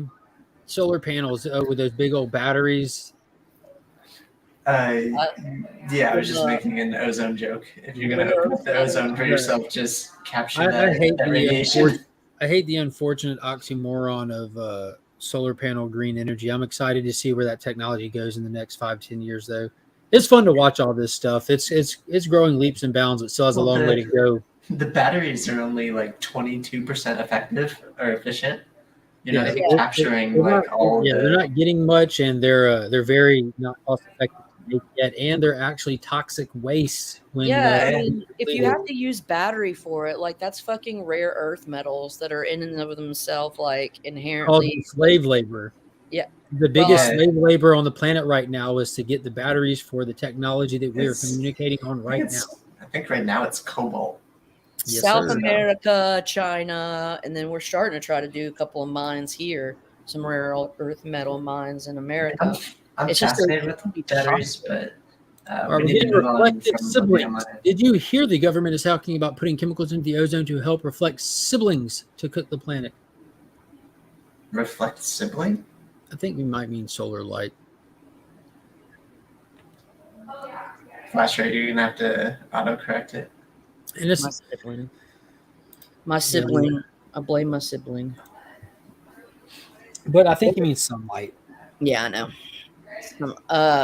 There's all kinds of wild stuff being talked about. Yeah, let's just freaking put mirrors. Yeah, I got tired of the pavement being hot when I walked on it, so we painted our driveway white so it reflects the sunlight instead of absorbs it. Did that but work now out? I can't even walk outside with my eyes open. It's so bright. You can't see anything. Can't see shit. It's like it's like being on a tundra, like an icy tundra. Between Ferd, Austin, and I, we have two whole Filipinos in here. Who's Ferd? I guess he meant Ferd Bird. Thank Bird, you. the nerd. Ferd Bird, the nerd. Thank you, Bird, Ferd bird, bird. Let's touch on something that I'm kind of curious about, hadn't brought up yet, but I saw this post that said that Spider-Man, the Sony Spider-Man's new mission will be hunting Kraven, and it's referring to the Spider-Man cinematic stuff under Sony. Are y'all excited for Kraven? Nope. And potential that it has on the Sony Spider-Verse? None. Nobody gives a fuck about bad guys if it doesn't have Spider-Man to fight them. Sony. I'm actually I don't like the way they've done his powers, but that's me being the traditionalist. But I'm actually like from the shorts. I think it might be just a fun turn your brain off action flick that I think I might actually just enjoy. Kraven removed kind of thing, like the movie itself should just be. Yeah, it's just him and the family centric, just a chill out brain off action flick. Yeah, I did tell, like, from the trailer, what really stood out to me was, like, how Lady Fantastic pointed out, like, it's the villain. But from the trailer, what they showed us, he clearly doesn't look like a bad guy, but the trailer, like, the little graphics that pop up, like, witness the birth of the villain. Like, they're having to tell us that he's a bad guy because you have Kraven in this movie fighting bad guys, not being a bad guy. And that's the thing, like, the first, when Kraven was first talked about, they say they were calling him Kraven, like the environmentalist or the conservationist, and I'm like, if they do that spin on it, I don't even want to attempt to watch it. No, they most definitely are. But this still looks more like, okay, he is a hunter, but he's a hunter of men, not of like you know, big. But so maybe he comes in being all environmentalist, and then like humans or men did something fucked up, and then he like turns and he's like, all right, I'm gonna fucking kill all you motherfuckers now. Well, from the trailer, it looks like his dad is the big game hunter and the African safari stuff, and like he's the reluctant son of him who his dad looks down on for being weak, for not wanting to be the master over nature kind of thing, and you get some lion blood in him, and he becomes Aquaman of the land. And I'm not joking; that's like a perfect comparison. Like he's like in tune with the animals and run with wolves and stuff and all that, and he comes hunting his dad and his dad's corporate henchmen for revenge for being a bad father. So what you're saying is that the dad is really Kraven. The dad is Kraven. Big Daddy Kraven, and then Kraven. Kraven hunted by his son Aqualand. Aqualand. I like Aqualand. Aaron Taylor Johnson will be in a very small elite group of people that have played comic book characters more than twice. That's true, because he was Kick-Ass. He was also Quicksilver. Yeah. I'm trying to figure out the song, but I can't figure it out. It's only him and Chris Evans that I can think of that have done more than Jaimin Hansu. Chris Evans has done like what, 4? Jaimin Hansu. Who else? Didn't Idris Elba play more than 2? But he played 2 in Marvel alone. He played Mordo in Ghost Rider, Vengeance. He played Heimdall in Thor. I could have sworn he played more than 2. Was he in The Losers? Yeah, he played Rogue in The Losers. So that's 3 right there, which is a DC, which is a Vertigo title. Wait, who are we counting? Because Chris Evans was, like Captain America, Human Torch. He was in The Losers, and he was in Scott Pilgrim. He was in 4. Losers was so good. Yes, it was. Zoe Saldana, Chris Evans. Oh, that Jeffrey was Dean such Morgan. a good movie. Jeffrey Dean Morgan's one, then, right? Oh, he played in so The it's Losers. Stupid Question Day. He played It's in Stupid Batman Question versus Day. Superman. He played in The Walking Dead. I like. It's one of my favorite. It's actually one of my favorite movies ever. Is Losers. I like when he was singing Journey in the elevator. Yeah. And he's changing. Yeah. Just to make sure that nobody goes in with him. Yeah. And then he So, goes, you liking the angle of the dangle? and then he like immediately regrets what he says. That was like that was before Captain America, and I remember telling people like when Captain America was coming, I'm like, if you really want to see like how this guy has the chops to be him, watch Danny Boyle's movie Sunshine, which is a sci-fi space movie where he's like the captain of the ship that's in space, where you see him with that leadership role and that like weighing like impossible odd scenario stuff. And then you watch The Losers, especially at the end when Chris Evans goes on that run across the shipyard and he's like parkouring over stuff. And like you can kind of see like he has like they're highlighting these features that we should see rolled into one as Captain America later. And it worked out great. He was a fantastic Captain America.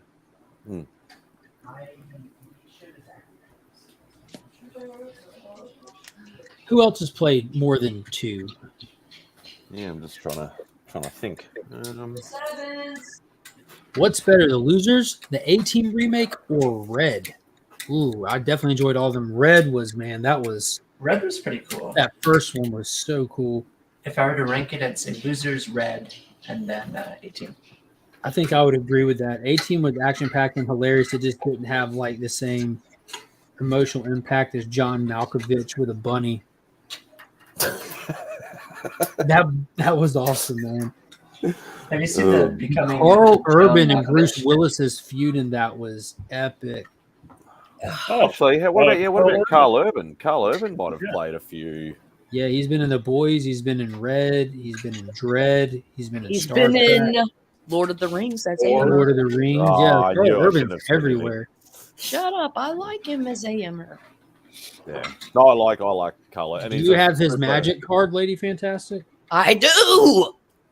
Actually, hey, if she's excited about it, let's hope super nice guy too, Carl Urban. I met him at one of the cons in the green room once, and he was super nice guy. Yeah. Were you part of his rider? That's why you're in his green room. I need some Aussie boys in my room, or I'm not coming. AMer, Marshall of Rohan. Boop. No, I accidentally took a wrong turn and ended up in the celebrity green room. Sounds like you took a right turn. Muster the Rohirrim. Because the exhibitor pass doesn't allow you into the green room, but I got in there accidentally. So that Diamond Hanzo has played Six, the actor that played the Wizard from Shazam. So I know he's played the Wizard from Shazam. I know that he's played in Captain Marvel as well as Guardians of the Galaxy, which he was the same character, just at different stages in their life. Oh, while we asking about Metro Comic Con, Mark, did you need something picked up or something? Did you or? I can't remember who posted about it in the other Legion chat, so I just copied and pasted it over there. If I had any guesses, I was going to. Yeah, I don't have any money, so I'm not going. What a good excuse. That was really funny for you, Kyle, wasn't it? Because I can relate. I mean, yeah. If I don't have any money, I ain't going because then I'll say stuff. Here it is. Here it is, Spidey. Jaimin played in Guardians and Captain Marvel as the same character. He played the Wizard Shazam, and he also played as Midnight in Constantine. He was also in The Legend of Tarzan. It was just so matter of fact. Guardians of the Galaxy. Green Lantern and Deadpool. There you go. Yeah. Green Lantern, best DC movie. Oh yeah, he was also in Aquaman as the Fisherman King. Even he was all CGI, but he was the Fisherman King in Aquaman who Orm killed to get his army.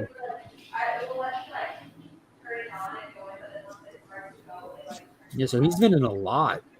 Who is that? Jaimin Hanzo. from like Gladiator. He was Maximus's friend in Gladiator, who he came through the slavery with all the way through the end. And he was in Blood Diamond with Leonardo DiCaprio trying to get his son back. He was in Guardians of the Galaxy as well, of course. Remember, Drax pulled out the metal placement, the metal piece in his head. Yeah. He pulled it out and said metaphor. He's like, oh, who? I'm Star-Lord, man. Who? Yeah, and you see him before he had the Ronin upgrades in Captain Marvel because it was that was a earlier time period film. Ronin, got it. I really liked Blood Diamond. I thought Lee Pace played Ronin. No, he didn't play Ronin. He played as one of Ronin's men. Remember in the opening scene? No, I know what you're talking about now. Yeah. We're men tights. Radio Shack freebie. I love the promos. Victory by computer. He was in Jumper. Yeah, he was chasing down Hayden Christensen in Jumper. He was also in Push with Chris Evans. I liked Push. I actually enjoyed that movie. Yeah. Jumper was interesting. It could have been better. It was a cool concept. Yeah, I like Jumper a lot. That was pretty cool. I'm not a big massive fan of Jumper. I found these two ones at McKay's for $1.50 each, and I thought, like, what a good deal. I found the Cursed Comics Cavalcade. What's Cavalcade's an old Golden Age title. Yeah, it's but this is like a new, new DC one. And then I found the Tom King Swamp Thing Winter Special, which I think is good. Have you read that yet? Yeah, Swamp Thing Winter Special. Did it rip your heart out? It made me kind of when he looked at the little kid, he's like, "You are the storm." I'm like, "Oh no!" And we know what comes next because what he did to the bear. I'm like, "Oh my god, that was so good." Lynn Wine, you're on here. Are you reading Swamp Thing Green Hell? I'm enjoying that. Yeah, it's over now. It was just 3 issues. Jeff Lemire really? and Doug Mankey. Yeah, Mankey's art in it is stellar. I'm not a big fan of the oversized aspect, but it worked in that that book. I think if done right, it's definitely an asset to the comic books because, like, you get like these prestige artists on the prestige format gives them room to breathe a little more. Wonder Woman Historia was prestige as heck. Yeah, that was a badass fucking read. Kelly Sue DeConnick nailed it. It was awesome. She fucking hit that shit out beautiful. the water.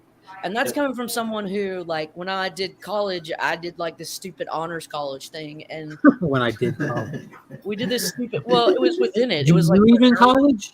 It was, anyways, like we had to take Western Civ and we had to read all these motherfuckers.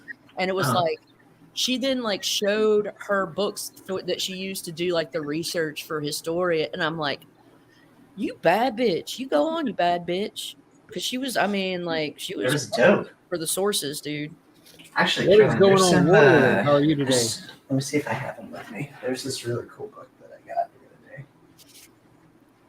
Justin went to the School of Hard Knocks, and he got that black sleeve for it, and he can't take it off or he loses his lettering powers. Isn't that true? Like in the process, someone robbed him of It's actually really a jailhouse tattoo. Holding my arm to the rest of my body. So if I take it off, my arm just falls off. Justin, are you going to plan on selling those cases behind you? Or are you just going to leave empty cases in your house? No, I'm selling them. Did you get the book that you wanted, Justin? No. No. Oh. He wanted a Spider-Man issue number 1, the first of his ongoing title, and he settled for something else. Wasn't it like AF-15 or something?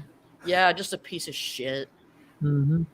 So you sold, nice all your stuff and got like a really nice book? I will give you $1 for that. I love consolidation, to be honest, so I'm proud of you. I'll give you $500 dues for it. Dollar dues? That's about $3.50 US. I know. Yeah, we actually were staying on, Esteban. We refused to leave the stream because we did not see you say goodbye yet. So we were like, we got to wait till we see Esteban again. But Justin, I'm proud of you for selling a bunch of stuff and getting something. More people should have that gumption. That's capitalism, is when you sell stuff and you get something for it. Yeah. But now he's not cluttered. Works out good. No, well, yes, I am. I'm still very much cluttered. Well, you don't have to brag. I'm trying to give you a compliment. I think you're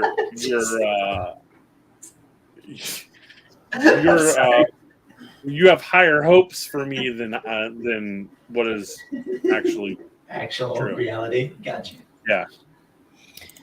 Well, So, take it as it is because I'm naive, and I'll give you the empty rewards that you're after.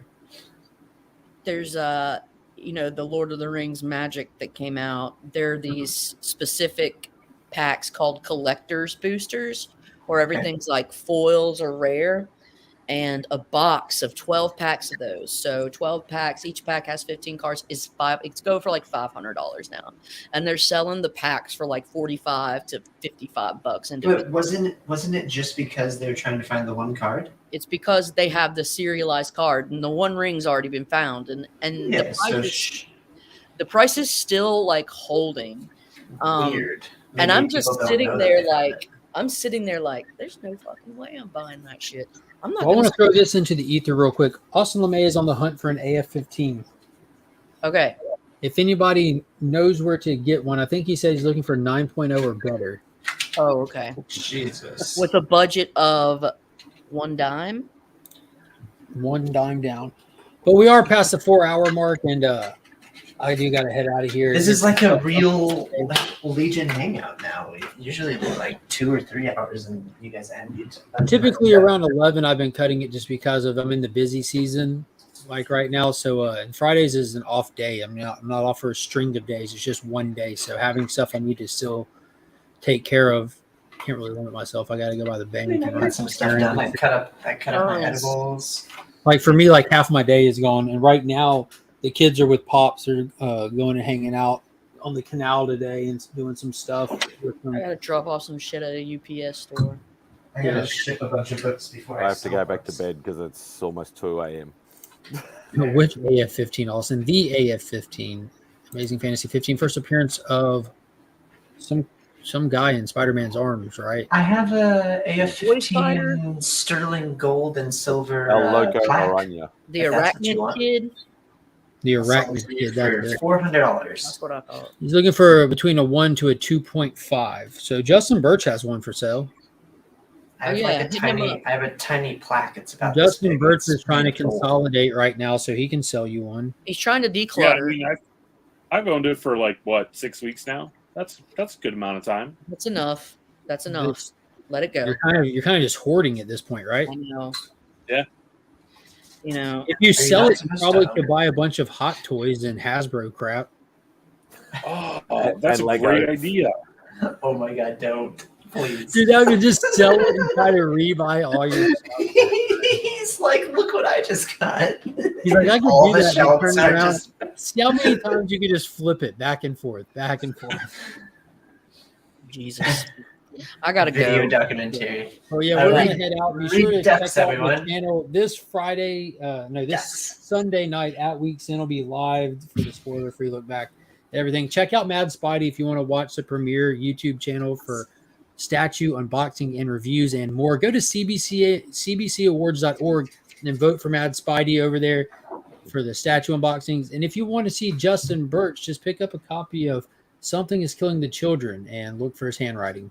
Give me an FF1 while you're there. Thanks. And grab Lady of Fantastic and FF1 and go watch the Mighty Ducks or whatever Promiscuous Time Traveler was telling people to do. Mighty Until Ducks. next time, as always, I'm Mark, but we are Legion.